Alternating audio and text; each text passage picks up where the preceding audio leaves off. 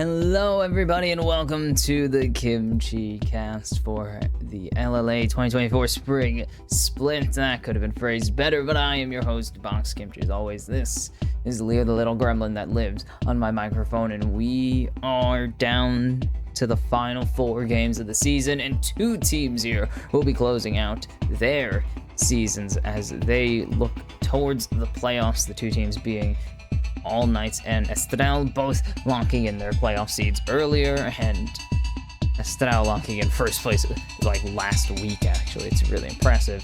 But all that aside, we'll get to the hunt for perfection a little bit later as we kick off with Isurus versus the All Knights. And for Isurus, this game means nothing. You can't fall to the 4 seed anymore, so you will have the leftovers of whatever team Estrel doesn't choose to face of the 2 lower or the 2 bottom half upper bracket seeds, and you don't get side selection in the playoffs regardless, so it doesn't matter for them. But for the All Knights, a win today is massive. We are jumping into the draft, of course, getting right into it. A win today ensures that All Knights will be the higher seed over Leviathan, and that they will go to the upper bracket, have that second chance to, get that chance at an upset if it even is potentially going to happen, and have the opportunity to get that, or not even the opportunity, to get that second life in the knockouts. So going to play in the lower bracket straight off, 1 loss, you're done. Upper bracket at least gets you a little buffer and puts you a little further into the bracket than you would be if you just straight played through. As we could see, Fleek getting targeted here with the Vi and Sejuani bans from the All Knights, knowing that this, Fleek, one of the best players in the LLA, coming back after leaving 6 Karma, actually. As we're going to see the Karma, speaking of 6 Karma locked in here for Nobody or Gastrix, and that's going to be an immediate Rumble lock-in for Pawn, and Shadow will be playing the Nautilus as well, just instantly firing it off here. The confidence of these 2 teams already knowing what they want to go before the timer really has ticked down, but now it is time to think for the All Knights. Do they want to go with a top answer and a jungler, or do they want to lock in possibly their bot laners here, as ADCs are going to be hot off the board, and supports will be too. Now that Isurus has theirs locked in, they are going to be fully confident in taking this out. And it's going to be the Udyr top, so this is going to be a Karma mid or support confirmed. No Karma top shenanigans, but is this going to be Rel jungle? And given the history of the All Knights, I do actually think this is going to be Rel support. Gastrix has played a handful of times. Isurus pretty much just in their warm-up game for the playoffs, awaiting Estrel or Rainbow 7 on the other side. And they're going to lock in the Smolder here. We saw a very, very Smolder-esque game, very 200 years game yesterday from Snaker, picking up a double pentakill against, not Leviathan, against the All Knights yesterday. So it will be 2 days in a row that the All Knights have to face the Dragon Child, or whatever it's actually called, as it's going to be Varus taken away from the All Knights, as they have the Karma and the Realm both pair very well with Varus. Jarvan taken away from Isurus here. Interesting choice. We haven't seen too many Jarvans. Maybe we have seen more Jarvans than I think. No, we really haven't. Jarvan's also been losing. 1-6 on the season, but I guess they are scared of Unofficial's Jarvan regardless, and that's going to be a Kai'Sa ban. That's not a very popular champion at the moment. Unofficial has lost twice on Jarvan. I don't know why they banned it. I'm intrigued by the Kai'Sa because I don't think we've seen that much Kai'Sa this season. At least it feels like we've seen less Kai'Sa, which is really nice after the past 2 seasons have been dominated by Kai'Sa. And that's going to be a Nocturne banned away from Unofficial as well. They want Unofficial to be as uncomfortable as possible, of course. Came back to the LLA, helped the All Knights, or not the All Knights, helped Isurus, I believe it was, helped Isurus take down Leviathan. The memory's a little blurry. That's going to be Nico taken here, possibly. That's no chance. It has to be a counter to Karma here. There's no way this is Rel jungle at this phase of the map, or at this phase of the ban. When the heck did you come back? I have to check because I have to make sure that I'm actually right. And this would be interesting. We haven't seen a ton of Jinx, and it will be Trigo going on to the Jinx. Okay. Unfleet came back to help them lose to Rainbow 7, and since that loss to Rainbow 7 have not... I mean, they're 0-2 with him in the lineup, but they did face the top 2 teams in the region, so maybe it's justifiable. But 0-4 since coming back to the LLA, and that's going to be Lee Sin, so this is going to be Karma mid. Okay, got it. Karma mid, Relbont, Udyr Tom. Lee Sin jungle. Jinx is an interesting one, because we haven't seen I did mention we haven't seen a ton of Jinx, though I think she's still in a very good space. And, okay, that's not the lock-in. Anyways, we're awaiting the jungler for on fleek here. And it's going to be Viego. Okay. Yeah. Jinx hasn't been picked this season in the LLA. Has she even? She hasn't even been banned. She's been picked in other regions. I know that. Yeah. 12-5 on the season for Jinx right now. Very strong. Seems to be favored, actually, internet, like everywhere. Seen it in LCK, Brazil. Yeah, we've seen it in almost every major region at least once. Except for North America. Yeah, North America, China, and Latin America seem to be the only regions that haven't picked up the champion at least once. Which is interesting. Again, the Jinx, very strong still. The buffs that she had, did it suddenly disappear? It does have to do with crit. It's just that Jinx is a very crit-heavy champion at times, and, well, crit's in the dumpster, so we're gonna have to see what Trigo is willing to bust out here. If he can maybe get a little bit of that CB lol magic in him. Who knows? Just maybe get some of that CB lol magic. As you can, you guys can't see it, but there's an awesome, sick, amazing graphic someone's made here to again continue. Santiago Villa or Villa, I guess would be. That sounds weird. No, it's Villa. But has been making incredible art. Go check him out on Twitter at Santiago Villa. Has been making some really awesome art to honor to like hype up every single matchup as we are onto the Rift. Now it's weird to tell you this like this long into the season, but shut your face. It's time to get onto the Rift. I'm excited. We'll see if All Knights have what it takes to lock in that last spot so far. Lock in that upper bracket seed. It's a dogfight for it right now. Jinx undefeated. Okay. Undefeated in CB LoL, so maybe Trigo can channel the power of his homeland, his home region, the region he became a star in, and use it to power the All Knights to an upset win here in game 1. And it is still going to go the attack speed build. I don't know if it's going to be... I don't know. Can Jinx on it? Probably. I don't know. I don't play Jinx that often. When I do play Jinx, it's Kraken Slayer. Always Kraken Slayer, Stormrazor, Jinx for me.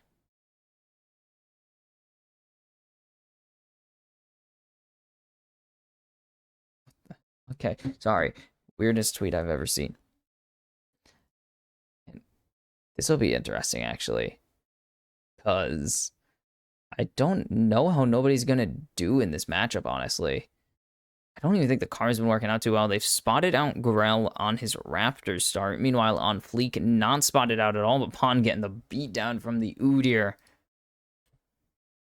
I'm trying to find Karma. One of the most banned champions. 4-2. Never. I know Karma's strong. It's just I don't know if nobody's going to perform on it. Landing that empowered Q, and that's going to be kind of the core of this lane is how much poke is nobody going to be able to throw down? Because that is kind of the only thing that you do on the Karmas. Just throw down damage and place a shield, which doesn't really do much for killing the enemy. It does help your trade a lot, but Hadan has that level 2, going to use it to harass Pon a little bit. I believe is running Grasp. I can't imagine a situation where he's not running Grasp, and there it is, confirmed. He is indeed running the Keystone that you always run as Udyr top. Ooh, Trigo. Did Pawn get that? Don't think Pawn actually got the first strike proc. Now, nobody going to be able to use his, why can't I remember it? I always remember these, and I can't remember it right now. Oh, God damn it. Mantra, there you go. You need to be able to use just regular Qs, and especially Mantra Qs, to scare off Kaze a little bit. Going to drop a bit of farm because he can't just really walk up. He can back up Kaze. He can't fight him as Onfleek is spotted out by Hadan. Hadan does not have the unstoppable here, so if Onfleek lands this, could be a bad situation for the Udyr, but just going to land the stun and run away with the Phoenix form. And nobody, not going to land anything onto Kaze, so that is going to be the detriment here, is if he doesn't hit it, he's in a terrible spot in this landing phase. And he also can't just force clear waves. Karma's in a just very dumb spot right now, and no one likes it. And it's going to be Scuttle Trades. Shadow and Gastrix are kind of duking it out right now, and the hook going to land onto Gastrix. The crash down, forcing the flash out of Shadow, though. So you determine who won there, because it was a flash in exchange for some Dragon practice stacks. Kaze thinking about the Tangle Barbs clearly with that positioning, but just going to get slowed by the Q and has to give it over, or has to just not. Shields are going to be real nice. The snap traps, those are not snap traps. Those are flame chompers. Snap traps are Caitlyn. I forgot. So those are clearly more snappy than snap traps, but whatever. And are we going to start seeing DCS discrepancies? Probably not. This wave is in a pretty good spot for Galvato to pick these up, so I don't expect to see a big lead on this Jinx. Nobody gonna shield and get some move speed, but not gonna get too aggressive. Not going to go run for a tether, even though the Tangle Barbs were down. I would have traded. That's Tangle Barbs and Blooming Burst down. That is a very aggressive trade pattern. Hadan just warding off the Void Grubs, confirming no one's there at the moment. Oh, that Q hurt. That felt like it should have hit two separate targets, as there's the tether going down. Just going to use it to get a little bit of damage off, but nobody going to get it traded right back onto him from Kaze. And Grell is here, but I don't really see the angle for him. He's only level 4 right now, has no real threat besides raw damage. Is going to be able to help clear this wave out for nobody, get him into a very favorable position to recall. As Shadow is being dragged up right now, so it's the ADCs alone in the bot lane. And it is Hadan alone with the Void Grubs, my goodness. And then Grell going to just come and finish these off. So it will be the Grubs for Dragon trade. We haven't seen a ton of Grubs for Dragon. We've just been seeing Grubs and then Dragon eventually. Like, not as a trade. It's like one team takes the Grubs and then any team takes the Dragon like 5 minutes left. My goodness, we've seen some late Drakes this season. Yesterday, we saw some late Drakes. We also saw a lightning speed turret, and it's not being even close to matched. I don't see that thing being beat. I'm still going to research that, by the way. I don't know when I'm going to research it. I'll probably do it in between games at some point, as Onfleek is spotted here by nobody, just clearing out some vision at the moment. As, oh, that is not a Mantra Q, at least. Could have been worse for nobody, as that's the Mantra Q, and it instantly kills off the entire back line. Yep, that is the entire Karma shenanigan situation right now. Went to go for a tether play onto Kaze. Kaze very much could have answered, so nobody just respecting that opportunity to get Tangle Barbs comboed. Oh, but now the tether coming in. It's going to land onto both. Gonna get rooted up there. But the Q doesn't land, but he's going to try and go for it, and instead Grell is insect his own mid laner into a stun. Kaze still forced to flash away, and nobody going to be able to get away with his life. The Pop Blossom burned, though, is what's most important, is Don taking a negative trade because he is in an overheating. He's facing off against an overheating Rumble, who has the Flame Spitter out, and Melees, because he's playing out of turret range. So actually, can they make a play with that Nico Flash being down? They would need to find a very creative angle considering they don't have a Lee Sin kick. They don't have the Dragon's Rage available. Shadow's not going to land this hook. There's no way Shadow goes for this. On Fleek spotted, clearing out a ward, and Grell's just going to take his red buff here. They didn't have Flash on Lee Sin. What is this play Grell was? I think Grell was just for. I mean, yeah, that was definitely just Grell forcing. I don't think it was a great idea. I'm not a massive fan of trying to force a play. Obviously, they almost always backfire if you try to force it. So a very interesting play there from the jungler. Shadow is just dancing around with nobody missing the Q, and then Shadow promptly missing his Q in his dredge line in response.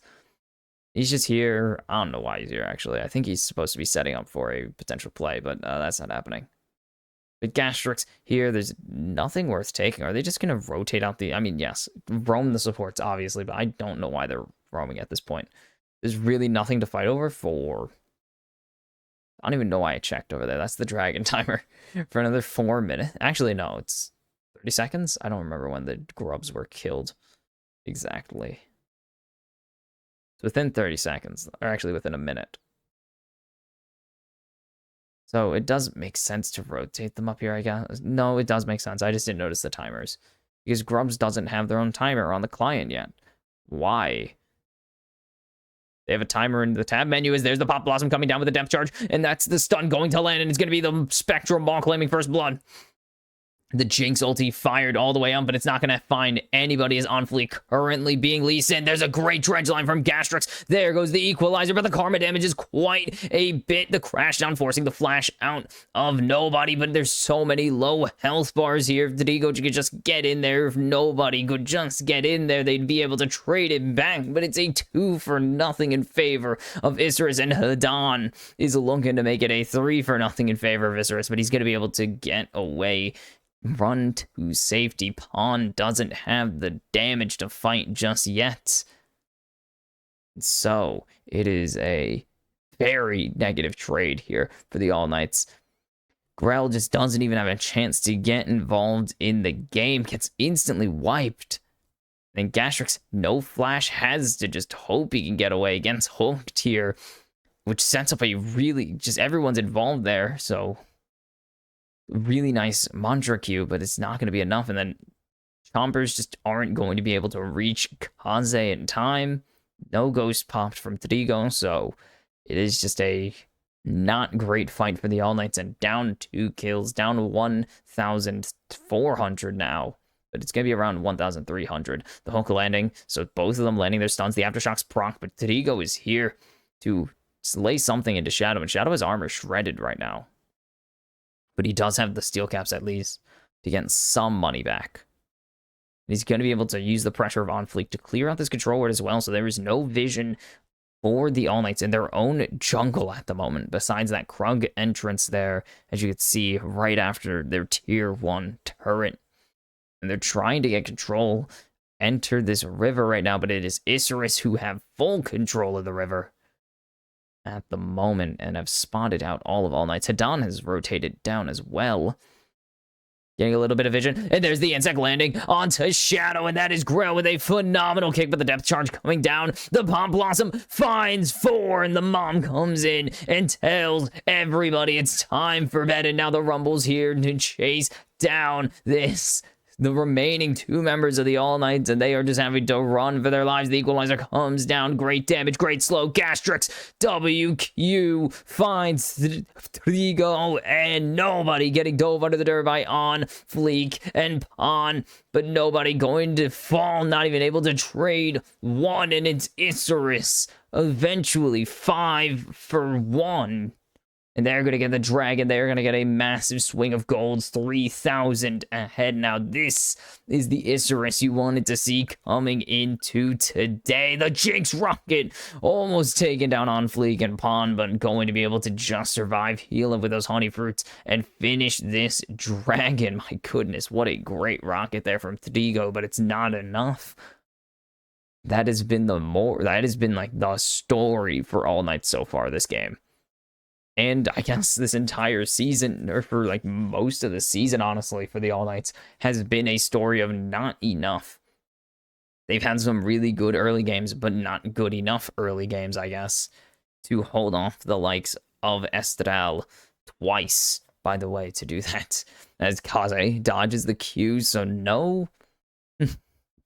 There's no kick coming in. There was not even a kick potentially coming in. It's still on CD. It starts off so well. I don't know how that's in range, but it's in range, and it starts off so well here. They get Shadow, but he gets the depth charge down, and then Kaze able to flash in, find 4 with the Pop Blossom there. And then by the time Pawn comes in, it's already too little damage to stop them. And Equalizer comes down. They get the slow flash. W misses, actually. The Q connects for Gavato, and that's going to be a nice amount of Dragon training for him. And then On Fleek just able to barely survive long enough, get rid of the turret aggro. Pawn able to finish it off for him, and now 5 kills ahead. Both Dragons in your favor. Herald in 10 seconds. And Isurus are looking dandy. 3,500 last fight from the Viego. The Viego was getting reset after reset, and now 3-0-4 for On Fleek. 2-0-2 on this Smolder, and now it is the Rocket Belt finished for Kaze. Kaze's not even here at the moment. Has teleport to get up here, but he's finishing off this turret. The plating just fell, of course.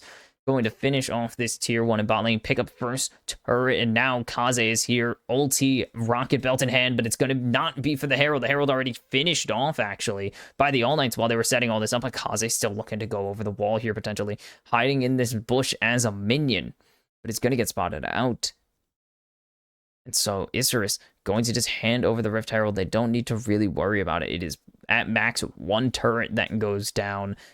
If they get really lucky, it would be a 2-charge Herald, but as you can see, nobody up here getting dove at the moment, or not even getting dove, but is getting jumped. On Fleek able to miss, actually. The flash away, now Pawn in no man's land. Hadan will take the kill onto the enemy top laner, and that is a top diff. That is 2 kills on the Udyr now, which is not the most valuable target to have your kills on, but it is the one that they currently have it on.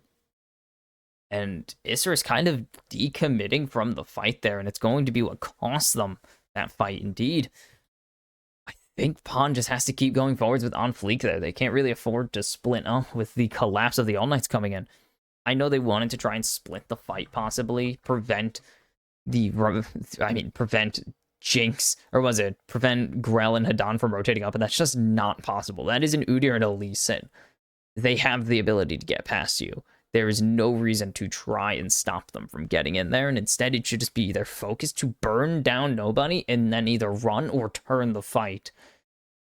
And so that's going to only be 300 gold going over. As you can see, the gold chart is very in favor of Isurus right now, in favor of Isurus's laners by a lot, and On Fleek.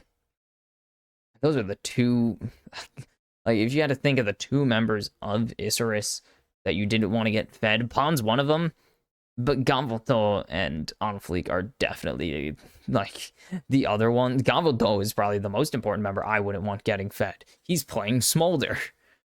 Smolder is insanely good at scaling, and if you could just make Smolder's really mediocre mid-game that much nicer to play through, it's great. Like, this is a champ that literally is designed to just farm forever.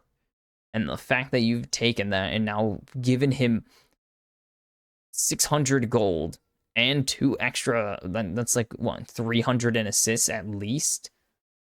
Considering no one has the unreal amount of damage that they've taken yet. On Fleek actually going to get the Qs onto him, and that's the insect coming through, but do they have the chain CC? He's going to be able to jump away, and that's the Pop Blossom flash coming in, but it will be a shutdown for Grell, but he's been locked down. It's a 1-for-1 so far, as Gavato goes on a killing spree. Mom comes in, but there's nobody taking down Shadow, and now a 4-for-3, or 4v3 right now. They need to get more. Hidan will find Kaze, and Drigo so low already, running away, but there's the mount up, getting Gavato thrown back into the fray. Nobody trying to lock down down the damage onto Gavuto, and everybody left in that fight for All Might survives. It is a 3-for-1 in favor of the Dragons, and that is the fight you wanted there.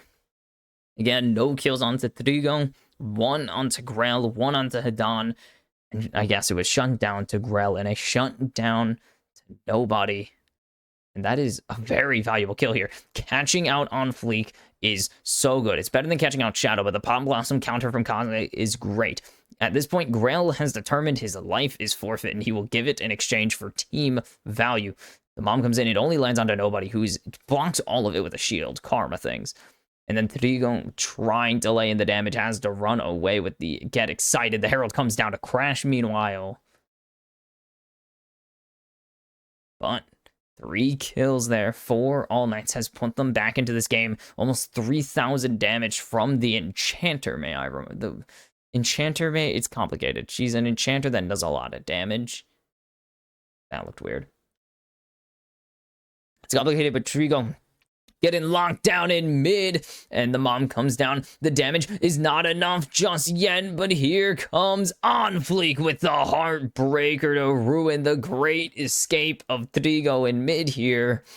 And that is another kill going on to this Viego. 4, 1, and 5. Already has my favorite item, the Tunneler. It's the best item. I love it. I want them to make the Tunneler and just make it a legendary item. I love the Tunneler, dude. And now 2, 3 here to defend the mid-tier 1. Grell going to get Gastrix hit by the depth charge. The kick away, though. That is so much damage on the kick, actually, for Gavuto. Gastrix going to be able to jump over the wall. The Equalizer coming down. It's going to slow down nobody in Grell, but they will be able to escape with their lives. On Fleek's health bar just disappeared from a Mantra Q there. Already so much damage for nobody. The Mantra Q not going to connect with Gavuto, able to use the flap, flap, flap to fly to safety. And Isurus had a great catch out, and they're going to get some good value out of that. Keeping mid turret alive is really nice. Of course, I mean, this, oh my goodness, the Trigo play gets hooked, lollipopped, and all that stuff, whatever you want to call it, but just has enough lifesteal to survive the encounter. But that's a Viego who is invading your jungle currently, so it's just an easy enhanced blast, or it's not even an enhanced blast cone, it's just an easy blast cone into the Heartbreaker to finish the job, and now that's a 2-item Viego you're dealing with. Nico pretty much just becomes a setup bot with this itemization. It's perfectly fine. It's what Nico's meant to do. Nobody has a Karma build. We don't talk about it. Gavuto has... I'm not sure if I like the Shojin second. I don't know how big of a fan of Shojin second I am. Definitely not Shojin first. Oh my goodness. The amount of people I've seen go Shojin first is just unbelievably bad, as Isers are just threatening the Baron here, and maybe All Knights have bit a bit too hard as Gastrix engages, gets Pop Blossom. There goes the Mom, there goes the burn from Pon, but now Kaze already low, and that's gonna be Trigo picking up his first kill, but Grell is next to fall. Hidan is so damn tanky, the depth charge landing onto nobody, and it's only gonna land onto him, but there is a great depth charge indeed. And it's going to be Gavuto continuing to go forwards. It is just a karma running from Isurus right now, and at least nobody will be able to escape. No Heartbreaker over the wall, no resets available, actually. Does Onfleek get this stealth play? Oh, the Flash Spectral Maw will actually be perfect, and Onfleek will pick up the shutdown, and it's an unofficial ace for Isurus once again. 5,000 damage from the Smolder, 3,000 from the Viego, and this is I don't know why Gastrix is engaging here. That is 5 members of Isurus right here. It almost looked decent for a little bit. Grell gets a nice kick. They don't take out Pon. They get Kaze down, but Kaze's already done his job, so he doesn't really care. And there's the circle coming in. Nobody going to get depth charged. Wait, what? That looks so weird. Oh, the hook comes through. That was a hook. I'm just dumb and read it wrong and just said the wrong thing. But, okay. I'm just so intrigued by this fight. It's so well played by Isurus because they know they have the numbers advantage. In fact, I think they're impressed All Knights decided to go there. I feel like they were a bit caught off guard here. That Isris wanted to fight this or not Isris, that All Knights wanted to fight that for some reason, because what are you thinking on that play? Your Aurel just going in 1v5. And I mean, I know they had Grell on the other end of it, but they didn't even kill Pawn. Pawn survived that play, so what was the point? What was the point of making that play besides hoping you won it? Because you're down 5,000 gold, but it's not like you're completely out of the game. You've almost teamfight your way back into this game once or twice, so why did you go for that angle where you're so split? Such an interesting angle. I'm just intrigued. You can see the total gold continues to be extremely Isris favored. They are farming really well, which is good for Smolder. Smolder likes farm. It's like the only thing Smolder does before dealing a ton of damage. RFC, so no quick blades from Gavoto here. Okay. Well, if that's the case, if he's not going quick blades, then yeah, Shojin's just a good second item here. But if he goes quick blades fourth, that's just stupid because you just go quick blade second. But whatever. Drake number 3 easily shredded by On Fleek and a little help from Pawn there. And so Soul Point into Shark team's hands.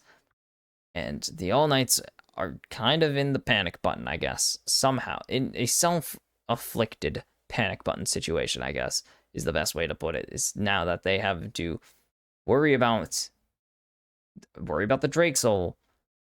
Because they just fought at a really dumb time when they kind of already confirmed that Baron wasn't happening. And there's karma damage. And you can see good damage coming through. The top 3 members on Isris have been shredding in team fights, pretty much. And then there's nobody who's just been hitting Mantra Q, like, over and over again. That's literally it. I'm not saying Smolder's damage is that much harder to do. And I guess technically Rumble's is even worse, and Viego is a step below that. It's like Malphite damage. 1 spell rotation, run with the W. Like, this is all Rumble's damage. Rumble's actually is quite varied, though. Comparatively, I guess. But as long as it's only nobody doing damage, the All Knights can't really win. It's good damage, but it's not going to ever be enough damage. Like, never is it going to be enough to catch them out. And now, Isris, they've been caught on the Baron, and they're trying to bait All Knights in. Not spotted, disengaging, and that's the hook, that's the mom coming in. And now Gavoto going on a killing spree. That's a lot of damage onto the dragon, but they're not going to be able to finish off anyone, and that's Grell getting double CC, triple CC'd, able to jump away, but there's a 3-man Palm Blossom from Kaze, but he's getting it kicked away, but On Fleek can't be kicked away forever. And it's already 3 members of All Knights down at the hands of Isris, and it is Baron time for the Shark Squad. 5,000 damage from nobody. There's some hopium in the air that maybe, just maybe, something can come from this. Don chasing down Pawn. He's going to be able to dodge away from most of the damage, actually. That's kind of impressive. And they have forced Isris off of the Baron here. That is, I mean, not super difficult to do, but that is pretty impressive that they forced off Isris with just a Karma and an Udyr. The threat of potential AoE damage is a lot. So they saw that they've backed off the Baron, and Gastrix just walks forwards. And that's the start of the end here. Because now Grell trying to go in onto Gavoto doesn't really work out. Gets double CC, triple CC'd. And then is able to jump away. Great flash rocket belt from Kaze here. And then Grell actually dodging away very well. But On Fleek's just able to walk forwards at this point. And then Trigo is just getting absolutely gunned down by Pawn. And it's just not really a recoverable fight anymore. So now Isris in a really good spot. But now Kaze in a really bad spot, actually. That is going to be a 2-man Palm Blossom, but it's not nearly enough to survive. We'll get a good chunk out of nobody, but nobody going to be able to just walk away with his life as the mom comes down. Nobody going to be able to dodge away from it. And now Hook misses. Gastrix going forwards and instead just going to change targets to Shadow. But there's just On Fleek at the bottom in that river right there going absolutely ham. And now Gavato picks up his 4th kill without dying. He goes on a rampage. On Fleek chasing down Gastrix and Grell. It is 4 kills now, or 5 in a row for Gavato as he picks up the double kill there. And once again, Baron angle potentially for Isra. Says Grell going to be able to dance around the Gromp here and smite it away even. As nobody just got soloed in mid. What?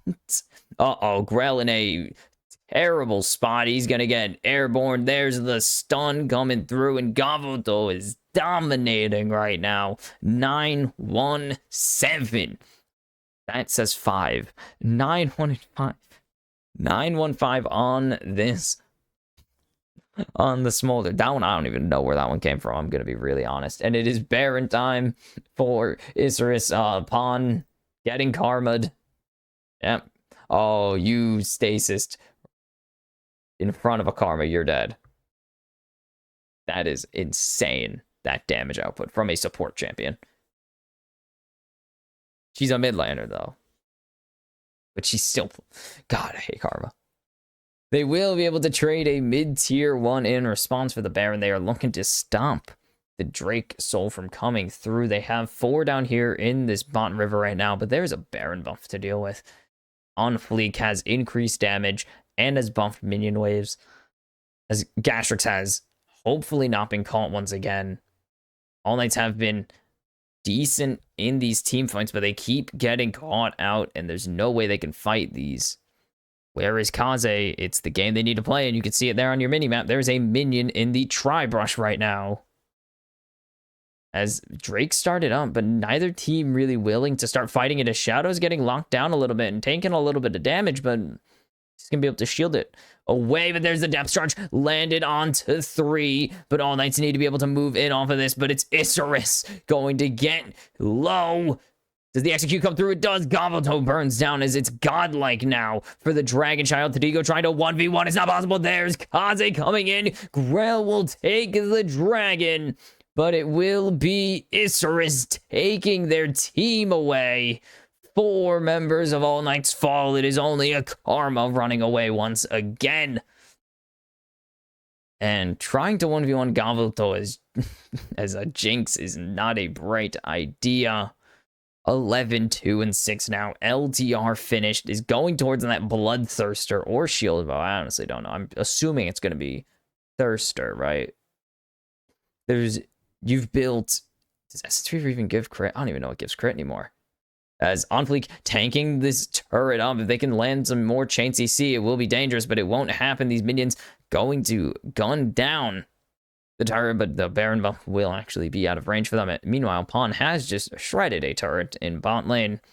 So now up to the base in 2 lanes for Isserus. Not bad, if I do say so myself. Shadow almost kills Gastrix here with the help of his friends, but Gastrix able to walk away for the time being. But there's one thing you can't run away from, and it's max health HP percent burn, and Gavoto gets 2 of those. And then, oh my god, holy cow, what a kill there from nobody, actually. Looked at Gavoto and said, you have executes, I got one too, and it's just a big blob of damage. I don't even know how Grell got the smite down, man. That one I should have been paying attention for, but I was kind of just goofing around. But look at the damage. It's minimal, microscopic. All of it thrown onto a Nautilus. That's not good. As Grell going to land the kick onto Gavoto. If they land this could be huge. Trigo's getting excited, but there's a 3-man Palm Blossom, and Grell has already fallen. 1 down on each side, but On Fleek's going in. He's unstoppable. He's going to bump her so well. Hidan is trying to tank for as long as he can, but he will finally fall. It's Kaze picking up the kill here, and that's the hook landed onto nobody, and that is the guy to kill if you are Isserus, and it will be 4 again for them. It's only Trigo alive this time, but it is again 4 for 1. even with the pick onto Gavuto, it is too little too late from the All Knights. Pawn is fed. On Fleek is fed. Kaze is hitting these ultimates at this point. And there is no chance the All Knights were winning that fight. They're 11,000 behind at this point. And this actually did start off so well. A 1-for-1. But when Grell went down on Fleek, got the resets, and it was all over. Great insect right there. But Grell is fighting Kaze. Pop Blossom going to not connect, and it's a shutdown for Grell, but that is a dragon chasing you, but he will be able to jump away to safety with that safeguard right there. So Gavuto getting some dragon stacks, increasing his execute range, but that's about it. Man, this is a series that means nothing for the All Knights, or for Isserus. Can't wait to see what the next series brings when it's one team looking to play spoiler and the other one looking to go perfect. I can't wait. That's going to be exciting. But now, nobody caught out. Pawn flashing forwards. But there's the crash down coming through with the Magnet Storm. There's so much damage from this Karma. And it's going to be a big shot. Gavuto has the Dragon Mother coming in and punishing the enemies of her child. And Hadan has already fallen to a giant Q execute. Gastrix will not be next, but he will fall eventually. It's a triple kill now for Gavuto, and it's a quadra, and Fidigo shuts down the third Smolder Penta in 2 days, and instead says, nah, I'd win. And almost Gavuto picking up 5 there, but only going to be able to pick up 4 to give us our third quadra kill for the champion in 2 days. My God, is this champion a penta machine and broken? But it is kind of, this is one I can't even be mad about. Like, it's annoying to see these pentas coming through, or potential pentas coming through, but it is also All Knights handing over 2 free kills in the early game to accelerate this smolder, and it is all their fault. And then Dragon Mother comes in, doesn't actually hit nobody for as much damage as you would think, because Karma, and then Hadan falls. Gavuto shreds Gastrix, shreds nobody. Boop, boop. And then actually, Unofficial dodges the W, so Digo tanks it. They will pick up the Dragon Soul in the meantime, and still remain 11,000 gold ahead. 8,000 damage in it. Oh my God. What is this champion? Who thought this was a safe design choice? Ooh. I just need to just know. Who is the idiot who thought this was safe and balanced? Because they're wrong. Objectively incorrect.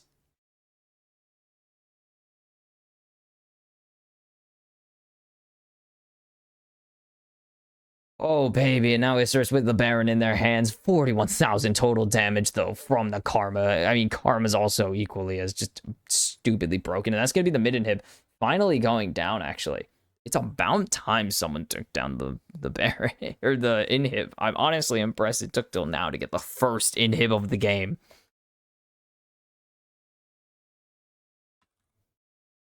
"16 pentakills with Smolder already. Are you kidding me? He's been alive for 2 weeks. He's 16 pentas. My God. This champ isn't balanced, Riot. I mean, Kaisa was a penta machine, and this is excessive. You can see them pushing in this bot lane, meanwhile continuing to threaten this mid lane push, as well as Grell has been jumping, or jumps onto Unofficial there and kind of wins the trade, but Unofficial has an extra half health bar. His Shadow's going to land the flash hook over the wall. That's the depth charge coming in. That is the mom going down onto All Knight's Dreams, as it's going to be Unofficial getting locked down there, but able to jump away with the Heartbreaker. And it's going to be the bot tier 1 down, and they are ending this one. Isserus have had enough. You do not entertain them anymore. And on to the Nexus turrets they go. The Penta angle completely deleted.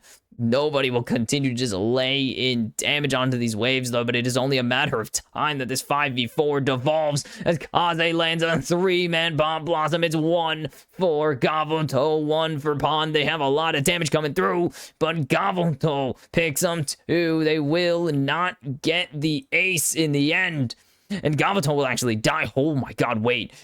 No, it's not. The comeback angle, so much damage from the Karma, can't save the Nexus. Isurus up 1-0 in this series. Whew. My god. That was a game. Just, I don't even know what to say about that, because I was just whatever. It was just an interesting game. Honestly, it was. Again, All Knights have kind of made it their thing to push.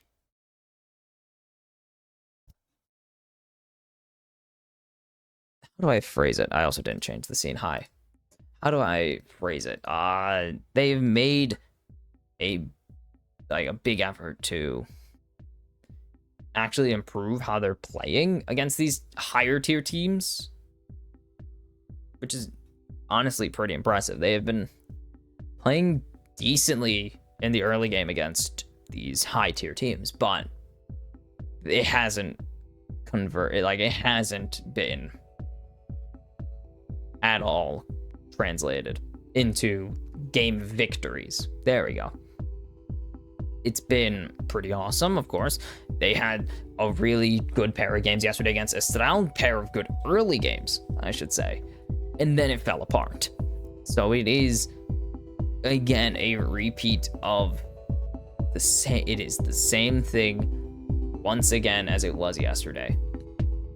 Decent early game. This one was significantly worse than both games yesterday, but they still had a chance because they could team fight. They could have team fought better, but they just threw it away in the mid. And then at late game, it was impossible to come back. So it was just, what is this team doing? What are they going to do to solve the puzzle box that is the top 3? Because they haven't taken actually, have they taken a game off of the top 3 yet? I don't believe so. I believe all of their game wins have come against, the bottom 3 in the LLA, as they're in the middle right now. They need to find one win against this Isurus squad right now, because they are very close to getting it. But Kaze, I mean, this is the fight I point to when I say they kind of just threw it. Gastrix just gives his life away here for no reason I can discern. And this is one of the situations, this is just another one of the plays that allowed Isurus to just expand their lead massively. Just exponentially expand their lead. Just continuing, just 3 aces this game? 3 unofficial, there were 2 unofficial aces because one of them respawned in time, but that's 3 unofficial aces, 4 if you count the ace that actually happened. Actually, no, there were no aces this game. Weird. This fight would be good if they weren't targeting Shadow.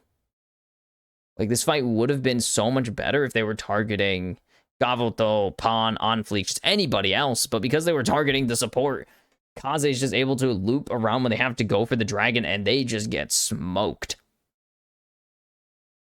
This wasn't even an unofficial ace. This was just 4 members dead again. There were so many 4-for-1s, 4-for-nothings this game in favor of Isurus that it's honestly comedic how many times Isurus were getting 3+ kill differentials in fights. Because this is a great pick here. When they put everything into Gavuto, they have nothing left. They have nothing left. Also, Kaze finds a massive Pop Blossom to send Grell to the Shadow Realm.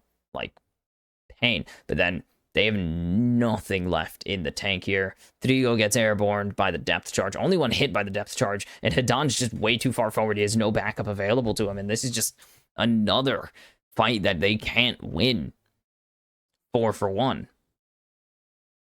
And Gastrix is just able to tank. And I feel like this fight went worse than it really had to. It was a good pick on Tapan, but then they chased to keep it going into Onfleek and most importantly into Gavuto. You can't fight this guy at this point unless you lock him down immediately. Yes, Trigo ends up getting this shutdown, but they really needed to watch their fights. They should not have been going for Hail Mary plays. And this phase of no, they should have, obviously. 55,000 damage. God. I think that's most damage in the season. And that was sent yesterday by Snaker's Smolder with 44,000. It was beaten twice. My God. Like, it is unreal how strong these damage numbers have been recently. Like, this week has had unreal damage numbers coming through. And then there's just been some absolute snoozer damage numbers, and it's kind of depressing. But All Knights, I feel like they have good looks at what they want to do, but they don't execute it as cleanly as they think they can, is what I want to phrase it as. Because this is a team that I've seen, it's literally half of it is literally half an LLA team, or half a CB LOL team. Like, there's no joke. This is half of, I believe, was it Vivo? Was Gigo on them right now? Sorry, but this is like, I'm pretty sure half of this is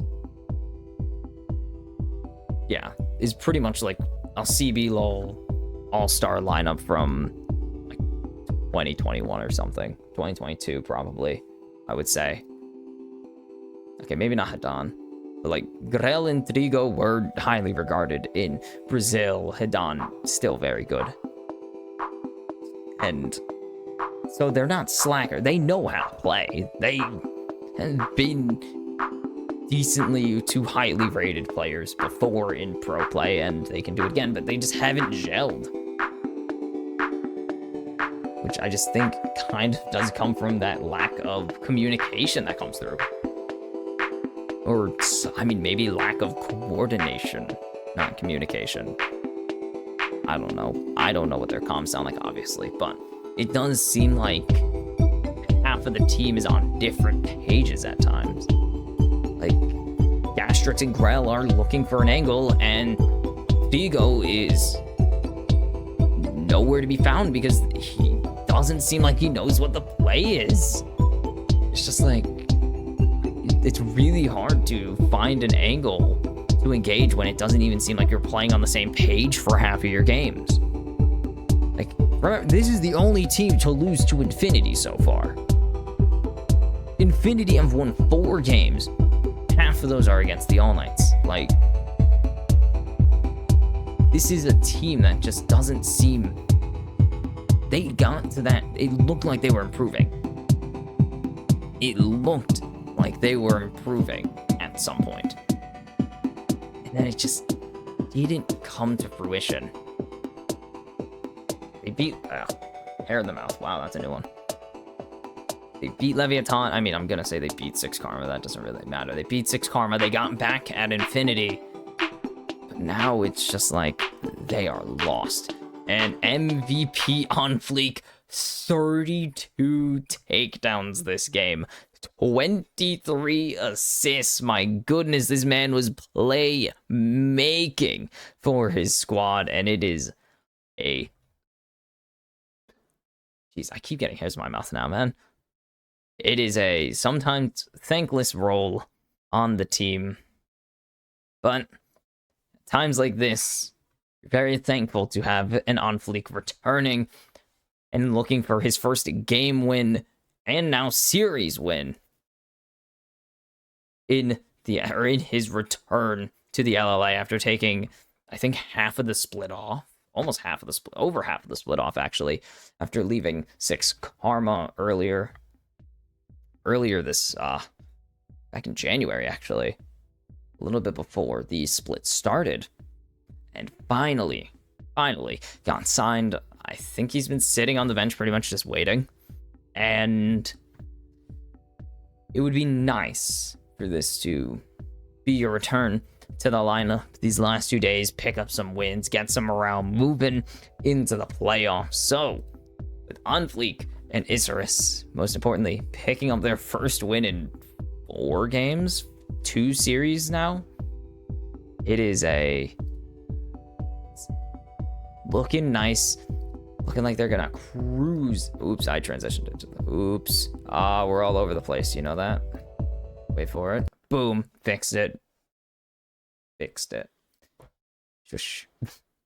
Sorry, I got completely lost with my everything. But with Isurus picking up their first win in a week and a half. Yeah, in a week and a half now, or almost a week and a half. And On Fleek picking up his first game win since returning to the LLA. We'll see if All Knights can come back and force a crucial game 3 and potentially win this series, or will Isurus enter the final day of the split with a win in their pocket and some hope for the playoffs. See you after the break.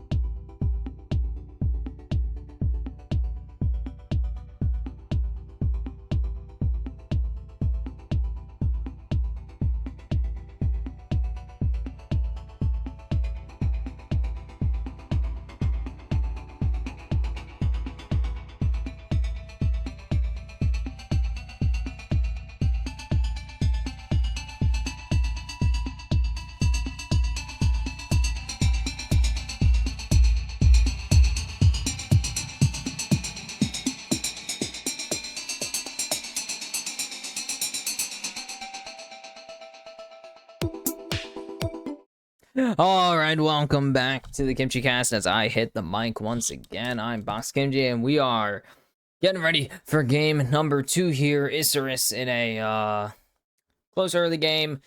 Cruise easy mid to late game, though. They pretty much just outmaneuvered and baited All Knights into any fight that they wanted to take, and they used that to power themselves to a 1-0 win here. Or a 1-0 lead here, and the MVP 32 takedowns. I will update you on totals and percentages when that comes through. If it comes through, I guess is the correct statement. As we are into the draft, All Knights going back onto the blue side here.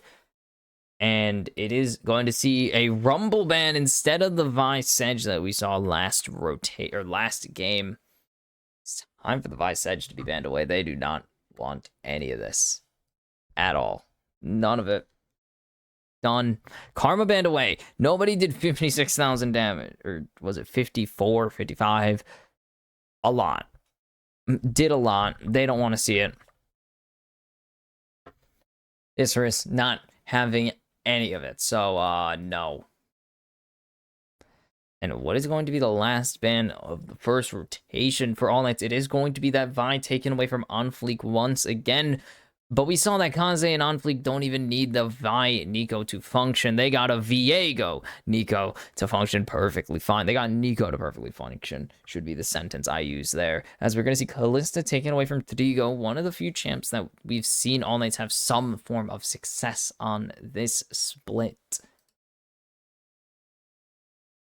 Ugh. Sorry, drank something nasty. Is this going to be a first pick Nautilus? What? Okay, that's new. Okay. That one's new.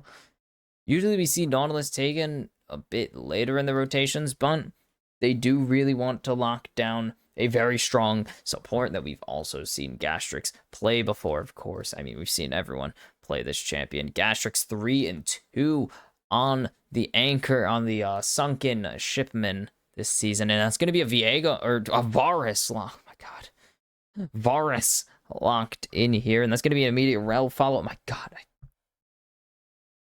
No, I'm not going to do that. It's stupid. It's just going to be a Smolder response. Like, Smolder has been terrifying this week, apparently.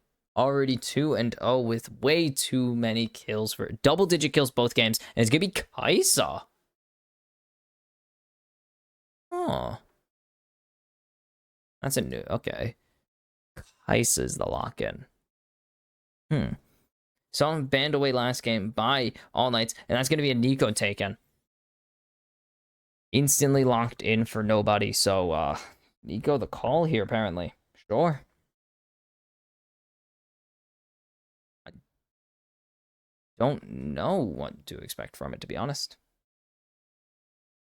Find a way to wrap this cable that basically allows me to have lead on it. Not... Oops. Oh, I see a problem here already, and that's going to be an Orianna taken. So we've seen Orianna not win a lot, but we did see it win yesterday, I believe. It was Rainbow 7? Cody won on it.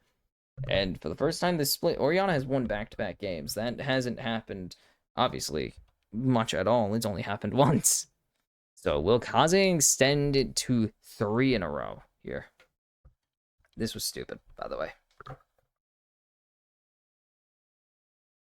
So Gwen and Renata banned away here. I don't know if the Renata's as good with the Nautilus. Or not with the Nautilus, with the Varus, but it's still a choice. Still a choice. An option. Why are they not... God, whatever. Slow today. And that's going to be Gnar. Final ban here. Gnar taken away from Hidan. I don't even know if we've seen much success on Hidan's Gnar. We've seen it. 1-0, never mind. We've seen success out of it. Not bad. Good for them.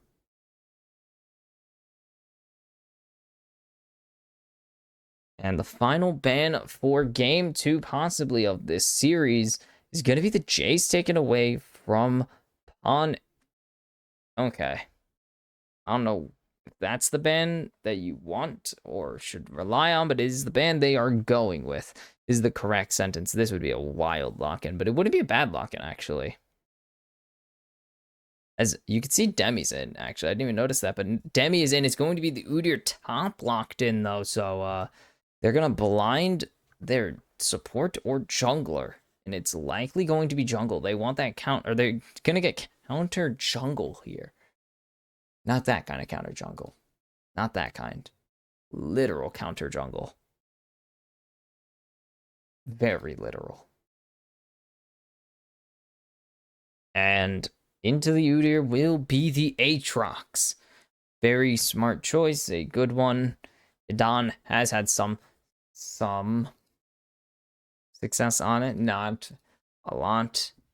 1 and 3. I say some, I mean some. I mean that in the most literal way, as in not a majority of the time. And it's going to be Grell going on to the Viego, one of his most played this season, I believe. That's going to be his third. Oops, that's the wrong one. Going to be his third Viego of the season now. 5th Viego, 2 and 2. He played it yesterday. That's right. Did he play it twice yesterday? No, he didn't get it yesterday. Wow. And it's going to be Lee Sin for on Fleek this time. Grell had some plays on it, but didn't get the job done on Fleek, looking to one-up the enemy here. I mean, like they are with the Rel, like they are with the Udyr, and like they are with the Lee Sin. This is going to be, we're going to just show you up on the champs. You picked last draft. It's a trade of, I believe, 3 champs on each side, actually, which is very nice. Always interesting to see weird situations like that in the draft come through when teams realize there's a power pick in a series. And yeah, money on Isurus still. I would say bet on Isurus. Obviously, skill-wise, this is probably a stronger Isurus squad. This is, I believe, Demi's 3rd game of the season now, if I'm not mistaken. Yep, Demi 2 and 0. Only played the Draven so far, so this might be a breath of fresh air for him to actually get to play someone new for once. It's always nice to actually get to play other champions on the main stage, of course, besides just being known for the substitute Draven 1 trick. When you already have a player that is good at Draven. Gavuto has won on Draven this season. Don't know why they brought him in just to play Draven twice. Obviously, they've brought him in against some of the weaker teams. All Knights, Leviathan, and I believe the other one was Infinity. They brought him in for a game, I think. Did he play the full? No. Yeah, it was all. Oh, it was All Knights, actually. So this is a rematch. He played against Lack, though. He did not play against... So we were into the game, obviously. Did not play against... Drigo. Played against Locke in that series. It was a weird time in our lives, okay? Weird time in all of our lives, to say the least, as that's going to be nobody. Landing some early damage onto Onfleek, but that's not going to matter as Grell is caught out, forced to Spectral Maul away to safety. So going to reduce his effectiveness in his early clear a little bit by removing that Q from the early rotations. Shouldn't be too impactful.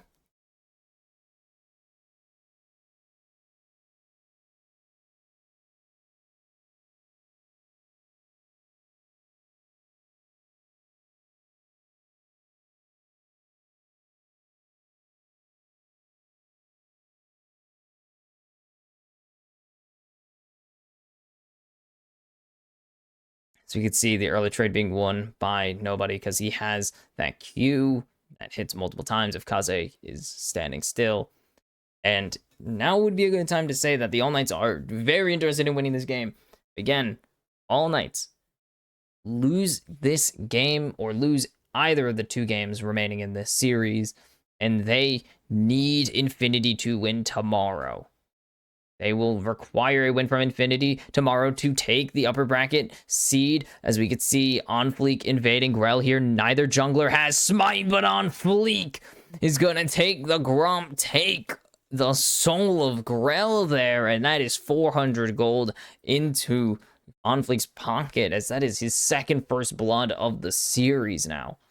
He is both first bloods so far.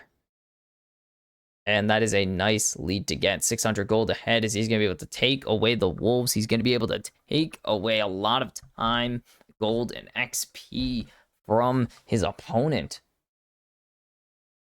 And Grell just doesn't want to flash. I mean, he can't even really...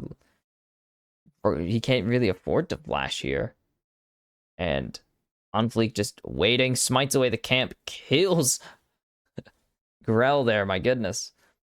Just waiting for this Smite to come down. But now nobody getting out-traded hard here by Kaze. Kaze doing a really good job to make space. And Grell is just going to have to go to his red, go to his Krugs, and hope for the best. Just keep trucking on, see what happens. As it's going to be Unofficial taking an early back here. Triple longsword buy, as Pawn is proxying Aatrox.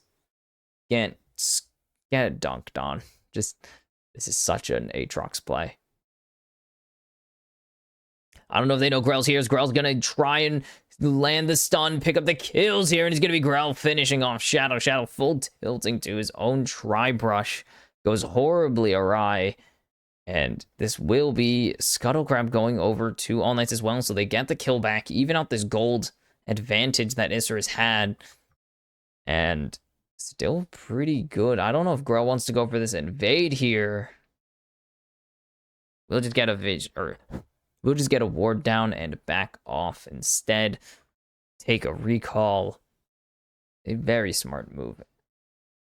Much smarter move than what he was originally possibly planning, as Kaze taking a lot of damage here.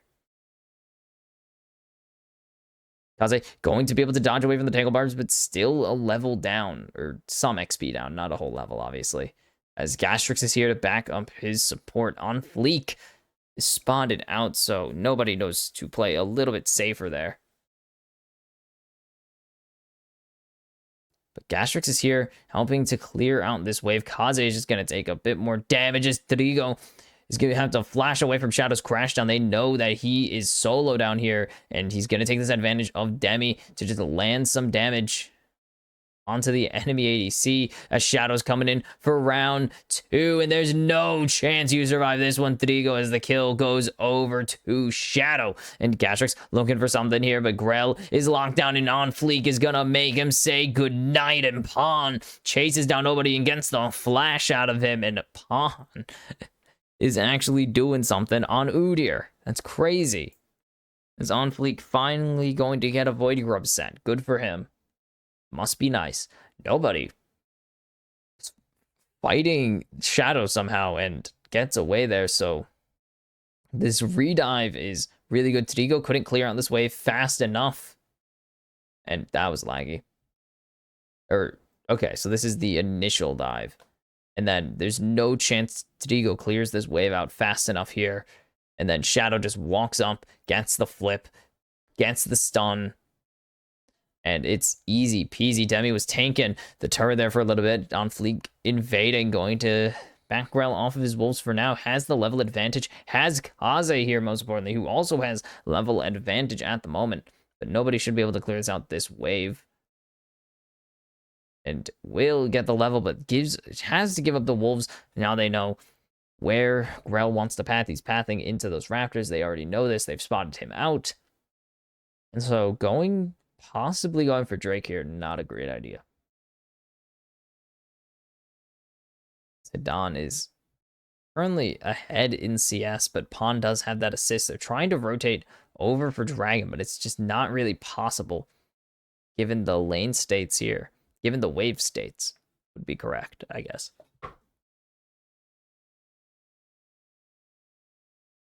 This thing sucks, but it's giving me energy. As there's Palm Blossom going down, Tangle Barbs, but nobody is 1 health, and it's going to be Kaze again, the solo bolo in the mid lane, but Kaze flashes away from Grell. Does he have any damage? No, Grell has to disengage, and Kaze will go flash for flash and 1 for nothing instead, and that is an absolute W for the mid laner of Isserus, and now they aren't even giving them an early game, but here's Hadon.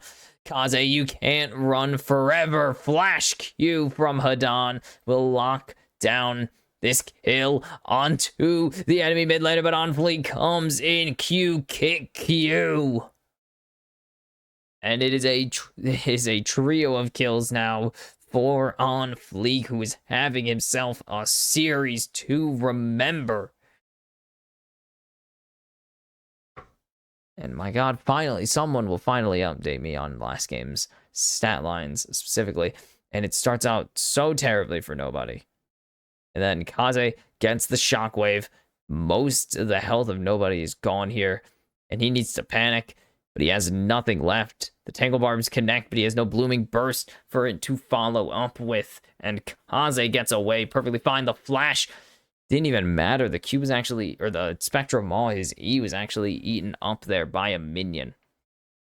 And then Hadan comes in, rotates all the way from top lane, misses the Q1, gets the auto, cancels there, so he's actually required to flash with his Q2, and that is kind of the killer of that play, as the hook lands onto Kaze, but there's the shockwave coming through on Fleek. Doesn't even need to do anything, but there's a 3-man Pop Blossom. It's 1 for Trigo. Will it be 2? Will it be 3? It will at least be 2 for now. On Fleek stuck under the turret, tanking it. And it will be shut down to Grell, going forwards with the reset. And now Demi being chased down by the Viego. No Heartbreaker available, though. Does Demi have the damage? The Spectral Maw comes through, and that is a pair of kills to Grell. The jungler is back into this game. 3 kills for Grell now. As Hadan and Pawn are trading, or, well, I guess fighting, kind of. They're trying to fight. They don't really do any damage to each other yet. That's a brutalizer. That's a decent amount of damage, eh? But this all starts with a missed Q here. And this missed Q means it's time to go forwards. And most importantly, they don't spot out nobody. So he's able to land a 3-man Tangle Barbs and a massive kill right there. And it's going to be 4 for the All Knights. That auto comes through. There's the reset. Burning the flash, but Grell may have been caught lacking here, as it will be a shutdown over to Pawn. And again, they find Grell in his own jungle. And now Demi just taking the plates here. A shadow on the other side of the wall. They know where he is. But they can't do anything to stop him. No level 6 on Gastrix yet. And so they can't really re-engage onto him. And you see the damage coming through. 1,700, almost 1,800 damage from nobody. And On Fleek missed the Q. Lamau. Scale issue. Should have played around it. Just waiting, man. Like one day. One day they'll give us the previous game scoreboard, but they won't. As On Fleek is finishing off the Void Grubs here, going to take the final 3, so it's going to be a 6-0 in favor of Isurus. Meanwhile, just stealing away the blue buff for Grell.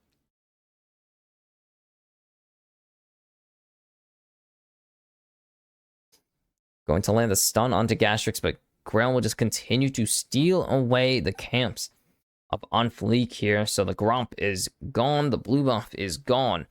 Teleport coming in on mid now. Have they caught out On Fleek? No. I was going to say, have they caught out nobody, but a good Tangle Barbs there to get the Q. He's trying to Q kick Q, but doesn't get the recast of the Q available to him. On Fleek is trying to chase as that shadow locking down Trigo. Trigo low health, burning away, and he will fall to Demi. Shadow will be traded in response, though. Have they found an angle? The Pop Blossom will find On Fleek, but a great shockwave will nullify so much potential follow-up there. Flash is burned from Kaze and Grell, and now On Fleek hunting for the Viego, and I think he's found them. There it is. On Fleek picks up an easy kill onto Grell, and it is 5-1-3 on the Lee Sin. And again, stealing away the camps of Grell in on top of it. Like, just absolutely disrespecting here.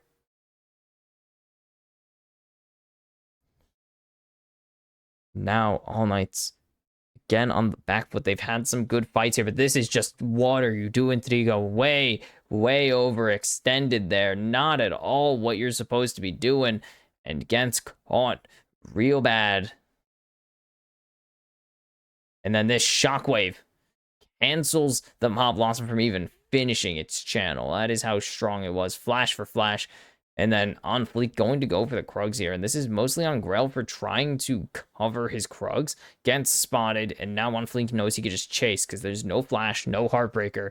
It is easy as long as Grell doesn't sidestep. It is a guaranteed kill. And, well, Grell didn't sidestep, so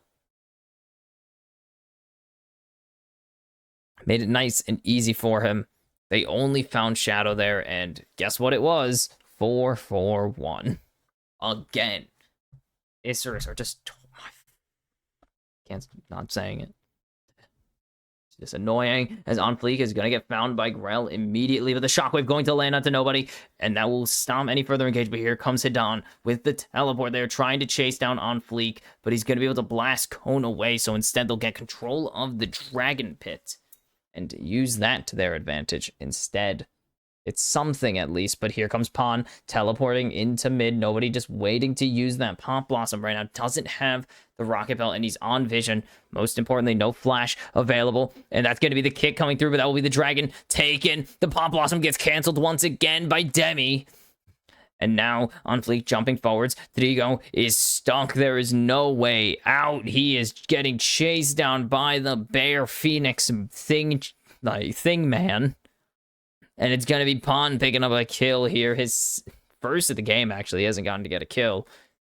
And it will be 2-0 in exchange for a Dragon.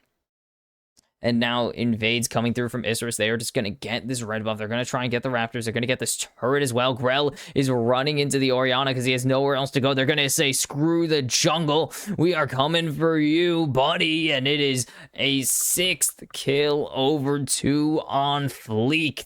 10 takedowns this game of 14. He is having a series. His 42nd takedown of the series. He is just jungle diffing Grell right now.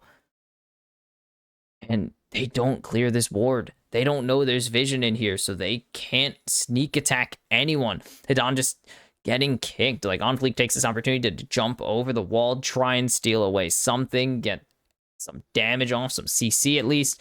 Gets some damage, gets out, and now Trigo is stuck on the wrong side of the jungle of that big rock. And there's nothing that Trigo can do about it.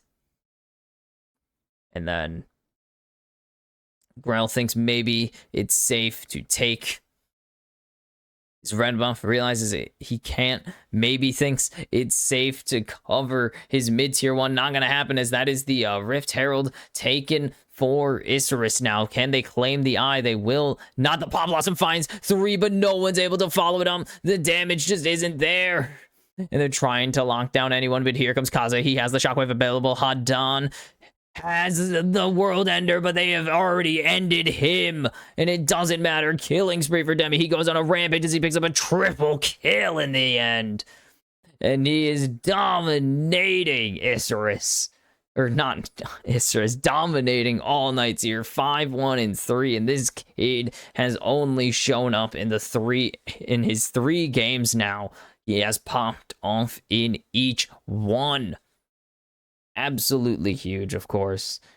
Very nice to see a substitute come in and just ball out. It's always great to see a substitute ball out, because he's gonna leave eventually. And what a steal by On Fleek there. Grell just didn't smite. Didn't have it, as On Fleek is being chased down, and maybe he's gonna hand over a lot of gold, and he will hand over 650 doubloons over to Grell. And it is something in reconciliation, but it is still 7,000 gold behind for All Knights. Look at the damage. Demi was allowed to pop off. Kaze was allowed to pop off with a great shockwave. You remember that's 2,700 damage? Kaze showed up halfway through that play. And that is just absolutely insane that he was able to pull all that off. I mean, he just hit the shockwave. They just line up for him perfectly and allow him to shred them to pieces. It's 44. Now, the number of takedowns for On Fleek and giving his life over, that one was really stupid. Really should not have done that one, but he did what he did. Did what he did. Chose to. It's not a very bright idea. Now Isserus again in full control of this mid game. Nobody trying to just cover this single turret, as that's going to be nothing, landing with the depth charge coming in. Now Hadan on the back, coming in on the flank. Where is the Oriana? But there's no one to do any damage. Tadigo tries to help. Grell will pick up one at least. He transforms into the Grell. But the Q will find a second kill for On Fleek. And it is disastrous for All Knights. They thought they caught out Shadow, but instead they turned the tides 2-for-1 in favor of Isserus once again, finding these very lopsided plays in favor of them. As you saw, the Rage Blade was finished up there for Demi on the Varus. They think that they maybe have something, but you're shredding a Rel, and that is just not who you need to be hitting. On Fleek is right there. Demi is right there. Kaze's coming in. Doesn't even need to do anything. Finds Gastrix. Chases down Rel. Finds the Q. Easy peasy over the wall. And Isserus are just in full control. They'll get this, only their second Drake. It feels like they should have more, but 2,000 damage from On Fleek as he gets to be the show-out player that fight, as Pawn is just getting to body nobody right now because Udyr. And this is a very easy dragon for Demi to take, and very well positioned, or for On Fleek to take, very well positioned from Demi to allow On Fleek to get aggressive over the wall here, as they're looking to catch out one, but maybe they're suspicious of something here. Nothing spotted out, but it's going to just be a tier 2 taken in the bot lane right now. And now Grell spotted out, and he will just have to back up. Does he find an angle here? They don't know where he is. He's not even going to land the stun onto On Fleek, just a little short with the Spectral Maw. And you can see the total damage. It is all Isserus sided pretty much. Nobody hasn't found, well, he's found nobody with his ultimates pretty much. As On Fleek going to take the scuttle grab before Grell can even get there, as the Baron is now on the map, and that is a threat for the All Knights. As the stun lands onto On Fleek, he has some damage here, but Grell 2 levels down right now. 52 CS behind.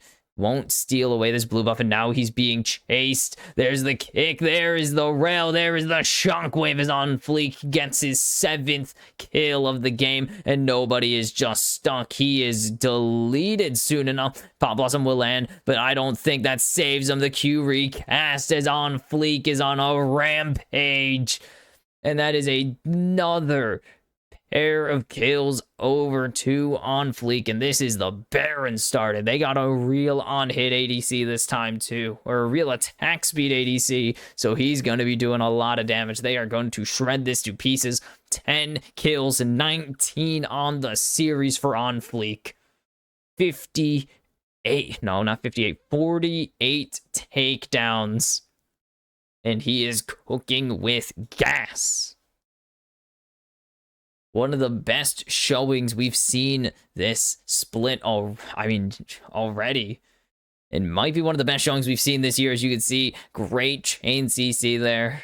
And then Shadow gets caught out by Pawn, tries to flash away, doesn't matter. And by the time the Pop Blossom is going off, On Fleek just able to jump forwards, use the Q, and finish it off with an auto attack as the cherry on top.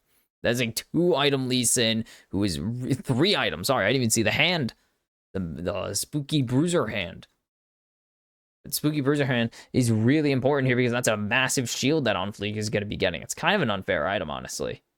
as Gastrix is going to get hit over the wall, and even with that damage reduction, it's taking so damn much, but Pawn is getting shredded at the moment. And will they find one? Nobody's here, and that will be Pawn falling. No, it won't. A massive Pawn Blossom means nothing to the gigantic Shockwave, but now they're trying to turn it back. Hadan has found one. Thrigo finds one more. On Fleek is unstoppable and still going absolutely ham, but he will finally fall as it's a double kill for Hadan and a shutdown going over to the top laner, and it's a triple kill for Grell, or not for Grell, for Hidan, and that is how it is done. That is how you team fight. 4-4-1 in favor of the All Knights this time, and that one's gotta feel good. Getting a ton of money in the pocket of your Aatrox is huge, and they think they have the angle here. Pawn just tanks for so long. On Fleek's doing so much damage to Gastrix through the Celestial Blessing. But then a Pawn Blossom for 2. The crash down with the stun coming in. And the Shockwave just didn't even matter at that point, as it was time for the World Ender to indeed determine that this fight was done. And 2 shutdowns over to Hidan is absolutely massive. So much money. 3 kills, and 2 of them were worth bonuses. 5,500 damage from the Aatrox, and that is what you want to see. And finally, we've seen Thrigo have a pop-off fight. Almost 5,000 damage. But still, even with that, they get their tier 2 in bot lane, or in top lane, absolutely shredded to pieces, and this tier 3 isn't looking much better here. And they found a fight, but they need to be able to chain it into something, but it doesn't seem like that's going to be what happens, as this is an inhibitor gone for All Knights now. And the hook going to land as the Hex Flash forwards from Shadow will lock down Gastrix, and Pawn just isn't taking damage. That's a 3-man Pawn Blossom, but Thrigo is way too isolated, and Pawn is way too tanky. It's 3 already down. Double kill for Udyr. Demi will find one. And it's just your Aatrox against the world, and it won't matter. 2 for 3, or 2 for 5, and on fleek Demi and Pawn get the job done. Shadow doing so well to just tank up and lock down every member of Isurus, and the respawns are coming in, but they have 3 people hammering down on their turrets. And I don't think it's going to matter one bit. Gastrix isn't going to be able to delay this for very long. They're not even targeting him at the moment. They're not even focused on hitting him. They're just focused on getting these turrets down. They won't be able to end the game. At least Gastrix, if he can land a hook, maybe get something huge here, but won't be able to go for it. And so it is a do or die situation now. You have your Nexus almost exposed already. A teleport ward down. Pawn doesn't have it at the moment, so it's not that big of a deal. Dragon just spawned.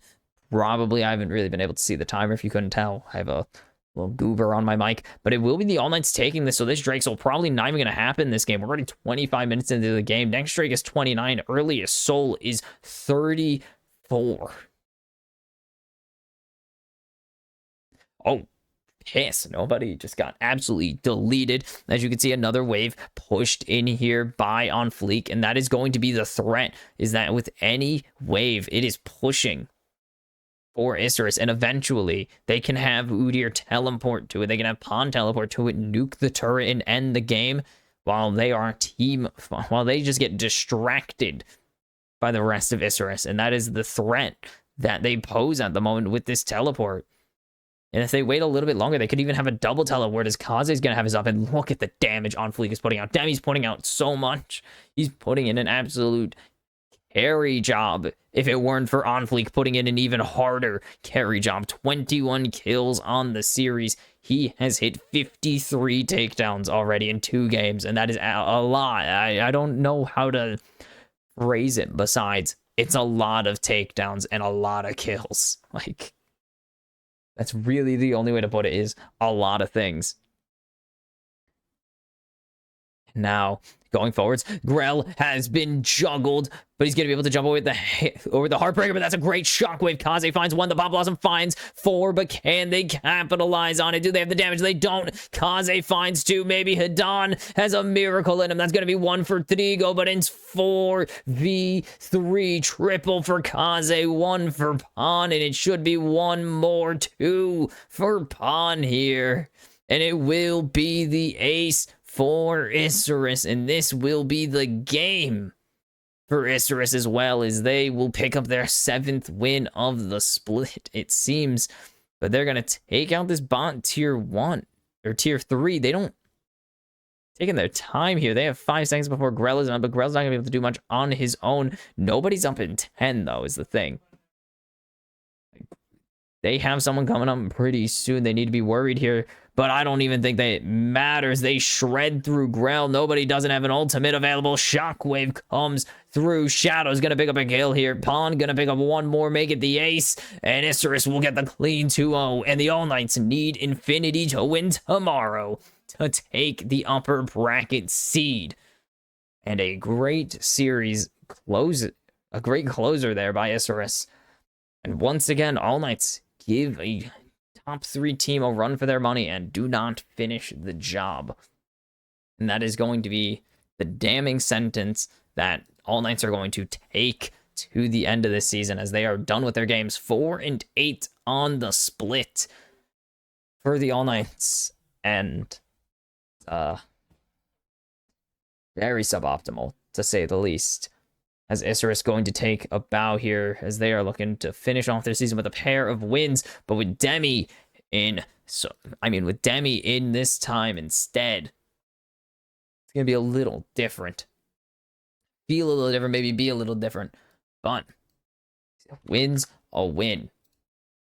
As far as they are concerned, pretty much all of their games from this point on are just warming up for playoffs, getting the morale on, testing out some comps maybe if they want to. We saw them put Demi on the Varus for the first time, so maybe they're going to be playing with a bit more of a flexible bot lane rotation, ADC rotation possibly.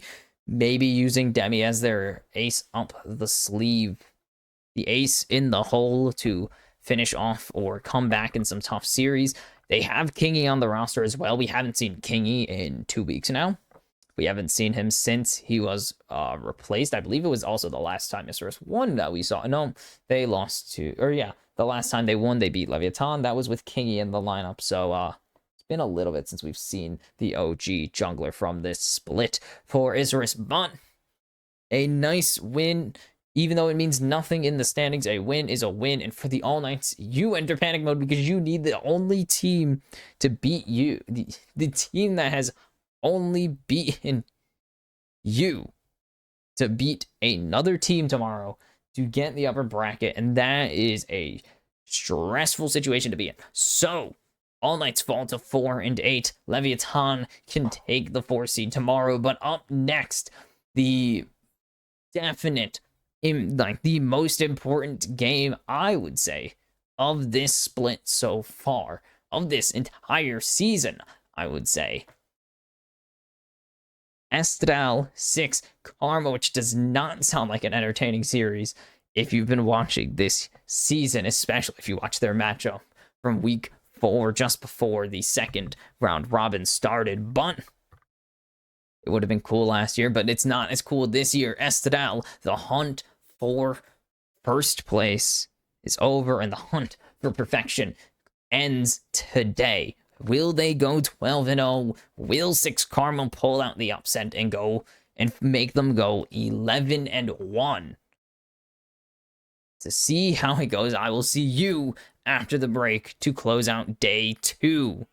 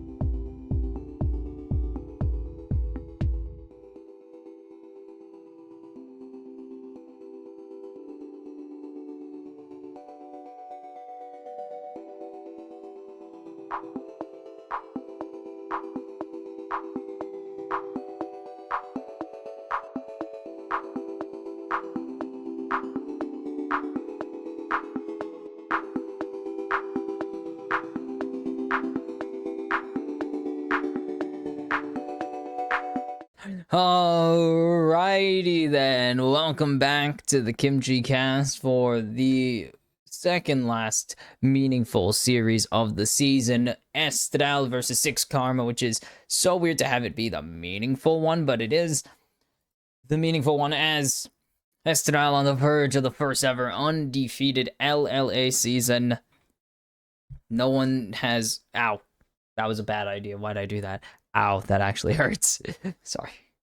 On the LLA, we've seen some pretty nice ones. We saw a 13-1 record from Rainbow Seven before. I believe we've seen Isurus go 11-0 to start a season or something like that. So this would,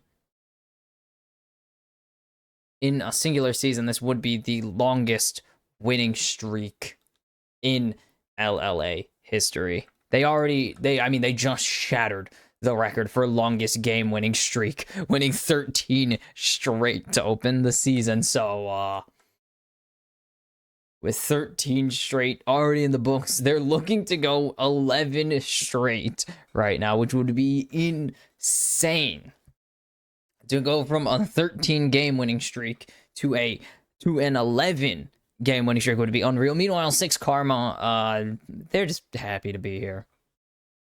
They don't really have much going for them at the moment. They are in the impossible situation of you're going to be the 6th seed no matter what, and the teams, both options, I should probably do this in a way that's actually on camera, both options for the 5 seed have curb stomped you this season. So they are just, or well, not curb stomped, 4-1, 4-0'd you. So they're in a terrible position right now, to say the least, and are just gonna be happy to not be Infinity, because it doesn't look very happy for them as they have to face off against the best team in the league on the hunt for perfection in looking to set the record for best game or best series score, best match score in an individual season, and best game score in an individual season, as a sweep here would put him at 22 or 24-1, which, yeah, would be our best game score we've ever had. I believe the previous best game score was Rainbow Seven's 2022 opening, which is currently the 13-1 they are aiming to beat. Oh, that was just a regular. I forgot. They took away series, brought them back. It's kind of complicated how this all happened, but Estral 2 wins away from perfection.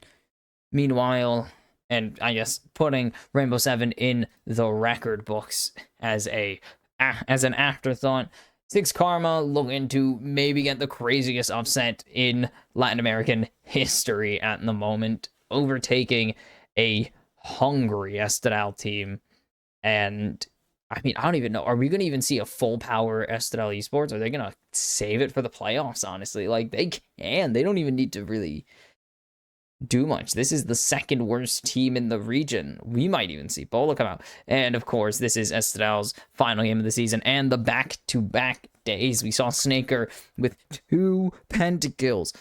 11th player in League of Legends history to have double pentakills. Like, it's kind of crazy. They have 2 pentas in the same game. As we jump into the draft. So it's, yes, 11th player with 2 pentas in the same game, of course. And it is only, I believe, the second in a major, in a world's eligible region, like in a world's eligible region game that actually matters. The other one is Holy Phoenix from the TCL when it was still a world's eligible region, of course, back in 2021 summer. Everyone else has been a minor region or academy, or has been a EU Masters or academy team. Oh wait, no, that's GPL.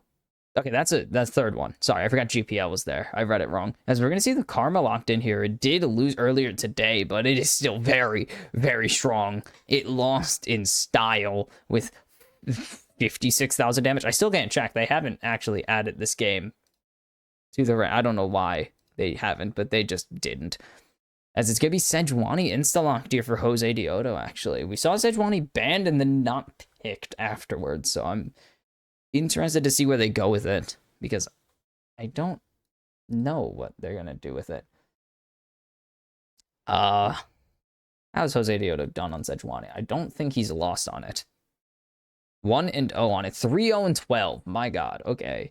Very good. And it will be the Varus for Snaker. He did not pick up a penta on this one, but I believe he does lead the league in kills now because of that. Jesus Christ. They just don't want to add this freaking game, man, do they? They just don't want to. They just don't want to add these final All Nights games. And that's going to be Smolder taken for 5-Kid, actually. Hold on. We've seen Seon play it. I don't think we've seen 5-Kid play it. I think 5-Kid is the exception here. He hasn't played the... I don't even know. I still don't know. No, he has. He lost. 5-3-2, actually. Wasn't the reason his team lost on it, but it was still not great. Or still not beneficial to the team in the end. He had a play that almost saved the team and then didn't save the team, sadly. And it's going to be Rebel on to the Nautilus. And the 5th Nautilus game was still looking for the first win on Nautilus for Rebel, so would be nice to see it actually happen, of course, but we'll see if that even is possible against the best team in the league. And now Jace locked in for Cody, I'm assuming. I don't think Zoth plays the... I don't think Zothev has played the Jace yet. Actually, he has played the Jace. I'm just wrong. I know he has. No, he hasn't. Okay, cool. I was thinking of Summit and... no, it's not Pawn. Piss. It's Summit and someone else. It's a different top laner and then a mid laner played it. Braum banned away. Lee Sin taken away from Mataz here. Okay. 2 Lee Sin games. 1-1 on the day. There's been some decent play. There's some pretty solid plays on him. And then there was, oh my God, there was on Fleek's game of Lee Sin, which is absolutely filthy. Viego taken away from Mataz. Now, what is going to be the final ban here to take us into the picks, or into the second rotation of picks here? I said here twice. I hate doing that. You know that? But what's going to bring us into the second rotation of picks? It will be the Alistar taken away from Ackerman. So Ackerman, off of pretty much his most popular champion, his 2 most popular champions, though Rel has been more played by Jose, of course, but it has been pretty much Rel and Nautilus this season. That has been the bread and butter of most of the supports in the region. It's going to be the Renata here. Second Renata game, of course, as always, undefeated on it. What the heck was this game? Ackerman played Varus. Was that Ash Varus? I know, it's their only loss of the season. I don't even remember this game. I don't even remember this game, though. This game. Oh, Callista Varus. They weren't the reason they lost that. And it's going to be Xin Zhao for Mataz. How many times has Mataz played this champion? You want to talk about it? Because I feel like it's multiple. I feel like it's too many times for how little it's been valuable. 0-2 on the champion. And that is kind of, yeah, exactly how I feel about this champion. Not great. He's not that strong. He can be strong. We've seen him be strong before, but I just don't see the reasoning to keep picking him. And there's going to be a Volibear top lane. Okay.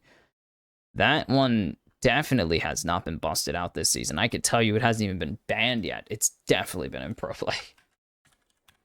1 ban. What? Who? I need to know who banned this. How? Why? Even? Huh?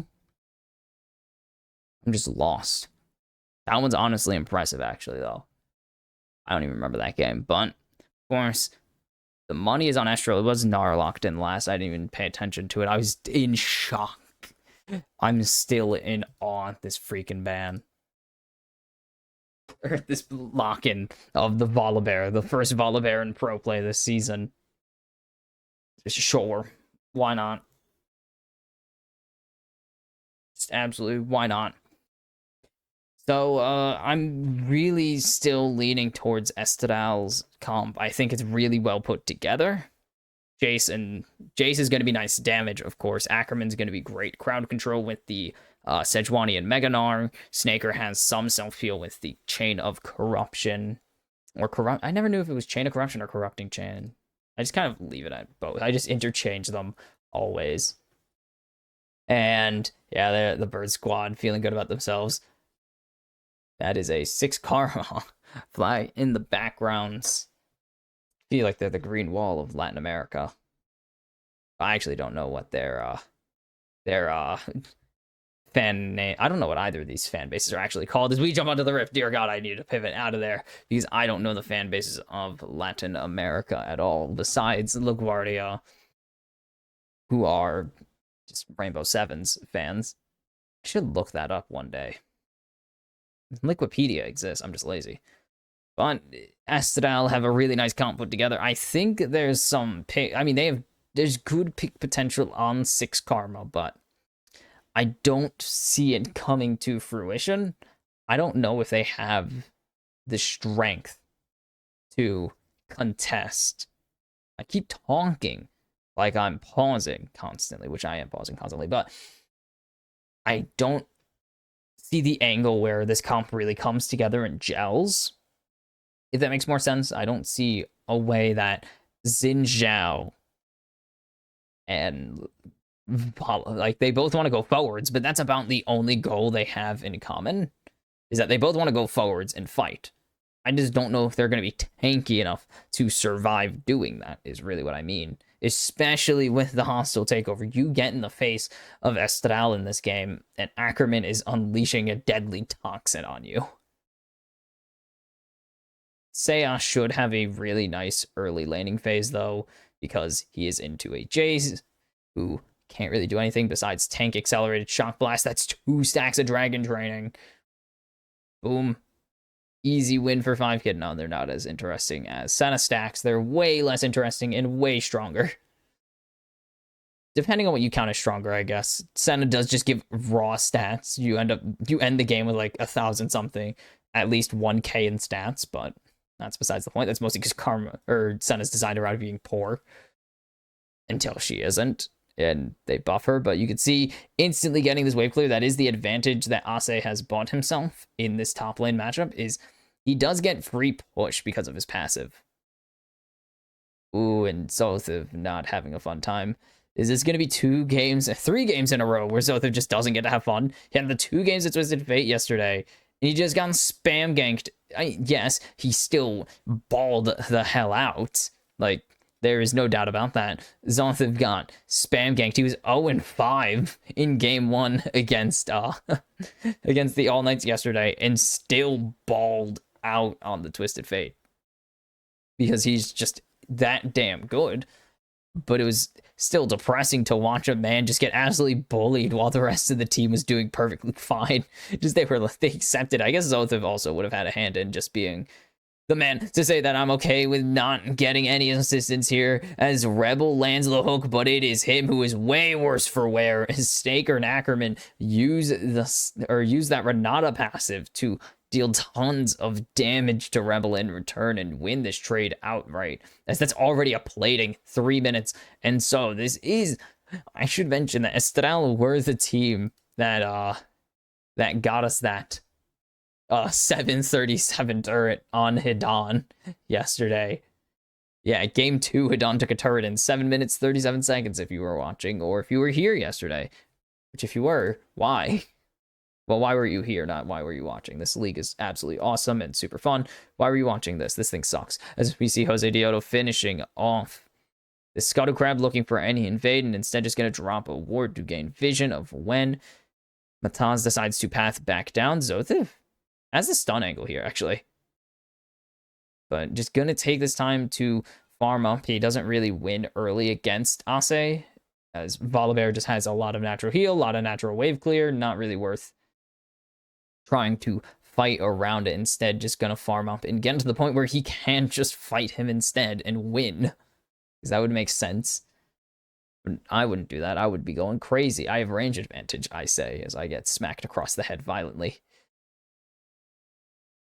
Oh, and a nice cancel on the hook away from Ackerman with the handshake. But now here comes Mataz looking to do some damage to the Snaker, going low with the ignite. But there's the Q, the piercing arrow, enough to finish off Rebel. And finally, he gets his pay, his due for just getting so aggressive always. I don't think 5Kid's going to be able to tank a handshake here, or is going to get hand shook. Going to be able to dodge away from the E. But now Cody has the green light to hit Seiya if he really wants to go in there. There's no tether. There is no Q. No shield. That was a pretty big green light, but Cody just didn't really have any of the CDs to do it and doesn't really need to force. He outscales Karma in general. That's brutal. That one hurts. The ignite going down onto Snaker, and it is Mataz going for the 3-point strike onto Snaker, almost getting it, but Rebel will fall to, I think that was actually just a stray auto attack, as there's the root coming through onto Cody, but now Mataz getting hit by Jose Dioto, the flash, the E with the stun coming through. Mataz is low and will fall to Jose Dioto, but now Seiya gets stunned up with Rebel. Cody gets hooked, but now the, not hostile takeover. What the heck? That just doesn't have a Q effect. I should use that skin more often. I was going to say the bailout wearing out, so Cody can't get hyper aggressive. Also out of mana, so that was definitely a limiting factor there. Has had a chance to recall, but that fight took a lot out of him. Now, Asaya and Zonthiv both level 6, so they have the fight available, but this all starts with them trying to get this fight, and Mataz getting caught by Jose Dioto, and getting that flash auto E is huge, because now airborne, and they have the damage to get to pick up that kill before turret range gets involved. And they actually do get really, I guess not lucky, but they are playing well enough that they can avoid getting hit by the turret on the re-engage from Rebel. And we're going to see Mataz take one Void Grip here just to get things started off, but will disengage. Those Void Grips are crazy. I've seen them go a lot of places they shouldn't go, but it's funny. And Mataz is just going to back off and go to his Grump instead. If you watched Whippo get griefed by the Void Grubs in top lane, you know what I'm talking about. It was hilarious. And really no massive CS discrepancies. We see a one-wave lead in bot lane at the moment, but mostly all the kill damage or the kill gold is going to be the diff. Right there, the hook comes through to stop Rebel from going, or to stop 5Kid from getting killed by Snaker there, and that is flash out of Smolder now. That is a very valuable cooldown to have, as Jose Dioto and Cody rotating down. They will be spotted here, but they still are in a very good spot. Seiya rotating down himself. Jose Dioto trying to get level 6 right now. At the moment, the hook lands onto Ackerman, and Snaker's tanking, but Cody's going forwards, and Cody's going to be able to find one. Rebel's going to land the root, and Snaker's going to take down the other one, and Rebel will find Cody in revenge, but it is a 2-for-1 in favor of Estral right there, and even then, 300 going on to the support means nothing, as Jose Dioto has found his way up to Mataz's jungle, and he's gonna steal away this red buff from Mataz, delaying his level 6 even more, as Seiya going to get flash W to land onto Jose Dioto, landing the Q. The mantra Q to get the slow there. Jose Dioto has no flash, has no glacial prison, and no Arctic assault. It will be Mataz or Seiya picking up the kill on to Jose Dioto, and we are seeing 6 Karma fight back a little bit and having some fight in them to try and even this out, but it's still just over 1,500 ahead, closer to 1,600 ahead for Estral right now. Tether, that's tether range. My God, Karma tether range is insane. Cody literally hits her to his max auto range, and it still is too much.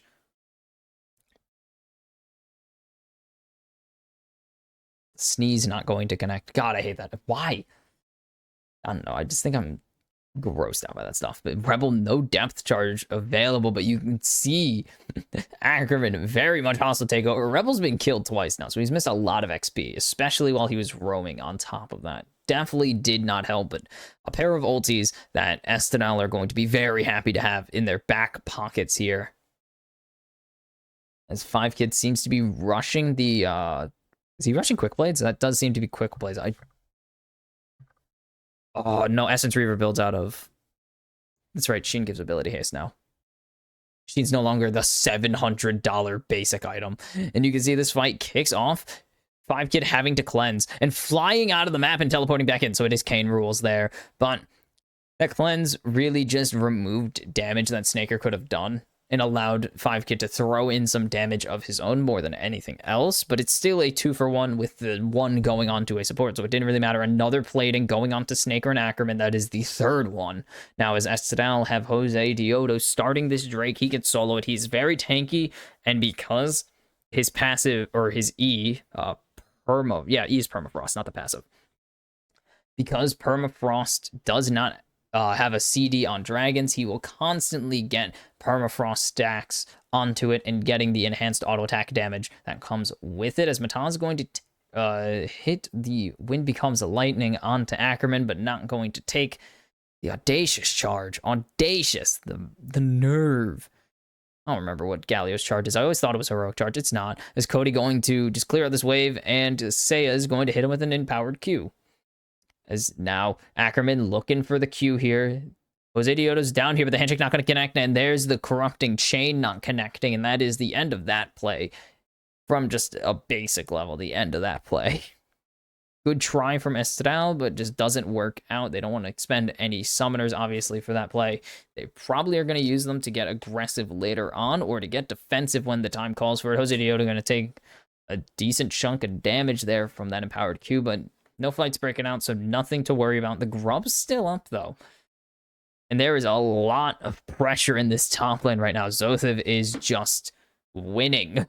12 CS ahead at the moment, and we're starting to see some of those CS gaps I was talking about breaking out. Smolder really wants to farm, but Snaker and Ackerman have made it a mission to not let the Smolder farm stacks. Currently 29 CS ahead. Rebel has Hex flashed over the wall. He's going to connect the depth charge, but the bomb isn't going to land. The flash away from Snaker has a great escape angle, but Mataz is chasing. He needs to be careful to not hand over the 3rd auto attack, but now Snaker has his final autos ready. He has the attack speed enhanced by the lethal tempo, and the handshake onto Snaker was not grief at all, as it gets him in range of the Crescent Guard.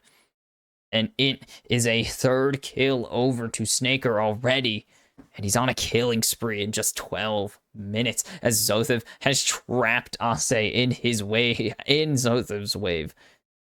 Pretty much, and is using it to hit some damage. As Cody in mid getting the insect, baby. And it's going to be Cody picking up this kill, as the reproc of the Glacial Prison does not do enough damage there, and Cody, or Jose Dioto, pretty much just doesn't throw any damage at the Karma afterwards. So 2-1-3 now. First items finished on Cody and Snaker, and Jose Dioto. He's been enough kills, has enough CS that it actually really matters, and it will be 1 grub over 2 Estral, and I think that's no Void Mites. There's no time for them to spawn. It is 1 minute before the Rift Herald spawns, so we are not seeing any Void Mites this game. We're going to only see 3 Ed, or we're only going to see a single set of Ed and Eddies this game. Cody spotted out, going to just land a Q onto Mataz, and Cody is in a very bad situation right now, as he's tethered, he is rooted, they are going to land a 2nd root, and it's a shutdown going to Revel. No, that is very suboptimal, if I do say so myself, as Zothev was trying to fight Ase, and doesn't win. I think he's just getting turrets. He's just getting the plates. Speaking of plates, 30 seconds to grab them, and Snaker and Ackerman are going to pick up a 4th one for themselves, as Rebel is here. And that is another item. Full item finished for Estrel's the handshake. Will not stop Rebel this time. No one going to get hit by the wind becoming lightning. There is 1 completed item on the side of 6 Karma. It's an Essence Reaver. Meanwhile, on the other side, Triforce, Frozen Heart, Yomu's, and Bork. Very valuable first items. And this is Cody getting a little too confident in himself. He sees that Mataz and Rebel are both there and realizes his mistake too little too late. And that one's gotta hurt. Rebel takes it with his auto effect on W. That one hurts. But it will be easy Rift Herald, an easy Rift Herald taken by Estral. And now Jose Dioto has the coolest thing in the game, the car. And we'll see if Jose Dioto has drive. What? If Jose Dioto knows how to drive. He's been driving the Herald all season. And now a lot of the first items coming through, of course, as it was mostly just a recall difference with 2 kills, with 800 gold worth of kills in his pocket. That is Locket finished early for Rebel, which is not bad, but again, 500 gold shut, a 200 gold shutdown would have been nice to have on your carry, I'm just saying. Meanwhile, Unending Despair for Ase right now. Sundered Sky, no surprises. It continues to not be nerfed, so Mataz is going to rush it. And Malignant, it works really well with Karma. Keep building it. It's very strong. And you can see that it wasn't even that early, actually, for him to get Locket, because... Oh, Herald Charge. It goes down. Snaker will finish off this turret, and it's the first one down in a race against Volibear, actually. They could drive it again, but I don't think Jose Dioto wants to drive into a Smolder here and give away free stacks. Instead, rotating over to the Dragon and setting up for this. Jose Dioto going over the wall. There's no Blast Cone for 6 Karma to get involved here. They need to hit a Wind Becomes Lightning, or they need to land a killer engage from Rebel here, and it's not going to happen. The Q gave a little scare, but Jose Dioto has the reflex on his side and will connect the smite. 2 dragons to nothing as we enter the Chemtech Rift here. So enhanced plants, shields come with honey fruits, and honey fruits no longer slow. Oh my goodness, Zothev is just bullying Ase right now. Ase wanted to try and hit him with the shield, but he doesn't have anything, and now the Hyper has activated. The stun comes through. That's a massive heal coming through from the Unending Despair, but does Ase have anything here? There's the ulti going down, but now Zothev has the ulti on his side. He's gonna go Mega. The stun lands, but Zothev has Seiya chasing him down as well. Flash for flash, and it's gonna be a shut down to Seiya, and the best friends come through to save the day. Holding flash for just a little bit too long there is Zothev, and holding ulti for a little bit too long is Zothev. And so it will be a second kill over to Karma, and even more valuable one this time. Ackerman needs to be very careful here. The hook going to connect. There's the depth charge. There's Mataz going in, and there's the bailout being used, but it's no bailing out there, and Rebel gets the kill. No way, bruh. And now Rebel going in. Jose Dioto not going to be able to lock him down, though, so, Rebel will escape. My god, this is insane. How the heck is Rebel currently 3-2? He has 150 gold shut down right now. My god, what is going on? As Zothev does so much damage, though. Look at that total damage. Oh my god. Before that, I was going to finally look at the kills, because they finally updated it. Total kills on the season. But before that, Ase and Zothev got into a 1v1. It looked really good. And then Ase ultis, gets a ton of healing from the Unending Despair and the bites. And then when Zothev wants to go in, gets another massive heal. And then the Karma's here, gets the shield. And then flash is too late. Doesn't really matter, but 2 flashes gained there for 6 Karma, but they do give away 2 more kills, and that is onto Nautilus, though, I will say. I was gonna pull up the kill list to see how well this game did for Kaze, but I was gonna hold that thought for now.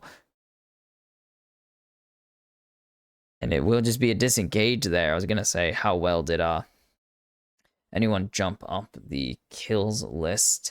Snaker with, what was it, 40? Not 40, 20 kills yesterday. Snaker with 25 kills yesterday has taken over first place in the kills leaderboard, and with All Knights done for the season, he will maintain full control of it, actually. And he's added 3 more, so he's actually at 158 kills right now on the split. Oh, Ase is going to get locked down here by Cody, but I think he should be able to escape this no problem. But that is half of his health bar gone, and he is down to 1k at the moment. Holy cow. Taking a lot there as the red buff is being stolen right now by Estadal, but here comes 6 Karma, but they're not going to be able to make it in time, and that's going to be Snaker and Jose Dioto picking up the red buffs here. I was going to say, is anything crazy happening at the moment? 150 54 kills. My God. That is an unbelievable amount. He cleared Seo yesterday. Seo didn't even have a chance to take first place with 127, despite having a very solid series. Didn't matter. Seo is just going to try and solo Zothev, but Zothev going to gnar him away, and there's the stun coming through. There's no hop. There's no flash. The gnar is going to be gone here, and it's 3 kills for Seo now. And 6 Karma are making some kind of moves at the moment. Jose Dioto's going to kill 5Kid here. Going forwards, 5Kid has to walk forwards, but he's going to be able to clear that wave, uses the mom to get everyone out. Holy, my goodness, that was crazy. It's insane, actually, that's happening at the moment.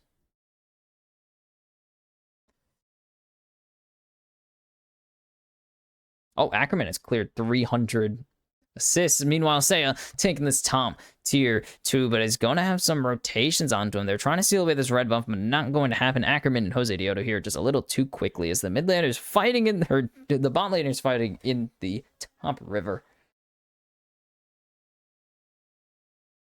There's no way he gets past. Shadow needs 52, or needs, 52 assists tomorrow. Oh, Zothev is, dodges with the hook, but that's the depth charge coming through. There's the tether, there's the root from the auto, there's the root coming in from Seiya now. The hook lands, there's no gnar available, he has no more healing, and it's going to be Matan speaking of the kill into Zothev, and they might have read the book on how to bully Zothev out of a game, as that is his, 13th death? In 2 days.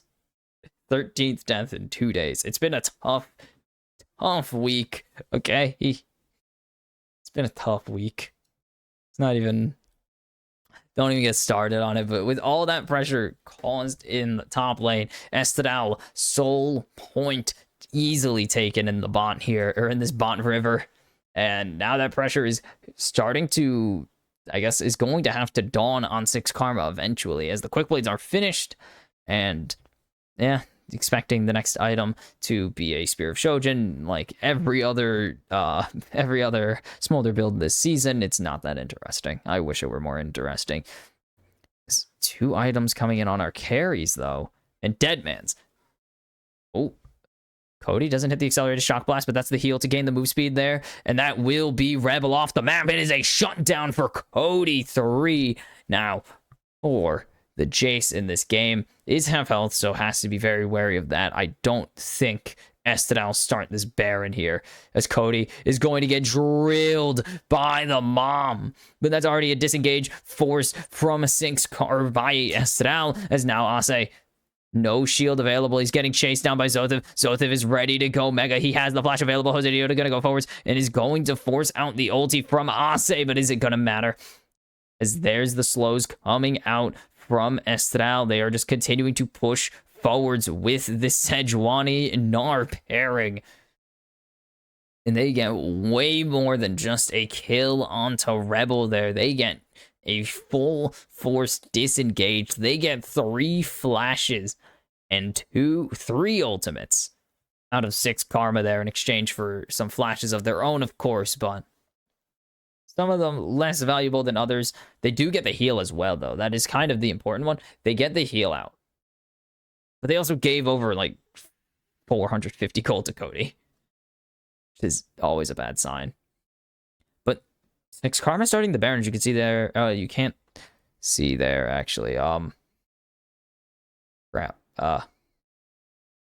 That's the wrong button. Well, it's going to be switched over anyways. Yeah, I was going to move it, and that didn't happen. Sorry.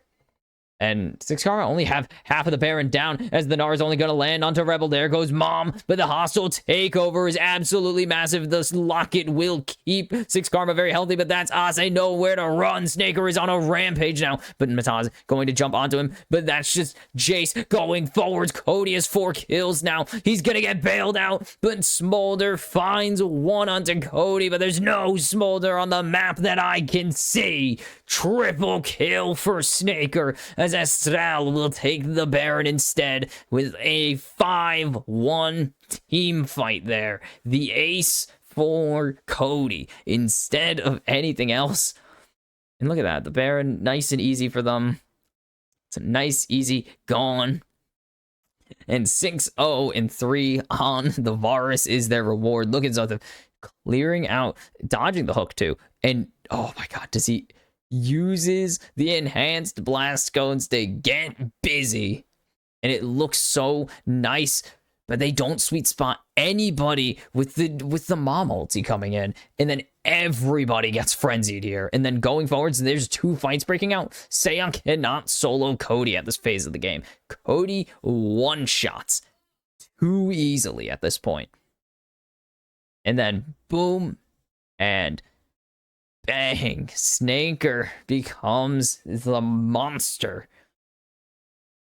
And now a 3-item Varus is your reward. Cody does so much damage. Snaker does so much damage. And having a Darian half bad as Ase trying to run away against the shield, but it's already so low. Below 1k health already. Ase is just he's in a bad way here, as the Australians would put it. Is that Australia? I don't know. It's one of them. That are British, and that's Snaker getting jumped on. That's the mom hitting. Direct hit onto Snaker. Shut down for 5 Kid. And finally, 6 Karma have found a way to make Smolder work a little bit easier, as that is a 1-for-0 already, and that is a huge dent in the armor of Estral so far. And we've only seen this team get sketchier and sketchier. Despite their perfect record, Rainbow Sevens seem to have written the book on how to fight this squad right now, and they are making it look a little bit easier. Still 6,000 gold behind almost. That herd bounty going to go their way and lower it down to just under 5,000 instead. Just 4,700 gold, casually. Jose Diodo needs to be very careful here. Rebel going to go for a blind hook into a bush, as the Drake is spawning here, and Estral nowhere to be seen, but they have 4 coming in. They aren't going to be able to steal this. Will they be able to steal a fight, though? If they find an angle, they can get a massive pick here that gives them a lot of space on the map. And that negative Baron power play, definitely the first time we've seen this from the Bird Squad this split. They have been playing such clean League of Legends for the past 7 weeks, and they've been playing pretty clean League of Legends for the past 6 weeks, and this week has not looked great for them. They will get that tier 2 in mid and swing the gold lead back into their favor on this Baron power play, but the gap is closing as Zothif is getting jumped on once again, going to land the stun onto Ase. Is not going to be able to kite to his team here. Seiya is here to make this a lot harder, but he's going to be able to actually clear the wall. And now Estral here, Snaker flashing over the wall, lands the Chain of Corruption onto Ase, and that is going to be the engage, but the mom comes in, but it's not really going to do much of anything as the frenzy comes out earlier and is going to ensure Ase falls. It's 2 for Snaker, but now going forwards, Mataz looking to get 5 Kid, a penta possibly. 2 for 2, 5 Kid just eats that. 2 for 2 though, and it's a massive shutdown on Snaker going over to 5 Kid, and that is huge. 7,700 damage from the Smolder. 4, 2, and 1 now. 5 Kid almost gave 6 Karma the comeback last time he picked up this champion. Can he do it again? As it seems he is a core piece of this team comp, and it all starts with them picking off Zothif and them wasting Redemption. And then Snaker gets way too aggressive here for his own good. He's in way too deep, and 5 Kid just knows, throw down the dragon. And it's a decent amount of damage. I didn't think it was going to be enough, but then these Qs, these Ws are absolutely lethal. And then Mataz getting the job done for him there. Procking the bailout, getting him to the gray health. And then with the burn, the kill will go over to 5 Kid, and that is absolutely massive. 3 items going for 4 right now. Literally a duel of the ADCs at the moment. Look at those damage numbers. It is unreal, the numbers these two are putting up right now. It is really like 6 Karma is fighting for their season, but they are not. But they are playing like it. They are trying to show that there is some fight in them entering the playoffs. They are the ultimate underdogs here. 6th seeds guaranteed no matter what happens these next 2 days. They are certain to be last in the playoffs, and they want to flip the script. They want to give their fans some hope. The faithful shall be rewarded, and hopefully 6 Karma will do the same for their team. I'm just saying, in NA, we saw our, was it 4 seed? Make a miracle run to through the playoffs. Was it 4 seed, 5 seed? I'll remember. It was a fun time, though. Oh, yeah, I can also close that. I'm sorry. Fiddling around with some of this stuff. But at 30 minutes, it's only a 5,000 gold lead. Barely 4,500 at the moment. We've seen some crazy gold leads from Estral this season. And the fact that somehow 6 Karma are one of the closer ones is unbelievable.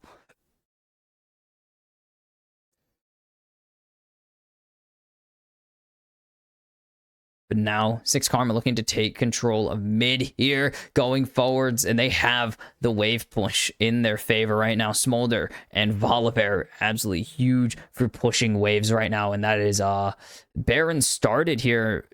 Meanwhile, as you can see, Zothev is just looking at the base though, like, yes, you can get the Baron, but Zothev is coming in now. He's built up. No rage, actually. I think he was tired, and that's going to be Jose Dioto getting caught out. This could be absolutely massive for 6 Karma. They can take full advantage of it. The Glacial Person finds Ase, and it means nothing. The Frenzy going to land only onto Rebel, and now they need to fight a Baroned up Smolder. It's going to be one. Ase will fall. They need to get 5-Kid, though. Mataz is going down, but they need to get 5-Kid. That is the piece that can flip this fight, but they've already found 2 off of this Baron pick. And that is still huge as 6 Karma fumble the Baron, the post-Baron fight right there. The post-Baron engage. They got Mataz. They got him the clean smite angle. They got great crescent guard there. Mataz gave himself an incredible angle to claim that. They just didn't have anything to really go in. They couldn't hit anything else. They used the Mom. That was really all they had. And then the redemption comes through. And it is too easy for Estral to clean this up. And that is really it. I wish there was a better name for that ultimate. But there really isn't. 5,000 damage from the Smolder just isn't enough there through the redemption. And that is going to be the Drake Soul. Increased tenacity at lower health. Increased tenacity and slow resistances. That is going to be very detrimental. Ase, Mataz, 5-Kid, Rebel, all 5 members have some form of slow or CC in their kit that they really want to land, and this is not going to make it easy. But Ase has a lot of healing now, has that Spirit Visage already finished up. 4 items on the Smolder to duel the 4-item Snaker and the 4-item Cody. And Karma's still catching up to it, but that Crypt Bloom will be a critical part of this build. As 32 minutes, this is a team down 4,000 gold to Estral. That is not something we've seen a ton of this season. We've not seen many teams take Barons against 6 against Estral. We haven't seen 6 Karma take many Barons this season, I guess I should say, as well. It is a... it has not been very easy to see, or it has not been very common, I should say, to see 6 Karma do a ton. As, wait, Jose Dioto gets hooked here, but he's not taking any damage at the moment. Mataz and Rebel just don't do anything, but there's 5-Kid laying in, and Jose Dioto's half health. They need to land this. Dragon coming over the top, and it's not going to hit anybody but Snaker, and that's the Frenzy coming through, and now Mataz, Chain of Corruption, everyone has to run away from him, and Estral are able to extract Jose Dioto out to safety. They need to respect Zothev's engage right now. It's just not very possible to go in against them. And there... Estral took a very scary situation and now have made it much more favorable to them. Indeed. Much, much more favorable for them. But they still need to worry because there is so much pressure this Smolder is getting. These hooks have been lethal. And... Cody, I mean, it's just farm time, and you can see 6 Karma have entered the enemy jungle, and we're getting closer and closer to the point where the gold diff isn't going to matter. We've already reached that really with Smolder. Smolder The stack's the most important thing. Matan's going to be able to tank some of that turret, and this is going to be the bot tier 2 gone. What is the angle for 6 Karma here? We haven't seen many teams stress out. We haven't seen that many teams stress Estral at all this season. It's been really hard to do that.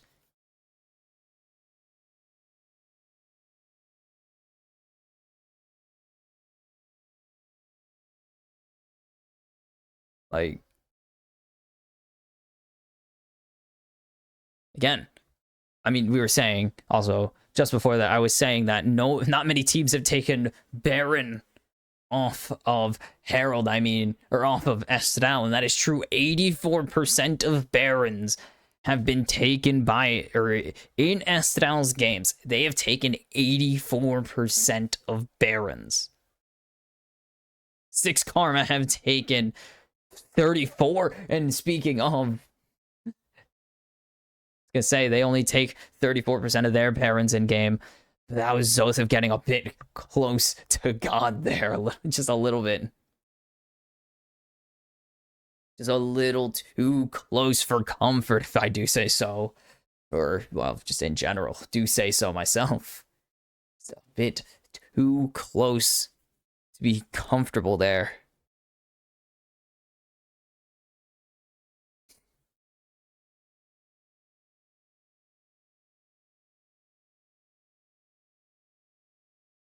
Oh, what does my phone want from me? Nothing important. And now we see 6 Karma, though, taking control of mid once again. They are in prime position. Up there.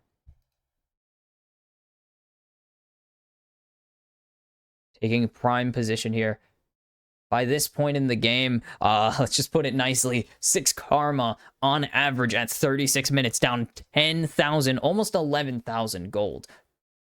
Like, it is really insane how close they are to just, at this point of the game, Estral pretty close to even, only usually 1,000 ahead, as that's Estral going in, but the Glacial Prison is not going to connect. The Dragon is huge, though. They need to get Zothev down. The bailout is prompt, and that is the top laner down as 5Kid goes on a rampage. This could be absolutely detrimental for Estral's season. 6,200 damage from 5Kid right there, and he is putting in numbers, but there are no ultis available for either side, really. They have only the hostile takeover. They're going to need to use it. They steal the Baron.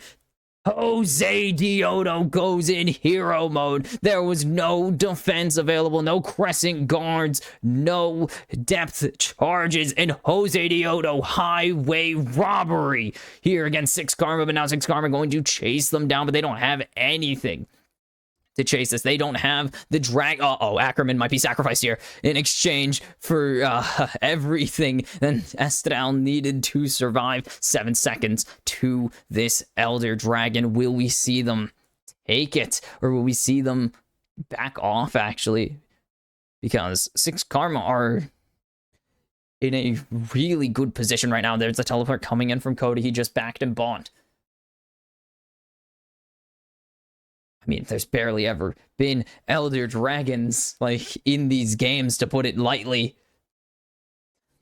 But finally, we're going to see some Elder Drakes go through 6 Karma. So few Elder Dragons, but it's already down past the halfway point. That's the sun going through onto 5Kid from the Glacial Prison, but it's not going to get, or it's going to instantly get cleansed. Matan's going to tank the Chain of Corruption, and they're trying to burn down Jose Diodo. It's going to be 6 Karma getting the Elder Dragon now, and Ackerman has to run away. Zothev goes mega, though. This is his chance to make a huge play. 5Kid, full mana, has the burn going through. He's full mana, full health. He is the biggest threat. Zothev is going to get hooked here, and that's a double kill for 5Kid. Are you kidding me, 6 Karma? Are you going to do it?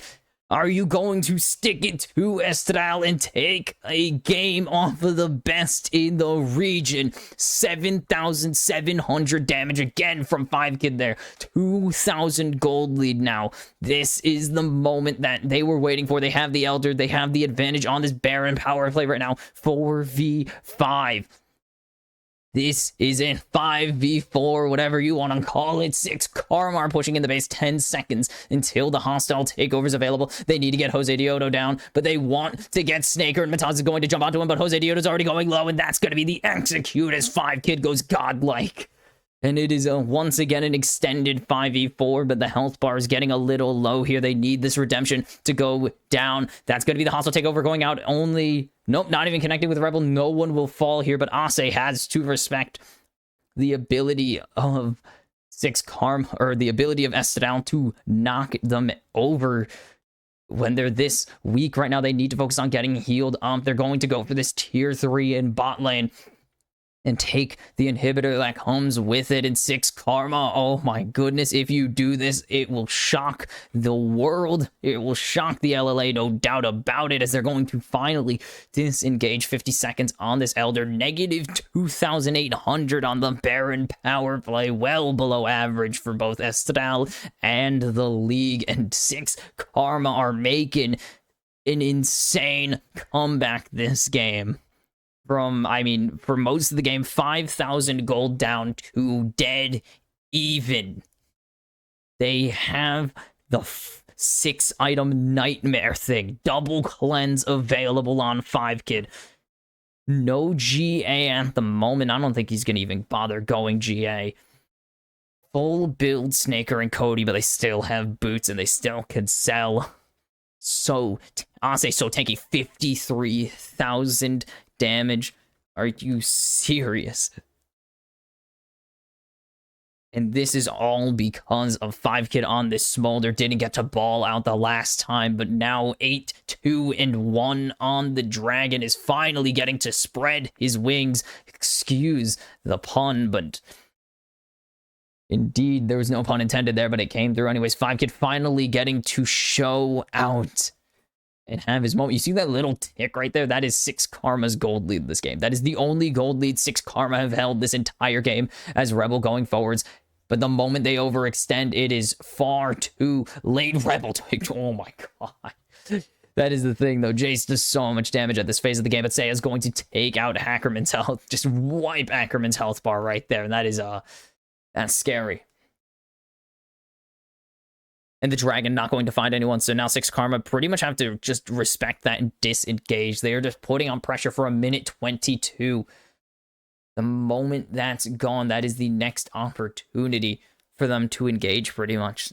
They just want to keep the pressure on these turrets, allow these super minions to keep entering the base, to keep Estral stuck under their turrets, stuck in defense mode as the air going to land, and this might have gone a bit too far. Mataz going low, getting punched by Ase at the moment, but he's going to be able to survive the piercing arrow with the Crescent Guard, and 6 Karma fend off a horrific fight.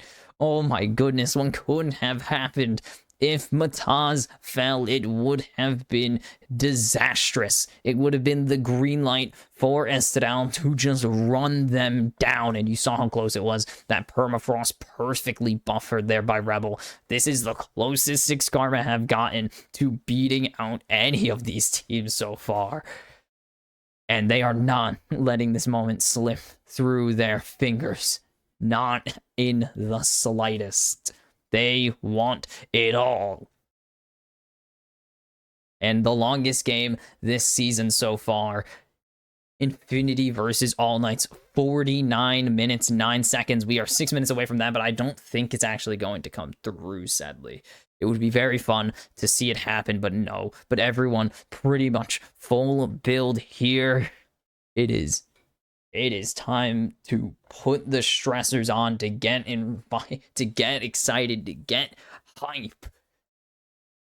Because it is, it's gonna be dangerous as the Baron started by 6 Karma, and they don't have Zothev right now. He has teleport, but he's tired. He can't build up any rage at the moment, but he's gonna build it up. He's gonna teleport in. That's Jose Dioto getting hit hard there by Ase. It's going to be on 5kid. He needs this Dragon to go over the top. Baron down to 7,300 health.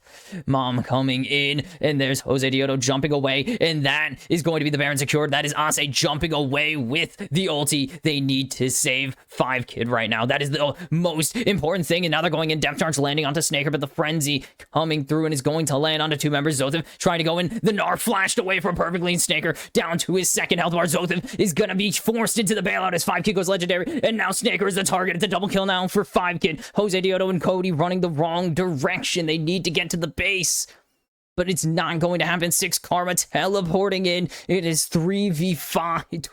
No, 3v5. Yeah, I just can't count. 3v5. Sayanase onto the turrets now. Mataz coming in. Ackerman is trying to save the base, but it's not going to happen. And 6 Karma have defied the odds. Everyone was saying clean 2-0, but they're gonna go for some glory, and they have a 1-0 lead over Estral Esports somehow. Oh my goodness. 6 Karma in 45 minutes has done what no team has done this season and have a lead over Estral Esports in a series. Are you serious? I was kind of joking when I said there was possibly going to be an upset today, but 6 Karma have proved that it is not an upset and the task is not impossible. They locked playoffs the last time we saw them on this stage as they beat Infinity, and they are looking to do more than just be a pushover team in this playoffs. And now 1 win away from spoiling the party for Estral, looking to become the best team in Latin American history, the best individual season team in Latin American history, and now 22-2, like a certain wrestling promoter once said, we will be the 2 in 22-2 or something. Close enough to the quote, but oh my god, my heart is genuinely racing. That was an unbelievable game, and I cannot believe that 6 Karma of all teams just took down Estral Esports, a team that has been struggling to recover from the dizzying heights that they had last year. 3rd place in Latin America in summer, winning the spring split and representing the region at losing the spring split. Sorry. I remember. Oh, they had the MSI. They gave them the MSI logo. I've been seeing them flash that around. 2nd in the spring split, 3rd in the summer split, and it's gone to waste. They have imploded almost entirely. And now, I mean, somehow they have pushed it this far. Just somehow. They lost everybody. Everybody left. And now they are somehow contesting the #1 team in the region on the back of 5 Kid carrying his ass off in game 1. And this one was a marathon to behold. This was Rebel giving his life away in a very, very long and tedious 1-0. And this is what helped make it feel like the impossible was never going to happen. But then Jose Dioto came in and just made it that much worse. This isn't the steal, but this is them going for a fight. And because the dragon hits in no one's sweet spot, it is disastrous. Estral were able to run in, pick up the ace, and pick up another very dangerous advantage on their side in the Baron buff, and a lot of gold for Snaker. And then this is the start of something. Snaker goes in a bit too deep on Ase, who goes in a bit too deep. They pick up the kill, but the dragon plus the depth charge finds 4 members, and then 5 Kid's just able to free fire onto the members of Estral, and they make it a 2-for-2 with a massive with a pair of shutdowns thrown in for good measure, actually. And then this Elder fight, they find this Elder Dragon, and then going for the fights, they get Zothev. They're trying.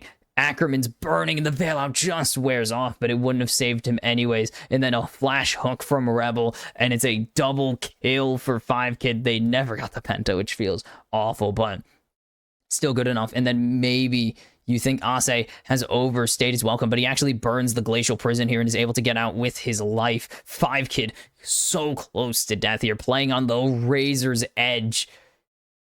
But they keep forcing this fight. They are able to get out with minimal damage, and then Zothev gets flashed away from Snaker, gets jumped on with an incredible hook there from Rebel. And then 6 Karma, I mean, wind in their sails, go for the end, and they get it. 76, almost 77,000 damage from 5kid there. And that is absolutely unreal. They win by 2,000 gold in a game that felt so far away. Entering this series is now possible. I don't think it's going to happen, but it is. It is very possible, and a beautiful game played there. A beautiful play around the win con. I've been talking trash on Smolder and how it's such a stupid win con, and it really is. But that was unreal, paired with 5kid playing on the edge of safety at times.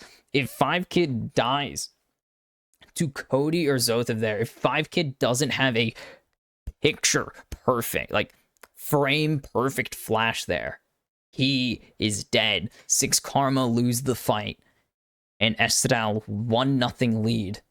Somehow, some way, they kept finding the fights they wanted, and 5kid is going to get a well-deserved MVP award here.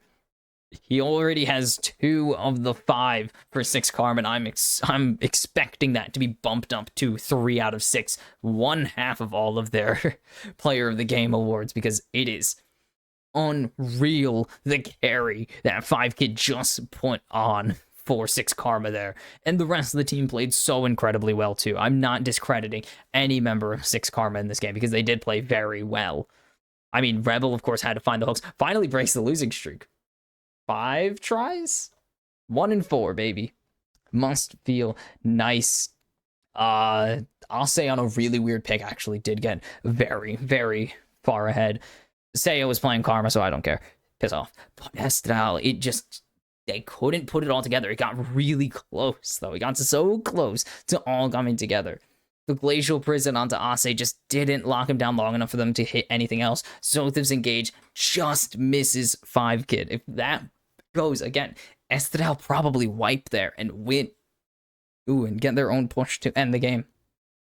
Cody, Snaker, and Zothev did so much damage, and it's only overshot. It's only outshone by the fact that no matter how hard they tried, they were going to get doubled in damage this game. At least 30k gap between 5kid and everybody else. It was unbelievable how far ahead 5kid was in this game. 6 items, 10 kills, and make it 4 games in a row for Smolder with double-digit kills. My goodness, and this is the beautiful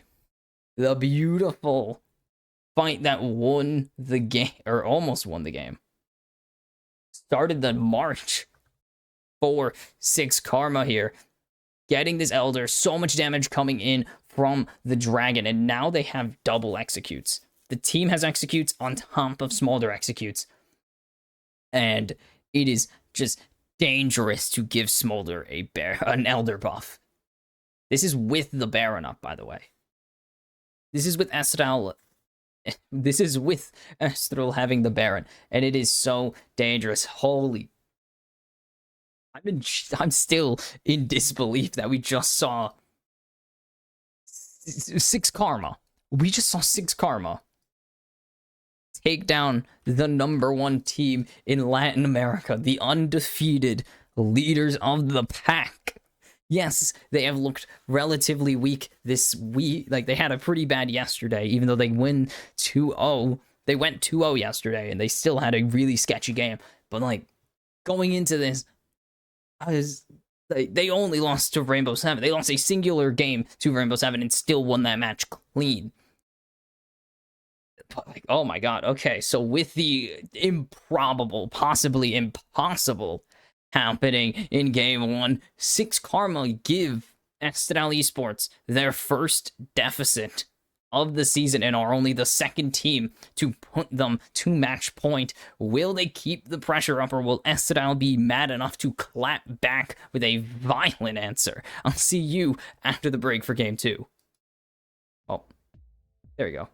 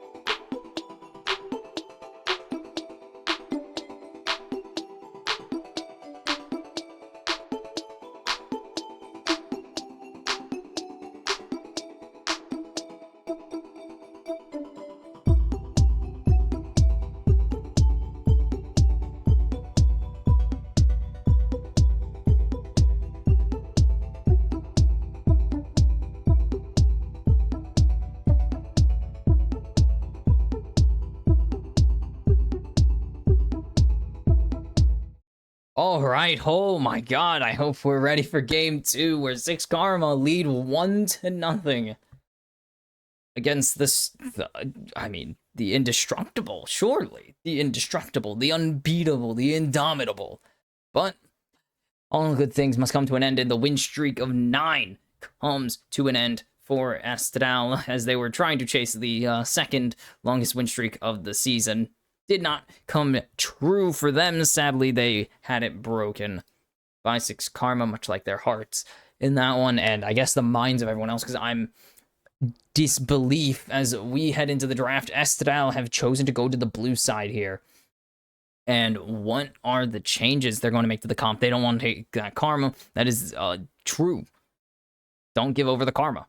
That is a good choice. I like that option. Maybe you could have asked that we're going to ban it themselves to get one more thing you wanted, but they're the blue side. They're never banning karma, let's be real. Karma. You're never banning karma on blue. And Vi taken away from Mataz here, one of the champions he plays a bit more frequently. So I'm going to quickly cut here. I think... No? Okay. Sorry, I thought it was... Boom. And it's going to be Twisted Fate taken away from Zothif again. And that's going to be Snaker on a very strong champion, the Kalista. Still possible. Oh, we're going to see a second first pick Nautilus here. Okay. Response first pick. Hold on. A response first pick Nautilus here after Rebel got it first picked for him in game number 1. Estradal are going to go back to it, and you can see the conversations going on between these 6 Karma players. I mean, they are on the verge of something no team has done this season. And it's going to be the Varus taken for 5 kid this time. Smolder available to Snaker if he wants his second game of it this split. As Smolder is a broken mess of a champion right now. Holy cow. Smolder is insanely strong at the moment. Where? Oh yeah, we can refresh these, that's right. Man, the cold air is so nice. It got really hot in here, so it's okay. And the respawn, or not the response, but the blind is going to be Rumble for Ase. I keep saying it's for Pon, because Pon keeps getting Rumble first picks, man, but he doesn't this game. He's not in this game. Where's Smolder? I feel like Smolder's up there in kills at the moment, so let's just go run that. It's gonna be Senna not here, okay. It's so weird. That is such a consistent trend, you know that? Such a consistent trend of first game, Smolder dominates. Second game, doesn't even get picked. It's crazy. Smolder already is up there in kills in half the games of everyone else. 59 kills for Smolder this season. Azir is going to be the lock-in here. Ooh. And it's going to be the Hui in response. Okay, Hui versus Azir mid lane. Seiya versus Cody. And these bot lanes also pretty close to done and sorted out already. So now it is up to who's going to get rid of the top lane. 6 Karma going to want to get themselves that top counter pick, of course. Both sides need a jungler, and then both sides need a top lane. Or not a top lane, sorry. Both sides need a jungler, and I lie. Why did I say it?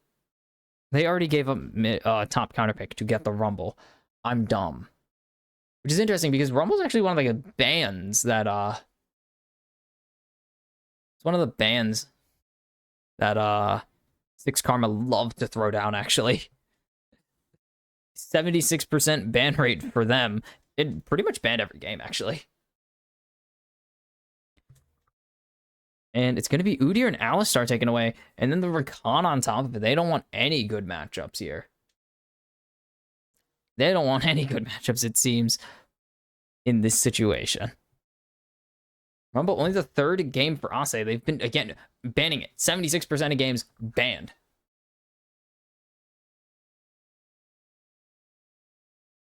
The other percentage tends to be by the opponents who ban it. It's a very banned champion in general. It's going to be the Braum. Ooh, Braum Varus. I don't think this is the first Braum this season. Definitely not the first Braum internationally. And it's 1-1 on the split. I don't know who played it. We could check that. One of them is Rebel. I don't know how this game went. 0.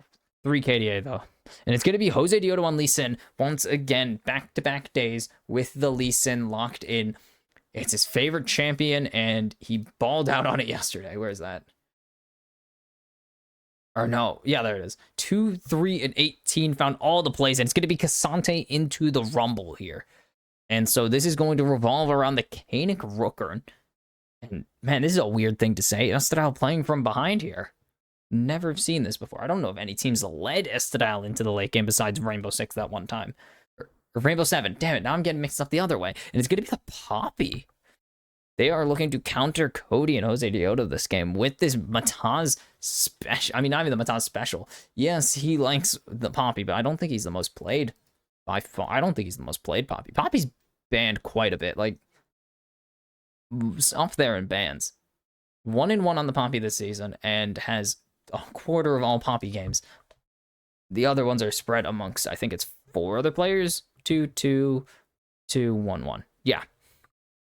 And again, Estral have the better comp here, if you ask me. But I think Six Karma have a really nice one themselves, honestly. I really do like this. The Poppy and the Braum play well together. Wei, Braum, and Rumble play very well together. This could be something if Six Karma actually play their cards right, Lamau. But, I mean, that's really going to be it. If Six Karma play their cards correctly, this can be a really big game. But if Estral are indeed back to the form that we expect of them, this game shouldn't even be potentially winnable for Six Karma. But we've seen gods can bleed. Can they kill a god instead this time? As we are about to jump into game 2, Six Karma on match point. Only second team to do so, as I mentioned before the break. Second team to bring Estral to match point, and let's hope, or I guess let's see if they can finish what they've started, or will Estral be big mad that anyone's beaten them and broken their winning streak again, and just strike them as hard as they physically can as we are onto the Rift. And I'm intrigued to see how this is gonna go, because I mean, Six Karma just won that off of superior scaling at the end of the game there. Superior scaling and some decent coordinate, like some solid coordination, honestly. I'm seriously impressed that they coordinated all that play. Okay, it's not wet. Sorry, it rained earlier, and I wanted to make sure that I didn't just ruin my windows by adding a bunch of water to it and having to clean it up. But, clearing out vision. Okay, that's not bad. Clearing out some vision early. That's the wrong one. We're just gonna boom. Sorry, I just always did that wrong by accident. And we're gonna just see pretty standard rune pages. Nothing really crazy here. Nothing like the Grasp Azir we saw yesterday that didn't work at all. Didn't work. As Jose Diodo spotted out starting the Chimkins here, as he's going to go Chickens Red. Yeah, both are actually going to go Chickens Red, starting solo, and we'll see these guys trade a little bit as the hook lands, but if the stun goes down, Ackerman's in a big pit of trouble here as the Ignite is down from Rebel. They need to land anything onto Ackerman, and they will get first blood here, and Snaker could be in danger. The cleanse comes out. 5-Kid now needs to be very careful. He gets the healing from the potion. They need to be safe, and they will get him out with a flash cleanse, and that is all the summoners in the world burned besides a singular flash in this bot lane. All the summoners are gone, and it is Snaker standing alone with a yellow sum. And holy, this is a game to behold. 7 total CS in this bot lane, and a kill. Oh my god, this is so well played by Six Karma. The Q lands onto Snaker, so Snaker has to disengage. But Ackerman tries to go in onto Rebel here, but the passive goes down. And now he has the Ignite, so he's being spotted constantly. He tries to go for Ackerman to go for Snaker to possibly get anything. Gets the flashes out of Six Karma's bot lane, but get the cleanse out of Snaker, and then 5-Kid narrowly survives. Oh my god. And then a great slow by Rebel to just make sure his ADC lives. And that is... I mean, holy cow. That is going to be the Six Karma game style this time around. It seems just try and win bot lane. They do have a very nice bot pairing. Not Halo Blades Var, so he doesn't almost instantly proc it, but he does have a lot of attack speed to throw down anyways. As Zothiv, again, going low. And the way Six Karma won wasn't through bot lane early. No, they put Zothiv in the prison. They put him in the jail and made sure his lane was miserable. He was 0-3 for like the 3rd straight game. This is literally the 3rd straight game that teams have just made sure that Zothiv cannot play the game if he wanted to. And it's so interesting to see them keep targeting this top lane. Because it's not like the rest of... I mean, we've seen them just completely ignore that. We saw them ignore that top lane losing twice and just melt through All Knights in the late game. So to see it actually hold them back for once is interesting. So it's going to be trade of teleports for these top laners, mid laners, not in the same positions. They already using his teleport. He got his tier, so he took his back and came in as Rebel going to jump forwards, and here comes Mataz. They want to get Snaker here. They need to get the stun onto Snaker or to Ackerman, but Mataz doesn't use the E there. But instead, they're going to just keep throwing these autos in. Snaker already so low. Mataz didn't use E. I think he got CC'd, so he couldn't really do much with it. But Mataz going to also get the Hex Flash of Jose Diotas here, and he should be spotted out unless he paths to Raptor or to Krunks, so he is unspotted. But if he ever tries to come into bot lane, it is not going to be good for him. And now Mataz unspotted. He's about to get in trouble. Mataz is about to be in a world of trouble if he doesn't play safe here. And we'll see Jose Dioto and just disengage. They're just going to go for the Drake here. And now Zotho has turned it back onto Ase. Very nice to see, but that's because teleport and then fighting. Well, one of them has teleport. Sorry, I always forget Rumble never takes teleport anymore. I guess Rumble really never took teleport. But this should be an easy first dragon. 4-6 karma. This is already above average. There's most games where they don't get a single Drake. For 6 karma, they don't get a single dragon before 15 most games. So it is nice to see them actually get one here. Get the first Drake, too. Their first Drake percent is microscopic. And instead, Jose Dioto just going to take that time, go top lane, and put the beat down on these Void Grubs instead.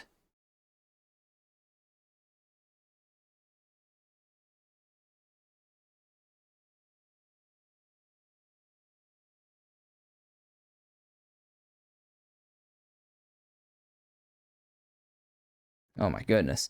And now up in top lane, Jose Dioto coming in, finds Matanza, doesn't really do anything with that. Backs off. Okay, so these only update after each pair of games. I see. I'm gonna reopen this window, it's hot again. Is Rebel going to throw down the shield here and gonna get his Guardian procced? All right. Okay, so it also just hasn't counted them yet. And Cody going to just clear out these casters. I was gonna call them wizards. Caster minions here. But Seiya going a bit forwards, trying to bait in Cody right now, but he's going to proc his passive, and there goes the Spiraling Despair, and that's just going to back Cody off entirely now that Mataz has shown. And it's going to be really hard to go in because of the Steadfast Presence. Just going to be able to block anything that Cody tries to do. As Jose Dioto is going to get jumped on by Mataz, but Mataz doesn't really have advantage there. And is instead just going to go back to clearing, giving over this Scuttle Crab in the bot river. Doesn't have mid control. There's no chance they even try to fight for this. And we're entering a really slow phase of the game, which didn't really happen last game. Mataz just going to stand there, challenging Jose Dioto to go for it. But instead, Jose going to get the ward down to spawn them out Rebel. And that's the hook going on to Ackerman, missing entirely. And now, that's so much damage coming out from 5kid. Does he have the snipe available? He has the E, and that will be enough to pick up a second kill for 5kid. And now the stun comes through from Snaker, and that's going, or onto Snaker, and that's going to be a block. Cleanse away, but you can't cleanse death as 5kid goes on a killing spree and picks up a double kill here. And now 6 karma cooking with confidence and a lot of gas. They are playing with a swagger we have not seen them play with before. They want this win. And that is a 3-0 Varus now. That is a very nice position to be in this bot lane. And it all starts with Ackerman missing a hook on to 5kid, hitting the minion instead. And now that just allows them to go forwards. They have the stun. They have increased damage from a Rebel here. And the auto finishes the job. And then Snaker gets stunned up here. just levels up, actually, from a minion dying, goes for the ulti. It only shields. Is a great time, perfectly timed right there from Mataz to move 5kid out of the line of fire, the Dawning Shadow. That could have been possible for him to trade it back. I don't know if it happens there, but possibilities always can happen, of course. As Zothev going to get ran at by Ase, and Ase needs to be a little careful here. The Q3 is up. But just going to get grass procced instead. And now it is time to find a response, really, for Estral. They need to find a place on the map that they can win. And it's currently mid that they're winning on. At the moment, it's the closest to winning. Actually, they are pretty much just winning. It's not that big of a difference. As Mataz is just looking here, as here comes Ackerman, spotted out on the control ward there. And Snaker's here too. So they might be just sending up everybody for these Void Grubs here. It's determining that that is not the win con, but it is something they can win at the moment. The Drake is up in 18 seconds, and they need to find an answer to this potential Drake stack. As an Ocean Drake isn't going to do much on its own. It is nice to get, but it's not going to do a ton on its own. But Rebel going to get hit here. There's the Glacial Fizzer. The stun comes through. There is no flash on Snaker. The Chain of Corruption lands, and it's a rampaging 5kid. Ackerman will fall to second double kill for 5kid here. And now Cody trying to run away, but the Spiraling Despair is slowing him down. Mataz going to land, or not Mataz, Seiya going to land the Severing Bolt. Ase's just gonna go for this wave as he is taken down by Zothev. And in exchange for a double in bot lane, they get something in top lane. They get the Void Grubs, all 6. They get a kill onto the K'Sante, but they lose 2 more kills in bot and a dragon. So Drake stacking in 6 Karma's future here, as Mataz will be finishing this up in a moment with the smite. Nice. And now the diff coming through. Bork already finished. Locket already finished. In this bot duo is hooking. Great flash auto there to force the flash out of Snaker, so Snaker can't run. Kills with the Chain of Corruption, actually, which is insane. Cody trying to rotate down. Doesn't feel the confidence to do it and is spotted out. And how did this happen? Does Zothev get the... Oh, gets the all-out. Gets a great position there onto Ase, and Ase knows when it's time, it's time.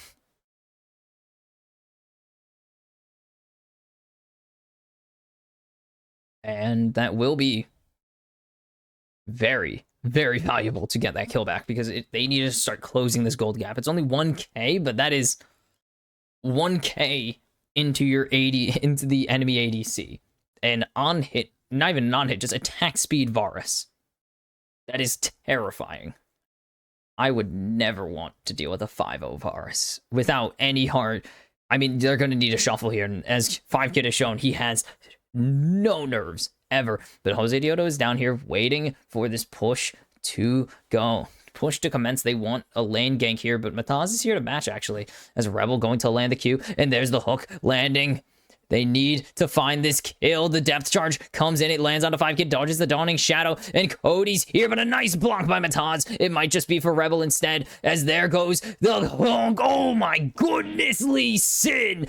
That's why they just call him Lee Sin and not even call him Jose Diodo, as it's going to be a double for Cody, a triple for Cody on a fabulous, perfect insect there by Jose Diodo. A perfect shuffle by Cody, and they find the play they've been looking for in the Rookern's countering. I'll say that is exactly what I was talking about was going to happen, because Canic Rookern is just a stupid item right now.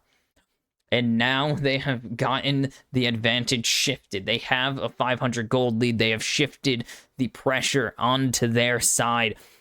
Rebel gets baited in by Ackerman, who is trying to bait Ackerman in. They think they have it, but this just leads to a phenomenal insect. A W flash insect picture-esque. They trade one back onto Seiya, but that is not enough to make up the value here. That comes from Cody picking up a triple kill onto full value targets. I mean, 800 gold on one kill. That is a total of 1,400 for Cody right there. That is half an item, without a doubt. And now 2,200 damage. I mean, it was almost all Cody and Jose Dioto at the end there, but they were, I mean, 5Kid and Seiya had some damage. If 5Kid was flashed a little earlier, the kick actually kicks him to safety, but he didn't want to burn it, or just didn't expect it to happen, to be honest. Considering it is Jose Dioto, I wasn't expecting it to happen until I saw it happen. Until Jose Dioto did it, I was not expecting anything to come out of this play. And then, of course, he lands the kick of a lifetime. Rebel roots his teammates, griefs them a little bit. But this Herald crashes down as Ase just gets soloed. Kasante is a champion who's allowed to do whatever the hell he wants because he is a champion. Is the keeper's verdict actually going to kick Jose Dioto away? And that's going to... I was going to just skip over all this because I was going to say the turret's not going to fall. But no, Jose Dioto gets kicked away, and they are able to take the take this tier 2 in exchange for a tier 1s in top and bot lane. So actually a really solid trade for 6 Karma there, as that is going to get them control of the rivers, really. And that is exactly what they want, as this dragon's coming up, and that is kind of their win con right now. The gold is back to even, again, even 6 Karma. I mean, you can give 6 Karma gold lead. They're not going to hold it. They're not going to hold a freaking gold lead. Their average gold diff is like negative 4,000 or something, I think. It's an insane gold diff on the season. Average gold diff. Oh,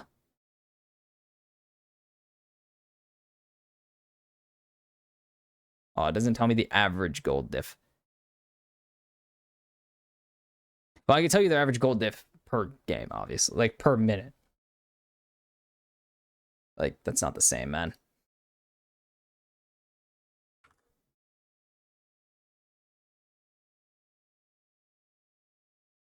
I mean, where's 15? Average gold diff at 15 is not high, as there's the Shuriman Shuffle landing onto Mataz, and Mataz is isolated, and Mataz will fall eventually, as he's running away at the moment. Jose Dioto going to be able to chase him down. There it is. Again, eventually fall. Usually they're negative 200 by 15, by the way. And this will be the stall of the dragon stacking now for Estral. So that's a very nice fight to win for yourselves. And Jose Dioto will eventually take this dragon. It's going to be a little bit.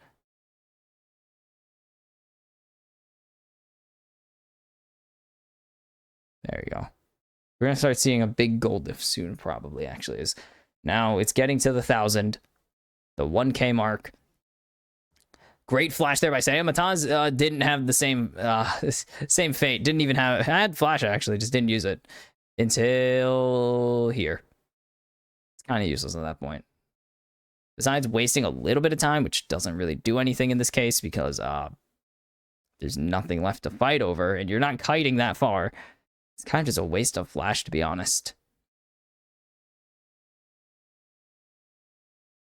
And so the gold swings all the way in Estenal's favor now pretty easily, as they're going to catch out one at least. Ackerman getting close to dying, and there's the channel, the keeper's verdict. Oh, excuse me. And Mataz has fallen once again, and now Estral going to be able to just run forwards. Great equalizer to slow there. Has Cody gone in a little too deep, though, able to flash away. The Dawning Shadow will also keep the shielding up. And they can't get that Varus in anywhere. Estral make it look easy against 6 Karma here.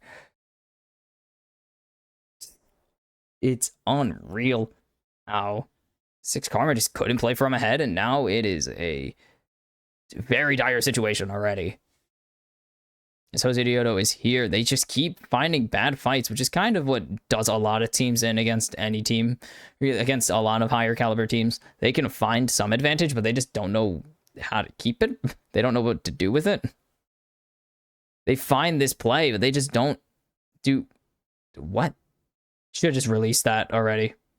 You knew where Jose Dioto was. You didn't need to get the max on that. You just need to get Jose Dioto out of the fight. And then they try to turn on to Cody. They get something, but they just don't have the damage or the attacks to really do anything. At that point, it is way too late. And 1,500 gold lead for Estral. You see the damage. It is all in the favor of 6 Karma, but they just can't convert it to anything. They are not able to convert this to kills at the moment. And it seems like, again, we're going to be playing off the back of 5 Kid here. And, I mean, I'm not surprised. It's called AD carry. It is the key AD, the attack damage role, where you're going to get the most damage out, usually. Unless you're, like, smaller mid or something, but we're not even seeing that come through right now for 6 Carmen anyway, besides just 1,000 damage a fight. We really do need to see them convert this into a fight win, because they've really only won ambushes. They've won ambushes, and they've won... That despawn? L Rebel. But they've really only turned this into a few plays in the bot lane, and that is it. They haven't done anything with Asa yet, and Mataz is slowly throwing this game as hard as he can, it seems. Like, it really feels like Mataz is just kind of throwing this game. So we're already at the Baron spot. My God. These games have been flying by as Rebel going to get max range hooked. Gets kicked over the wall. Glacial Fissure will go down, but there's the Q back over to safety. The Dawning Shadow will pick up Snaker, and there's just no damage coming through from 6 Karma again. It is just insane how often they're getting caught. And that is exactly what did All Nights In earlier. We saw them just throw the game like Gastrix just run, or not Gastrix, no, it was Gastrix. I'm right. Right? Yeah, it was Gastrix. You just saw Gastrix constantly run in and die, and this is exactly what Mataz and Rebel are doing at the moment. They are just running in, dying, and not providing a ton of value. Like, Jose Dioto gets something, but it is just nothing in comparison to the rest of the team just able to sit back and be safe. And that is an LDR, your eyes do not deceive you. That is an LDR second item. That is how tanky 6 Karma's frontline is at the moment between Mataz and Rebel. That is a second item LDR. And you can see the gold lead. It was going so well for 6 Karma until it wasn't. Almost 1,500 gold ahead, and then they blew it. And again, all that gold was sitting on 5 Kid, and 5 Kid just can't get involved in these fights at the moment. He is not Smolder. He can't just run forwards and land max range spells, and now 5 Kid's been caught out, but Snaker only going to be able to land a Q, and it's going to be a disengage angle for 6 Karma here. But now Estadal needs to be very careful. Jose Dioto lethal on this Lee Sin, as it will be a top turret taken for Seiya. And that's going to be a nice equalizer. It's just that Estadal do not care at this point. They have a full wave to tank up that minion, or to tank up that turret aggro, and that is a bot tier 2 falling as well, and the base is starting to be opened up, and we are seeing the surgical precision that we have come to expect from Estadal in this season, from the past few seasons, actually, as this is a Baron rush. As spotted out on the Baron now, 6 Karma need to be very careful here. This could be a dangerous situation, as they've dragged them off of the Drake at least, but Cody is here. They don't hit Cody. Do they have the smite? They will get the smite, but that is Say on the wrong side, and he's going to be able to flash to safety, but Cody, no Shuriman Shuffle available. Rebel is here to stand tall. Jose Dioto not going to get the insect, going to be able to get the flash out of Rebel and 5 Kid though.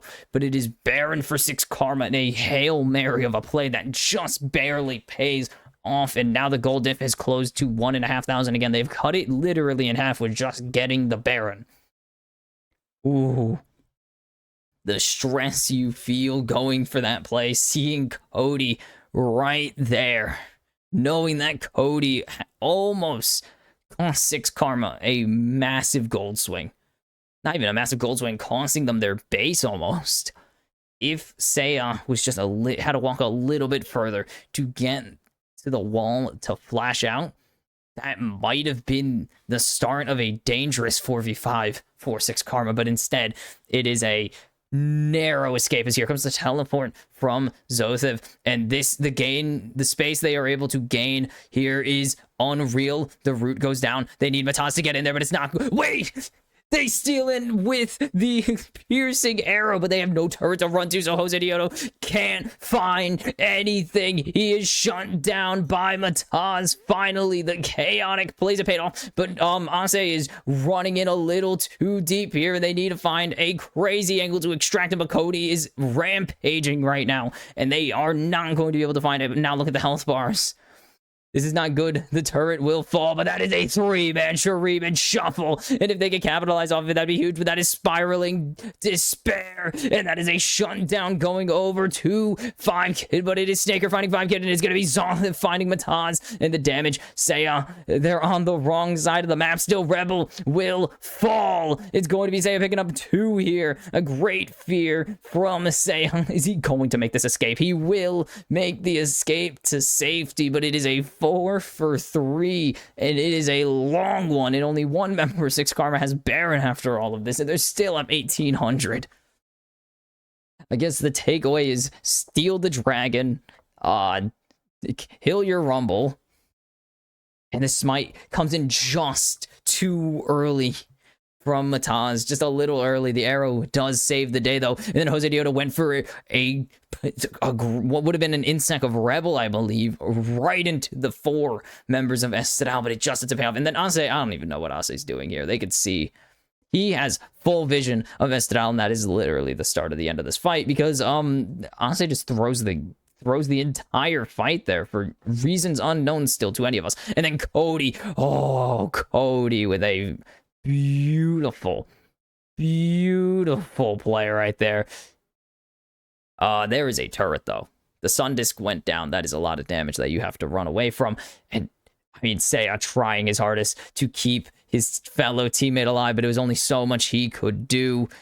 And so much damage still coming through from this way, though. And at least they have a second damage carry, but Ase just gives his life away for no reason. And that was, this time it was the Midlander's turn to pop off. 4,000 damage each, 5,000 almost for Cody. And this is the peak of this game so far. Oh my god. Still only a 1,000 gold gap. This is unbelievable. The distance that 6 Karma have pushed Estral to. They've pushed them to give up the Baron. They've pushed them to give up Soul Point. If he can land this shuffle, it would be absolutely huge. Seiya has no way to fight back here. He is going to die. It's a massive shutdown for Cody once again, who is 3 items on this Azir. And this is why you don't get lazy with your recalls in the late game, Seiya. Especially when you are a priority target at the time. Like, oh, the amount of mistakes, the amount of golds that Karma have just handed over to Estral for almost free is scary. You would make billionaires weep. Uh-oh. Speaking of giving away free kills, Ase's dead. Actually, if 5K can save this play, nice. Zanya's there, but I think it's good block, actually, from Mataz. If they can get everybody out of here, it would be great. There's Jose Dioto with the Q, but is going to instead dash away to safety. And that is extraction. No flashes burned. They only use Azanya's, which should be out before any fights break out. A minute till the Baron, a minute 10 till Dragon Soul Point. Potentially, that is. It would be the Soul Point, or it would be Drake's Soul for 6 Karma if they want to go for it. They could hand it over to Estral if they so choose and try to do a very weird Baron play again, but I don't think Estral are going to allow them to go for it a second time. Fool me once, shame on you. Fool me twice, not gonna happen. I don't think Estral are very much a team to be fooled twice by anyone. As you can see, they are not happy that 6 Karma have taken a game, and they are putting a lot of effort into putting 6 Karma down for good here. They are barely ahead, though. They've put a good effort in, but they have allowed 6 Karma to crawl back in somehow. It's like a rat problem that keeps coming back. 6 Karma. Or it's like a Twinkie. Survives a nuclear bomb. They're trying to collapse here, but the Sun Disc goes on, which pretty much denies them any ability to, but now they're looking for the Baron. They can't sneak this. They are spotted out immediately, and they have to path back into Estral if they want to escape, but they will be able to loop around the back without throwing anything away. But yeah. But that ward, absolutely clutch. 6 Karma were possibly thinking of going for this. Meanwhile, Cody in the bot lane just trying to not even sneak the Baron, just trying to rush this dragon as fast as possible. I also said Baron instead of Drake there. I do this a lot. And Ocean Drake, that's a new one. Infernal Dragon down. It's the second one for Estral, so no soul point for 5 more minutes. And now they're trying to burn down this Baron, but that's going to be the all-out. But Mataz flashes back in, but it's going to be a robbery from Jose Dioto. A second time, a massive Shreem and shuffle, and it's 1 already down. Ase will be the next to fall. Seiya is way too close to the front lines to be safe. Jose Dioto takes down Seiya. The Baron rush fails. They're just trying to get 5-Kid out to safety, but 5-Kid has jumped way out of line. It's gonna be Cody going on a rampage, and it's gonna be Mataz who escapes with his life instead. And now Estral on a perfect highway to finish this game, force game 3. And they're gonna at least get this inhibitor. They might be able to put the bullet in the head of 6 Karma in this game, though. It is so close. Just 2 Nexus turrets. They have only 10 seconds before Ase is up, but he does not have the equalizer just yet, so they have a little bit of time to get in some extra damage, but instead Snaker's going to take some time to grab some extra stacks, going up to 100 soon. Just hit 90. They're going to take this chance to recall, reset, 8,000 gold ahead, 6,200 on the Baron power play. And you can see the man of the hour right here, Cody. 4 items, 8, 1, and 6 already on this Azir. He is continuing to be a menace for Estral, as the rest of Estral have done in kind, though Snaker not getting much glory this game. He is stuck on Senna duty. Not a very kill-heavy role sometimes. But Ase and Co have found ways back into this game before, but they have not done it clean. They need to be clean like last game. That Baron was a very, very risky call, and it did not pay off. Estral called the bluff. They stole the Baron away, and now they are knocking on the base. The red side has not been happy this series. But 6 Karma, only 50 seconds to go. They might have to give up another turret, though, to survive it. But they're going to send 2 away and delay the push, and that is absolutely massive, as there is no other wave coming in besides mid. But this mid wave is going to be able to hit way deeper right now, as it's going to be into the base itself, and not just into a top turret. It's going to be into a Nexus turret, but they're going to be able to catch it. And this is the pressure that Estral want to be able to push in this top tier 3.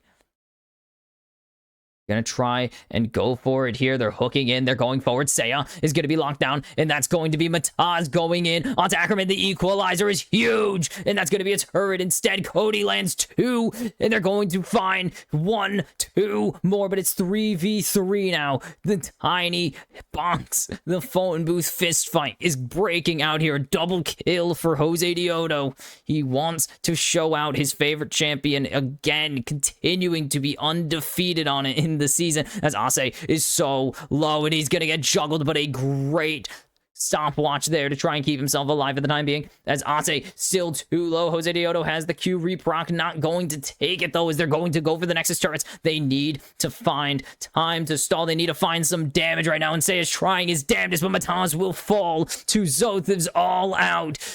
Zothev very low. He will die here, but they will trade 2 for... Wait. Hold on. Snaker, finish the game. No, Snaker can't. 6 Karma might have a little bit of time to recuperate, a little bit of time to regain some composure, but Zothev's teleport's available. Cody's teleport is available, and this should be the end of the game here. Super minions coming in on 2 waves. There's no way Cody doesn't just pull the trigger. But it might be a little hard to do that, actually, and so 6 Karma safe for now. Baron finally, or well, almost coming up actually. It's been a while. Baron up in a minute 45, Drake in 30. There's no chance they fight this at all, right?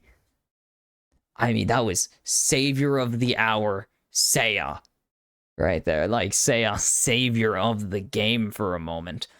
Throwing down the spiraling despair and to kill off Zothif, even if he returned to his full form, even if he returned to his reduced form or whatever they call it in game. I don't even know, base form. Still would have died there. Jose Dioto killed himself by accident going for an insect, or at least thought that Snaker was going to be able to finish, but he couldn't hit past the shield. Another teleport. They are going just to finish this dragon, and with 3 inhibitors open, they are looking to close out this game faster than 6 Karma could ever plan to defend. Coming up on 35 minutes, 6 dragons taken, the maximum pretty much until the Elder spawns or until Soul is taken.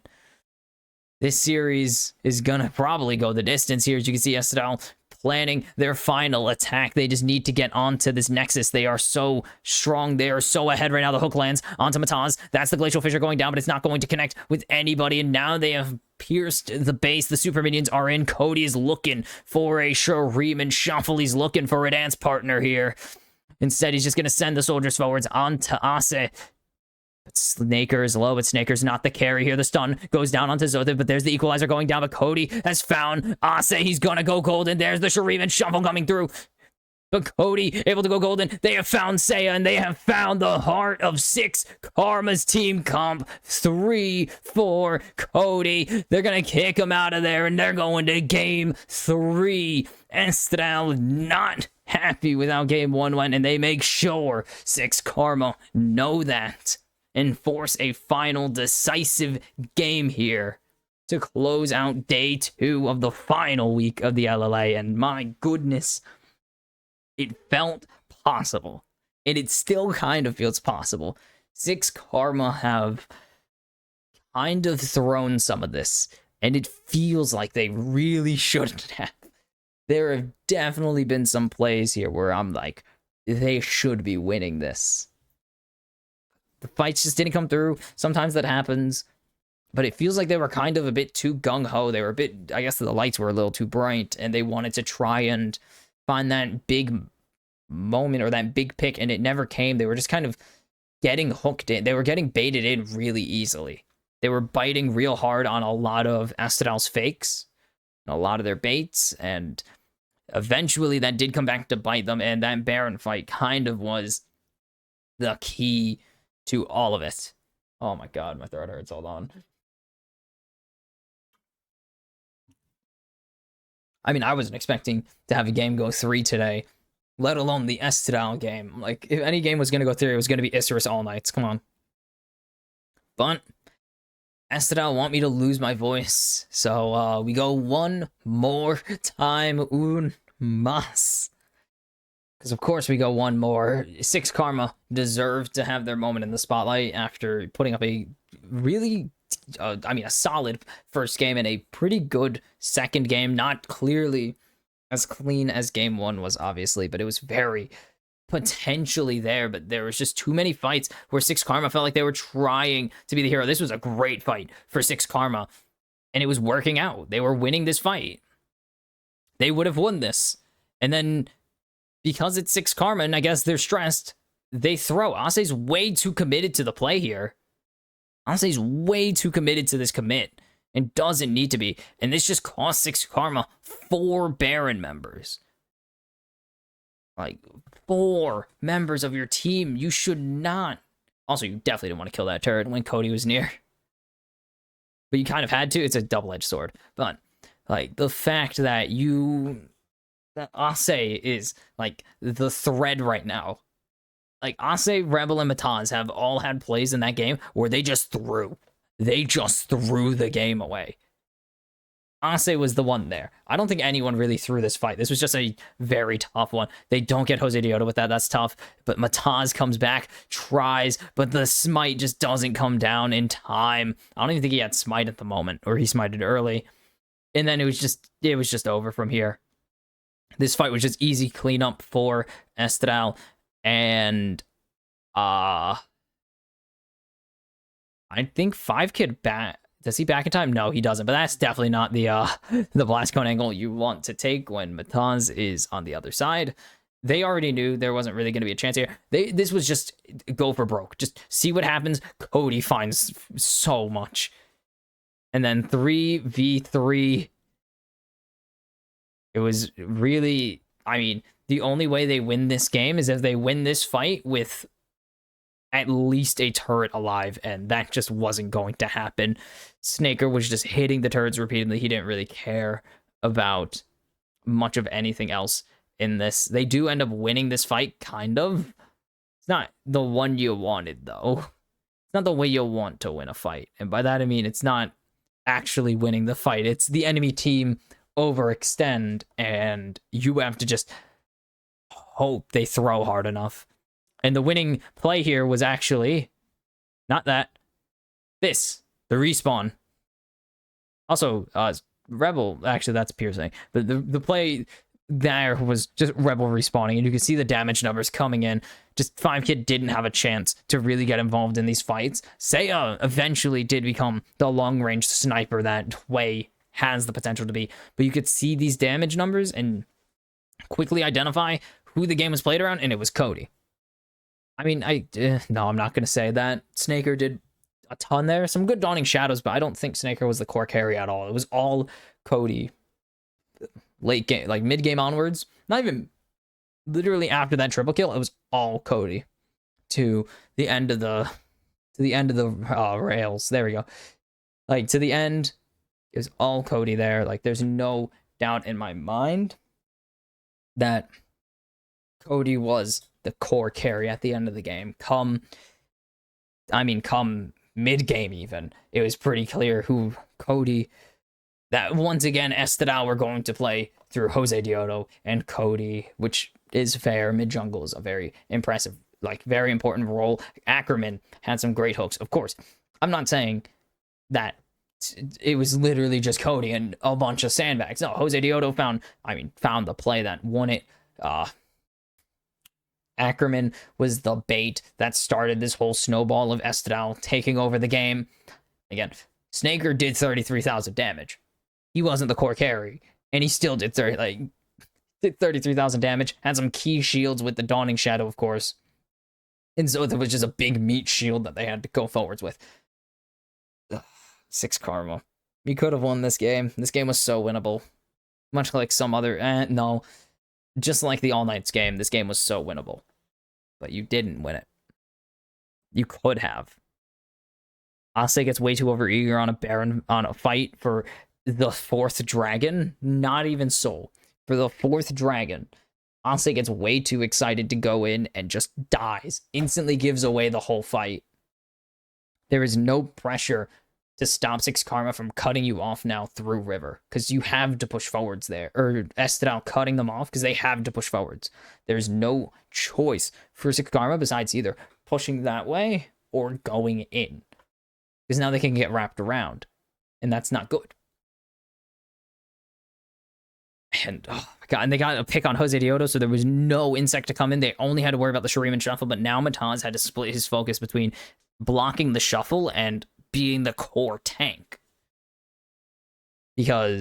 or being the core go in, because Braum's not going to be that. Braum has to stay with the ADC. Braum has to stay with the ADC or whoever needs protection at the moment, so he can't block Jack. Like, and then Mataz has to go forwards, and it's just really tough. I mean, Braum is going to be forwards, but he has to stick with... I mean, yeah, there's Cody, MVP. To the surprise of nobody, Cody gets MVP. Had a great game on Azir, but before we get before we get into that, just gonna do the whole, like, yes, Braum goes forwards, but he needs to stay with Mataz, he needs to stay with 5Kid, he needs to stay with Seiya, he can't really focus. Oh my god, that kick was so good. Oh my god, that kick was disgusting. Jose Dioto just committed oh my god, that was illegal what he just did on that play, but it was so damn good. And so, Estral clapped back in a major way, tied the series at 1. We're going to a decisive game 3.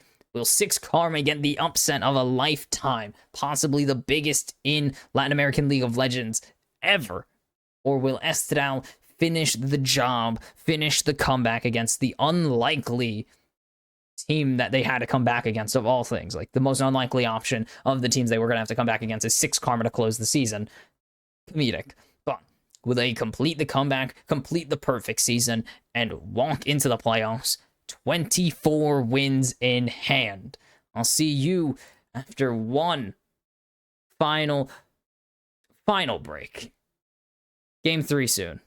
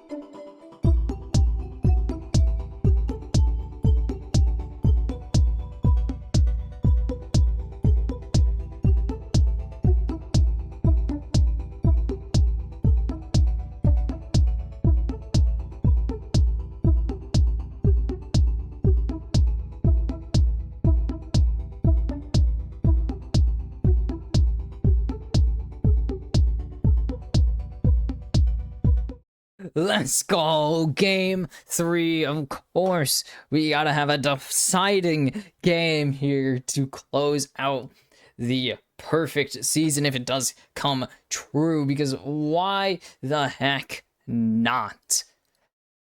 Estral Esports got a nice lead early. Six Karma tried to fight back, but it was not enough. Unfortunately, too many mistakes were made, and Estral were able to close out the game nice and clean after throwing one of them.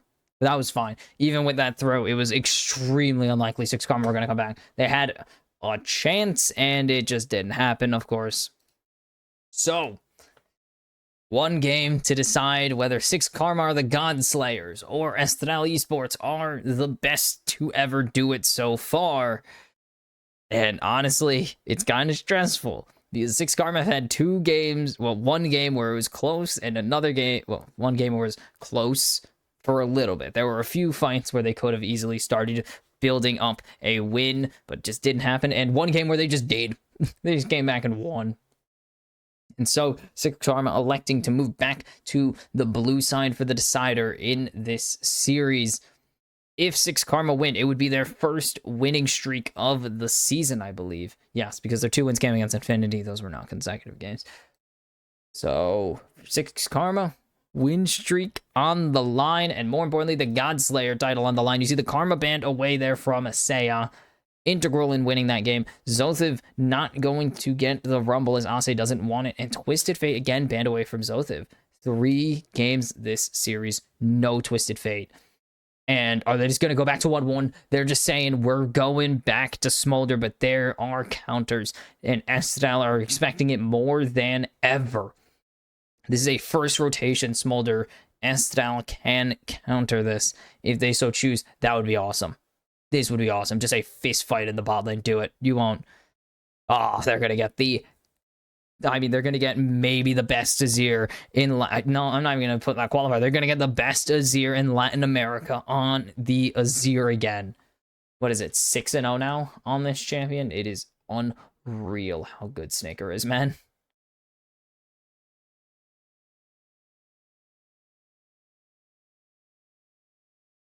No, he isn't. That's not Snaker. Cody, I'm just a big doofy. Actually...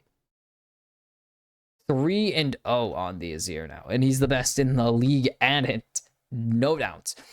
Nautilus locked in for Ackerman, had a great game on it in game 2, so expecting it to come back here is just, of course, and you can see the smiles on Six Karma's face. They're excited to be in this position. They're having a good time with it, and that's going to be an Alistar for Rebel. Oh, baby. Has the Cowman done it before? I want to check. 0-2 on the Cowman, so not the best odds, of course. But maybe. Just maybe.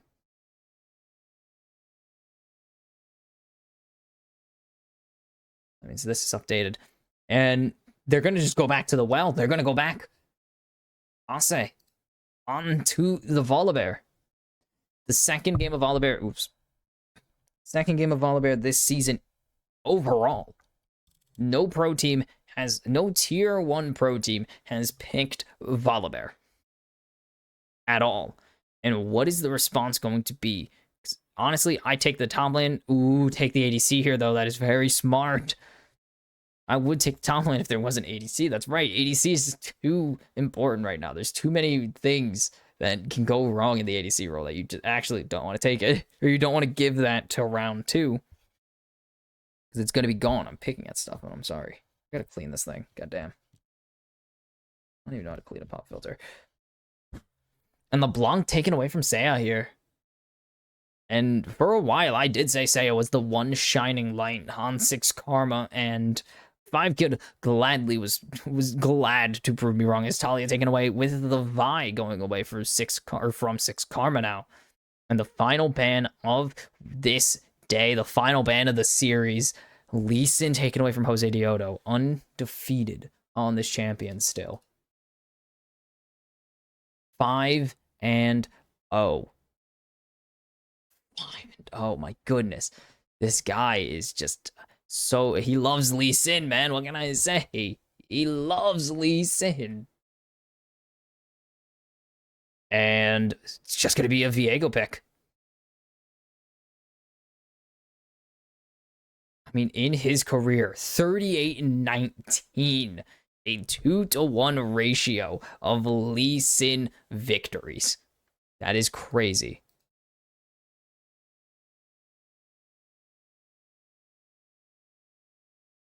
And what is the response going to be? It is going to be what they hovered earlier. Will be Ahri into this Azir.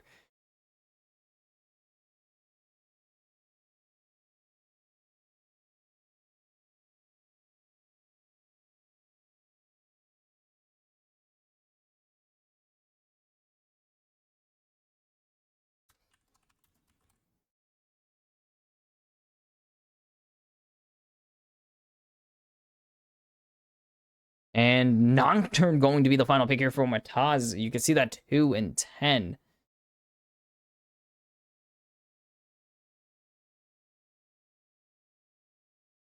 And the final pick going to be the Aatrox into the Volibear here. They're more prepared for this.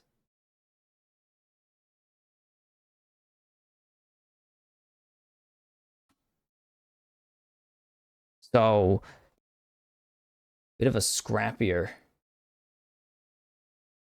situation here. I mean, they're ready for it. Okay.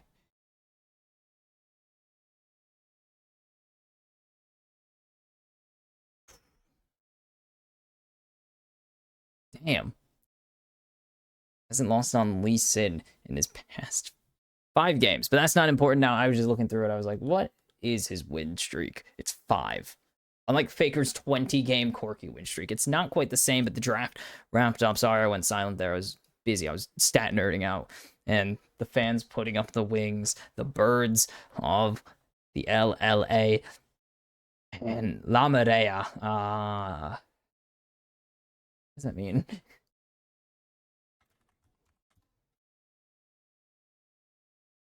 Oh, definitely not that. I just want to translate that to the sea. I don't get it. That's Romanian, that's why. Tide. The green tide. So they're just the green wave. Sorry, green wall.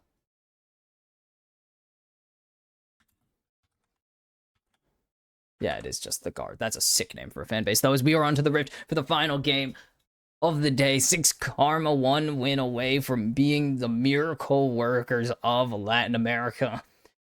Estral, 1 win away from being immortalized in Latin American League of Legends in the regular season. Will it work come playoffs? I don't know. And we're going to see Hail of Blades for the Azir. Hell yes. Close the series on a high aggression Azir build. More aggressive than the Fleet Footwork, even though Fleet Footwork also encourages a lot of trading. But the Ahri, the wild card here. Ahri, how many games does Ahri even have in the region at the moment? Is Ahri even gotten played? Yes. 1 and 2 so far this split. And internationally, let's check. 3 and 6. So the odds are not looking that much better on either side of the wall, but maybe it's secretly really good into Azir. Otherwise, it's 1 and 1 against Azir. Take it. We take those. Meanwhile, Mataz going to finish off his red buff. He will be spotted going for his Raptors, though. Same for Jose Diodo.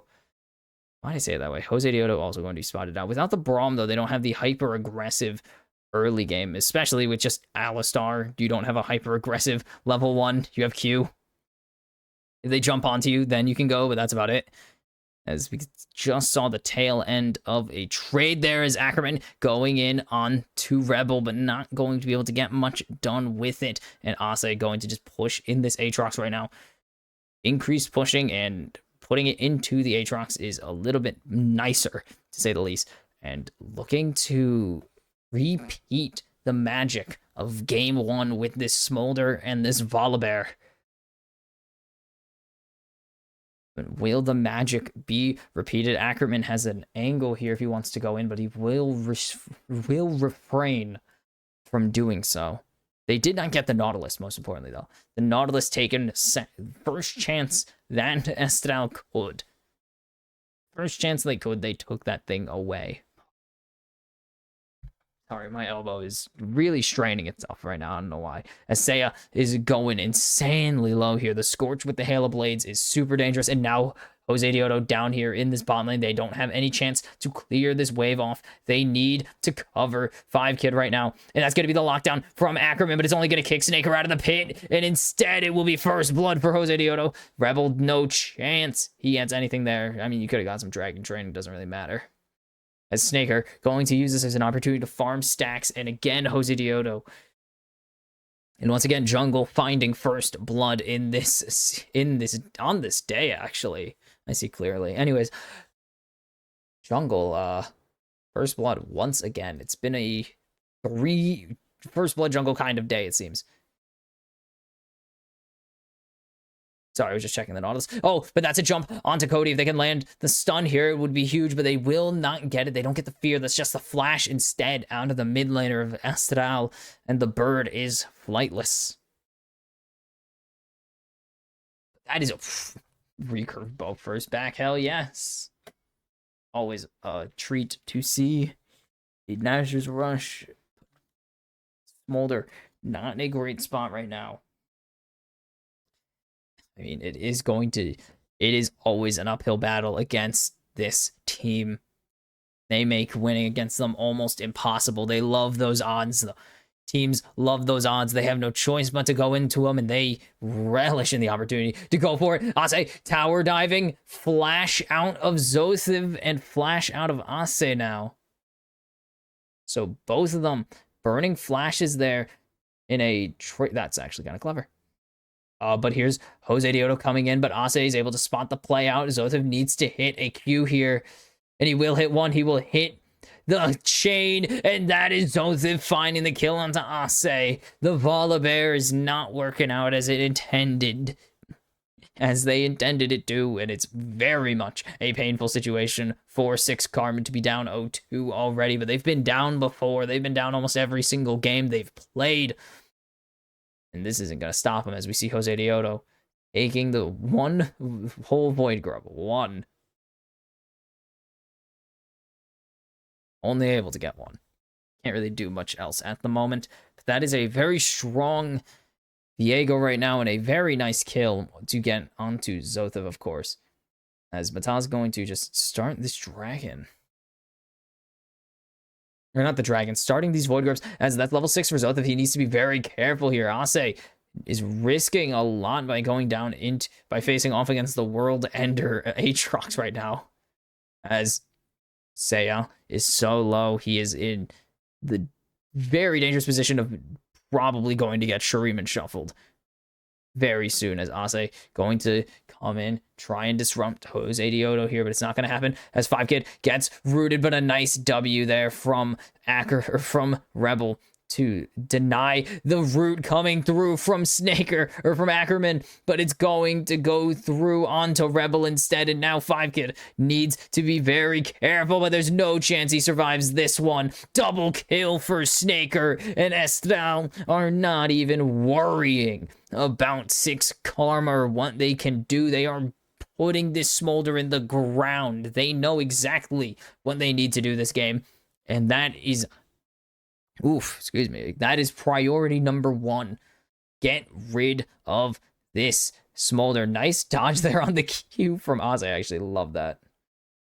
And this hook landing onto Rebel, and then the W landing onto 5kid as he's pushing a bit too far forwards, and a great W to deny that opportunity to go in. 5kid just holding flash for way too long. Rebel doesn't even have flash right now. Gets hooked. Has to accept his death. And then 5kid, I think, just didn't want to flash away here. Should have, really. As he's going to get double rooted at the moment. Then flashes away. And by then, he's trying to drag Snaker in. Snaker's already way too close to being far ahead of him. Or Snaker's already so much further ahead of him that he doesn't even need to worry about this. And it's just going to be a dragon. That's like their only flame in this. That's their only stake in this game right now, is Drake stacking. They are behind in jungle and in bot lane right now. Now in top lane, it is a dire situation. And there's a single Void Grub sitting all alone and sad. 6 Karma need to find a way back into this game, but it's going to be damn difficult to do that, as maybe they found something, but Rebel is just going to get locked down here. And Ackerman doesn't even take any damage. And now Jose Dioto coming down, has the Heartbreaker available. 5kid is going to be able to dodge the hook. But is it going to even be able to do anything with it? As Jose Dioto going to disengage, but just using that smoke, that not the Hallowed Mist, the other mist, to just scare him off. As Seiya not going to get the charm, and Cody going to just ignore it entirely. As Ackerman getting some vision in enemy territory. Mataz has the ulti. Ase is just soloing the... Uh-oh. Ackerman spotted out, but just going to tank a Q, and that's really it. Tanking a singular fireball isn't that bad. Ase will finish off these Void Grubs, so a 1-2 split, and if 5 Kid's dead. 5 Kid dies here, right? No? Jose Deoda not going to overextend here, not overcommit. And is going to hand over this plating to, or pretty much just keep the pressure to give over this plating to his ADC and his support, as that's the World Ender forced out with the paranoia coming through. That is the fear, and that is Ase getting the kill back onto onto Zothev, and maybe there is a chance that 6 Karma have some life in them yet, as Seiya going to be able to clear that wave before the plating goes over to Cody. But it is still 6 Karma need to find more than just 1 kill onto the one kill for their Volibear, but this is actually really well played. As the stun comes through, he has to tank all of that, and so they know there's no flash. And Matan's flashing forwards to ensure that there is a corpse of an Aatrox on the enemy team is huge. Is Cody gonna tank turret there for a little bit, but it should not be a worry. Jose Deoda's right here. Seiya wants to throw down. So, good spot to be in if you are Estral still. Just under 2,000 ahead at the moment. And you can see it in the items. Aatrox already done. Already has Brutalizer on hand. Snaker almost done with his first item already. And 300. Man, that gold lead is micro. That is a pure farm diff as well, too. As Jose Deoda's coming down, do 6 Karma know? Don't think they do, but they're going back top lane, back to the well of Ase and Zothev. Zothev takes a turret shot here. There's a W coming in, as Mataz is pathing in such a way that he'll be safe. And that is flash out, and now jumping in. 5 Kid already down. Nice shuffle there from Cody. Ackerman already so low, but they need to get something back here. Seiya will land the charm onto Cody, but there's just no chance in hell. 6 Karma claim a single thing out of this. Looking for Ackerman, but now in a dangerous position. They're going to be able to dodge away from the root, and Zothev has survived. The paranoia not popped at all. Paranoia would have been real nice there, just saying. And instead, Ase going to start taking some turret plates and malignance for Seiya here. So how does Zothev escape? Because we saw most of this already. Because then just flashes back over the wall and doesn't throw out the paranoia. Doesn't have it still? Wow. And yeah, just world enders away. Okay, so that was my present tense mind thinking of applying something to the past tense. So that was a low CD. Dang, that's tough. Going for the profane here, not the experimental. And Seiya going to get hooked. He has no ulti to get away. The charm lands onto Snaker. The fear going on to Ackerman. And it will be a disengage, but more souls into Snaker's pocket is always a good thing. And now Drake 7 seconds away, and it will be 6 Karma handing over the second dragon of the game. So no stacking to an insane, no speed stacking the dragons this game, pretty much. Jose Deoda going to pull this Drake out and is going to be able to just finish it pretty much solo. There's no chance Mataz even thinks of going for this play. And you can see Zothev out in top lane choosing to ward the Grubs just in case they decide to try and trade it. Going to spot out Cody and, well, just Cody actually, as Mataz has started this, but they know that he's here. So they have to send everybody up. And it will be 1 Grub taken at least. So there will be no Void Mites on the map here.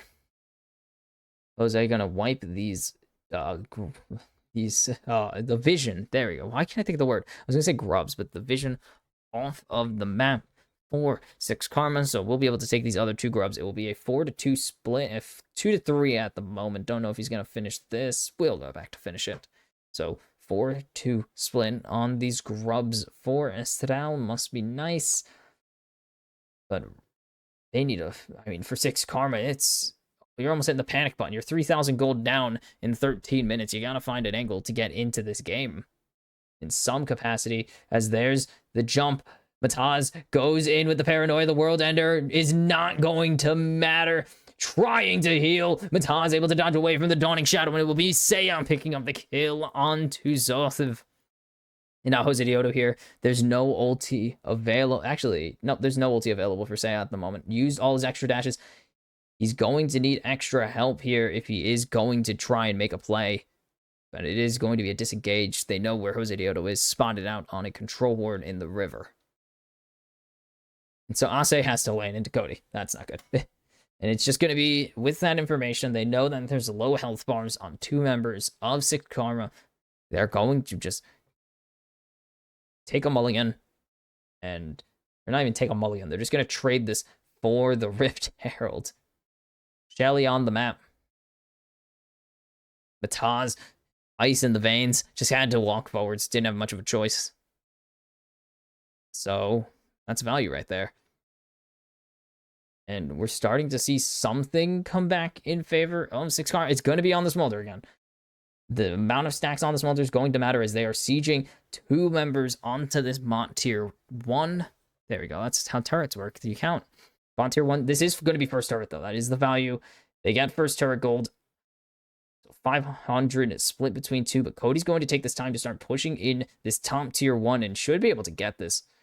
As the Gnasher's Tooth finished already, so not going to be very difficult to just not, or almost has Gnasher's Tooth, but has the recurve bow, so still has a lot of damage. Not going to be hard to knock down this turret here in top lane.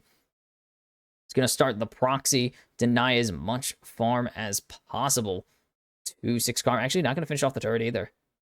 Isn't going to be able to. Actually, has to be very careful, but Mataz needs to be careful, and that's going to be the smite away from Jose Dioto on 6 Karma's blue buff. Mataz didn't have it. Eventually will get it. The wave shows up in time, so he doesn't have to tank it. And the Sun Disc goes down to further prevent any push for 6 Karma in that top lane. As Zothev going to get hit there pretty mildly.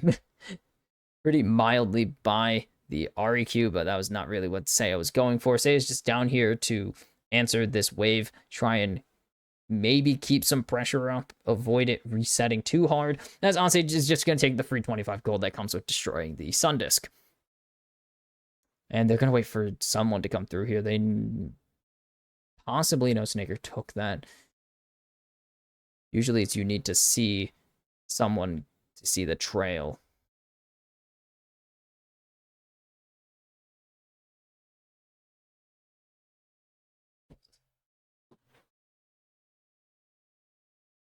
Yeah, that's right. Okay, sorry, I had to close the windows. And also gonna get this tier 1 in top lane, and this is kind of where 6 Karma are gonna shine, but also where Estadal are gonna shine. Azir has very good turret siege. So does this Volibear. And we see the Unending Despair come through. Stride Breaker actually going to be the Tiamat item of choice for Mataz this game, not the Profane. And they need to be very careful here because a hook could be lethal under the enemy turret. But instead, just going to get a quarter of the turret's health and disengages. Cody is just going to get more than that by a lot. As teleport coming through from Mataz, Ase. And that is a nice win there. You're getting some of the turret. You get the teleport out of a member of 6 Karma. Force them to play a little bit closer to objectives. Prevents a flank angle. That's Flash out of Ackerman. I think that was actually X-Flash out of Ackerman. That wave completely cleared except for the cannon minion. And that's the cannon minion also gone. Snaker didn't mean to do that, I'm thinking. I'm thinking Snaker didn't want to drive that, but that might have actually costed them a charge. Because now it's very difficult to get a charge out here. They have Smite available. They're not even going to need it. It's not going to charge. And that is a disastrous Herald play, but it will at least draw enough pressure mid to get them a second Dragon. And 6 Karma not even paying mind to the Drakes right now. They're not really worried about them. They know that for the time being, the Drakes aren't going to matter too much. As it's going to just be on Zothev to clear out this wave. back up Saya a little bit. Saya has decent turret damage because of the Void Grubs. Even though there's only 2, it's still a good amount of Void Grubs. As Snaker is getting jumped on, or is jumping on 5-Kid. Why do I keep mixing some of this up? This shouldn't be so hard to get in a correct direction. Oh, missed that last one. Tough. Turret just targets minions, men, sometimes. But the gold diff is maintaining at about 2,000 right now. Give or take some 100. Give or take like 100, 200. Just how it works. And that is a lot of stacks there for 5-Kid. As you can see in the bottom corner, 143 right now on the Dragon training. Needs to get to that 225, is really going to become the menace then and there. And second items starting to come through. Again, second item LDR. Volibear and Alistar, very beefy, are going to have more health than you. But no one else on second item. Snaker's just really fed. 3-0-2 with a good amount of farm is pretty nice. I'm pushing into this thing really hard now. I don't know why. Still less than 5-Kid, but not that bad. Most in the game. Obviously, you have 3 kills onto your lane opponent. Like, of course, you're going to have a lot of kills. And Estadal going to use their full advantage in this game at the moment to steal away this red buff. Still don't have this turret down, but they can go for a dive angle here if they so choose. They're going to be able to actually just clear on this wave instantly. Well, excuse me. Pardon. And going to be able to do anything here. The Baron is available. The best Baron on the map right now. Yes! I love having the best Baron available. As this Hex Flash over the wall is going to be read pretty easily. 5-Kid there. Mataz is hidden. And now, jumping forwards, they might have picked the wrong target here. As there's the depth charge landing onto Saya, and it's going to be a disengage here. So no depth charge, no Dawning Shadow, and that can be a really big angle for 6 Karma right now. That is a big shield damage ability that is kind of important. Is kind of crucial here, but again, 5-Kid had a similar game to this. His first time playing the Smolder, didn't really get to do much, was dying a couple times in the early game, but just needs the stacks. That is it. That is all 5-Kid needs right now, is to stack up to that magical number that allows him to become a big, big damage threat, big execute threat in the game. Senna's never going to really reach an execute point unless you're playing solo queue. Actually, unless you really get fed. Unless you're constantly 1 item ahead, like Snaker is, you're not going to reach that point. But Snaker is very much ahead at the moment, and it's very useful. Senna doesn't have attack speed, so she just makes up for it with raw damage. The Sled getting nerfed next patch, man. It's actually a good change. I think Sled is really strong. I still think Sled is going to be really strong, just slightly less strong, which is what they want out of it. They don't want Sled to disappear. They just want it to be an option for tanks, not just the go-to for tanks. Yep, you can see that gold diff. Those kills are going to be a very big difference here.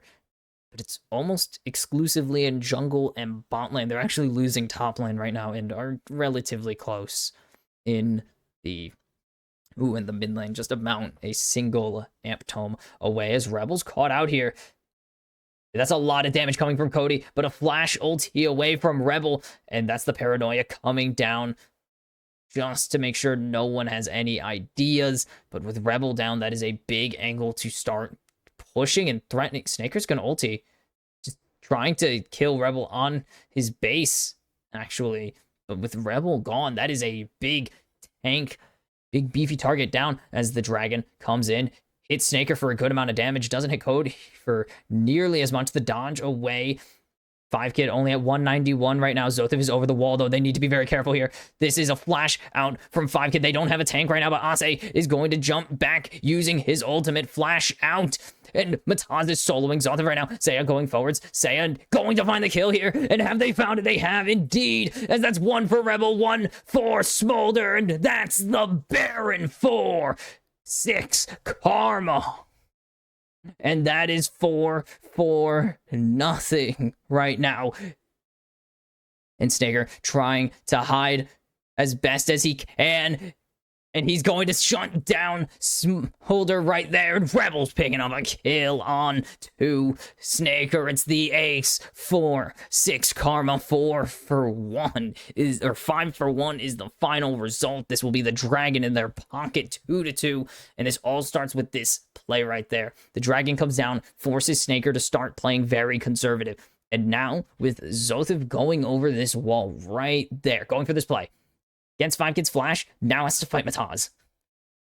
And all that, Mataz is able to solo Zothev for the most part just because Ase's drawing so much pressure. And then look at the damage 5Kid and company put out. 5Kid, Rebel, Ase put in so much damage. It is disgusting how well coordinated that play was. I don't know why 5Kid doesn't... I'm assuming 5Kid doesn't have a ward. I can't see wards in this. But doesn't... kind of walks into his death. I don't think that was the best play. Probably should have waited for Rebel, if anything. Should have waited for Rebel. Rebel was going to be there before the recall canceled. You could have at least canceled the recall without getting in range. You have decent range with the Achu. 4,000 damage is a lot. Ase going to get locked down here, but he's going to be able to shield. But Jose Dioto looking to lock him down. There's a lot of damage coming through, but not a lot of killing coming through. They barely get him past half health. That Kraken's Lair doing a lot of work, and now the top lane getting pushed in, but they need to be careful because all 5 members of Estral coming in. They have the teleport available, as that is going to be Rebel running away to safety here. Zothev going over the wall. They will get this tier 1. That is already 1 down. That is Zothev off the map. The teleport coming in, but that dragon not going to find anyone. That is 2 coming in on the dunk. That is 1 down. Snaker already down. That's 2 actually. I just can't count. That's 2. And now they're looking for these turrets. 6 Karma are looking to finish the job here. They have the opportunity, but there's a lot of damage available on the side of Estral. They need to get Cody. That is the primary target, but they're not even going to try to go for it. They know it's better to just reset, take your gold advantage, and leave than it is to risk it all, throw away your odds of winning. And Jose Dioto going to try and catch out Seiya here. Seiya has no ulti. Seiya throwing away his odds of winning.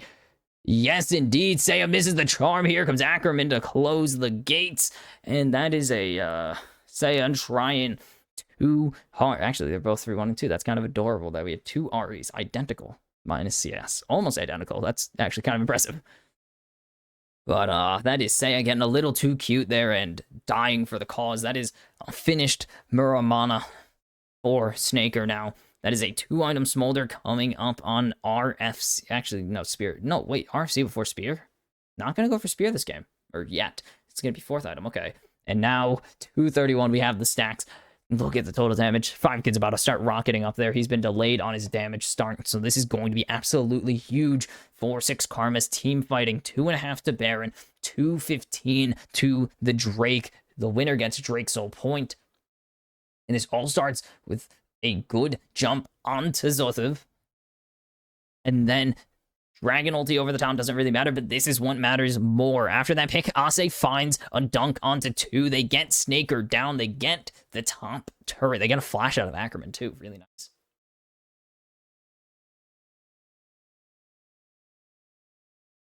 And using that darkness to hide a teleport coming in from Ase, absolutely massive. 6 Karma hid the teleport so that Estral couldn't, I mean, they were probably expecting it, but they couldn't guarantee the odds. Mataz throwing down the spell shield just in case, and the minion's going to do the work. The Baron expired by now. Well, expired by now, should I say. And 3 items on this Ahri. Going to be able to start doing some actual damage. It's kind of weird. It's not common to see Ahri do damage all the time. Way ahead of the Azir, though. Hasn't gotten any kills, only been farming. Cody's still good damage, but it's not as much as you would want. Jose Dioto trying to get to 5Kid right now. Channeling up the stun, but he's gonna just use it to disengage. Ase will continue to push in this top lane as Seiya is rotating over the rest of 6 Karma rotating over to Seiya to try and get this mid-tier 2 down. And that's gonna be the sneeze. No execute yet. That's 250 stacks. You have to hit it with the Q first, okay. As Ase gonna get chased down here, but Jose Dioto just gonna stun up the wave, clear it out. Stall for time is the name of the game right now. They need to get Cody some items. They need him to finish his, not rocket belt. Don't build rocket belt here, please.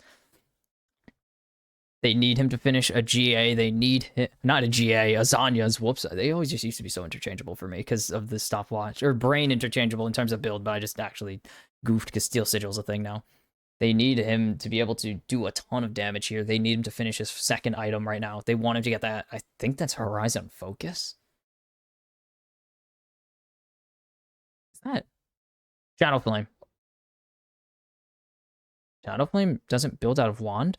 As 6 Karma going to just take this dragon under the cover of night. It's not really even that much of a competition for the dragon. Instead, Baron setup is started by Estral, but they're not going to be able to start much. But Aze has been locked down, is going to get the teleport out of Seiya here, and that is the most important part. They're going to get Seiya's teleport from base, and now it's time to set up for Baron for 6 Karma. They have such a good position. Rebel deep in enemy jungle. They have 5 Kid ready. 5 Kid needs to be very careful here. He can't afford to get caught. He is the win condition for this team right now. If they want to win this series, they need to keep the dragon, the novice dragon, alive. And Rebel's already getting jumped on. Seiya's going to get locked down with a massive triple root following it up. And there's Dragon going over the top. Snaker is already half held the Q land, so the execute is active now. And that is crucial. They get a bunch of summoners. They get a bunch of CDs out of 6 Karma. So now those cooldowns finally... Oh, shoot. The base actually... Wait, they can cancel recalls or use those recalls to start pushing in. As Cody backed for it. So it actually will get a teleport out if they want to start it. They have the sneaky spot, if you know. If you know the sneaky spot, then you know the sneaky spot. It's just a spot you can place it so you know when they're starting Baron without getting it caught, as Jose Dioto is going to start wrapping around. And this is the best part. Jose is able to just sit here. No one can ever stop him as they're looking to come over the top. Rebel is not going to get it. That's Baron stolen in 6. Karma may have just lost his game, but it depends on how good 5 Kid can go. That's 2 for 5 Kid. 3 for Smolder. And it is all over for Estral. 6 Karma get the job done when it matters most. Are you kidding me? 6 Karma, they stop the Baron at least from having any effect, and they're gonna push in this mid. It's just Cody. 30 seconds. How hard can they stomp Cody? They need to get him off the map. It doesn't matter. He has the threat to do a lot of damage here, and they need to be very careful about how they go forward with this plan. As the dragon comes down, Mom finds no damage. Ase, and now it's time to focus the turrets. They don't have the option to turn them off, but they will turn off Smolder instead. But it's gonna be Cody giving his life in exchange, but that's all that matters, is he bought that time, and Estral can respawn now, and this game continues. This is unbelievable that this is happening right now. Look at how low that turret is. That is exactly what happened when 6 Karma needed last game. They needed just 1 turret to survive on a sliver of health, so there was no potential teleport play. But they still have all their mid turrets up. They have both tier 2s up. 6 Karma have been shockingly in control of this game since the mid... I mean, pretty much since they got control of mid, they've had this game under lock and key. But now, Estral looking to open up those locks a little bit, loosen them up, find a way to break the door open, find entry into the base of 6 Karma. Nice flash, buddy. As Rebel's dead. Yeah, Rebel missing that Hex Flash was really bad, but that's actually going to be good for Matanz to turn off the lights. Here comes the dragon, but it's not going to find anyone, and Estral need to disengage, or need to run while they can. 6 Karma need to just disengage there. The dragon ulti finding no one is absolutely devastating. That's going to be a big loss of aggro and positioning here. They're going to keep this wave pushing, obviously, with the Supers, but that is... not ideal, to say the least. They needed that dragon ult to connect to at least get something in exchange for Rebel missing his Hex Flash. But haven't found a single thing yet. That Black Cleaver is going to be massive, I can already tell. It was already bomb, but it's just going to be massive. And the Frozen Heart is going to be really good, too, actually, into Azir. But now the Azir going for his third item, the stopwatch, the hourglass, I guess is the correct one to put it. There's no more stopwatches, man. It's sad. This is such a dire situation. 6 Karma are on the verge of doing something incredible. But Estral on the verge of doing something just as incredible, maybe a bit less incredible in context, but very incredible overall. But it all comes down to really the next team fight. Depending on how this next team fight goes, Estral might have the time to end the game. 6 Karma will, no matter what, as long as they win the team fight and have a surviving member, they will win this game. Estral will need a very favorable team fight win, which I cannot believe I am saying. But they are more than capable of putting one up. No doubt about it. The hook lands onto 5kid. That's the game, baby. Unless 5kid able to jump away to safety, and he's gonna find one. The dragon comes in. That's a double kill now. Going over for 5kid. Triple, quadra, GG Estral. The dream is over. The pentakill is secured. 5kid lives up to his name, picking up the full 5 of Estral, and the dream of perfection is over. The impenetrable force that was Estral's lineup has finally been stopped. And somehow 6 Karma are 3-8 entering the final day after beating the best in Latin America.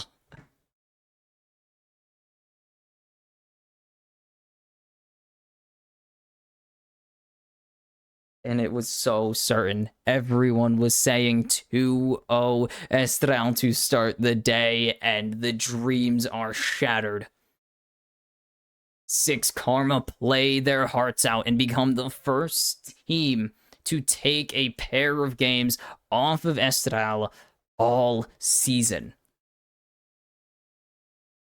7 weeks of perfection shattered to nothing but dust at the hands of the Green Tide.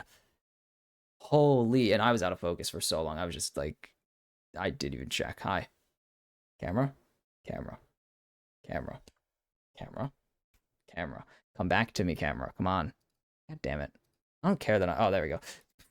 I don't really care that I was out of focus. I was not the focus of the game, obviously, because I am just the person who screams over them very poorly, not the people who play them. And congratulations to 6 Karma for doing something no one thought was going to be done this season and taking down the super team. The best jungler in the region, the best top laner in the region, the best mid lane in the region, and the best ADC and support by far.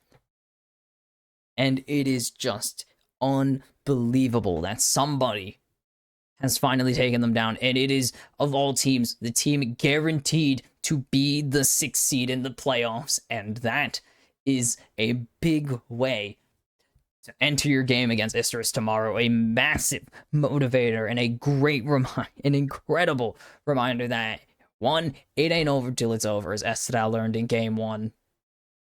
And in Game 3, really in all the games, we learned it's not over till it's over, and 6 Karma put up I mean, that was a movie-worthy fight right there. And of course, that you gotta play the games to know who's gonna win, because we've been saying Estral 2-0 all season, and they finally lost a third game. 23-3 is the denial, and they may have not been the one in 23-1, or they weren't the one in whatever number, what was it, 14, not 14, in 12-1, or 13-1. They were the 1-11-1, the only team to stop the unstoppable force, somehow, of all teams. And the Green Tide stand tall. Congratulations, 6 Karma, for a bizarre win, an incredible series, a testament to why Smolder is a broken mess, but also a great demonstration of playing Protect the Puppy. I mean that in a positive way. I don't mean that in a way of you cheaped out, you played a rat strategy and won with it. No. You played exactly how you want to play with a hyper carry like Smolder. Play around it, revolve around that comp, and also playing the Volibear top, playing the game you want. You've single-handedly made Volibear a 100% win rate champion, probably for the rest of the season. No one's picking this guy. But just, oh my goodness. What a great game. What a great series. Props to Estral. They put up a You can only have a David versus Goliath story if there is a Goliath, and Estral played that to a key, sowing so much doubt there. But, of course, when it comes to the end of it, it doesn't matter how well you fought. It matters which nexuses exploded, and 2 of them exploded for Estral. So, that is it, with Isurus picking up a messy but still pretty solid win over the All Knights 2-0, and 6 Karma putting the single dent in Estral's what would have been Estral's flawless season, their magnum opus so far in 4 seasons of LLA play, taking them out 2-1 to enter tomorrow, the final day of the season, with high hopes. That is it for the Kimchi Cast for today. And I won't be here tomorrow. I don't think the games are that important. I'm going to be really honest. I mean, yes, I would love to be here for Leviathan Infinity to see if Leviathan clinch the upper bracket, but sadly, I won't be here for it. I have a gig. So, Midwest R6. If you want to watch R6, go catch me at Midwest R6 tomorrow, 8 p.m. Eastern, whatever time we're in right now. When the clock has the 8 and the zeros, that's when we go live. And then there's, of course, I'll do next week when that gets there, but you won't even hear me promo that because playoffs don't start until March. So, actually, playoffs might start next week. Do they? Do they just start next week? Oh, no. I'm gonna miss a day of playoffs. Man, that sucks. Hopefully it's a bad series. Oh, God. I mean, as much as I've been enjoying, as much as I hyped up 6 Karma, I really do hope it is the 6 Karma game. I want to be here for Estral versus whoever, and Movistar Rainbow 7 versus Isurus. That would be fun. But anyways, remember to catch LLA on their own channel whenever I'm not streaming. 5 p.m., same time I start.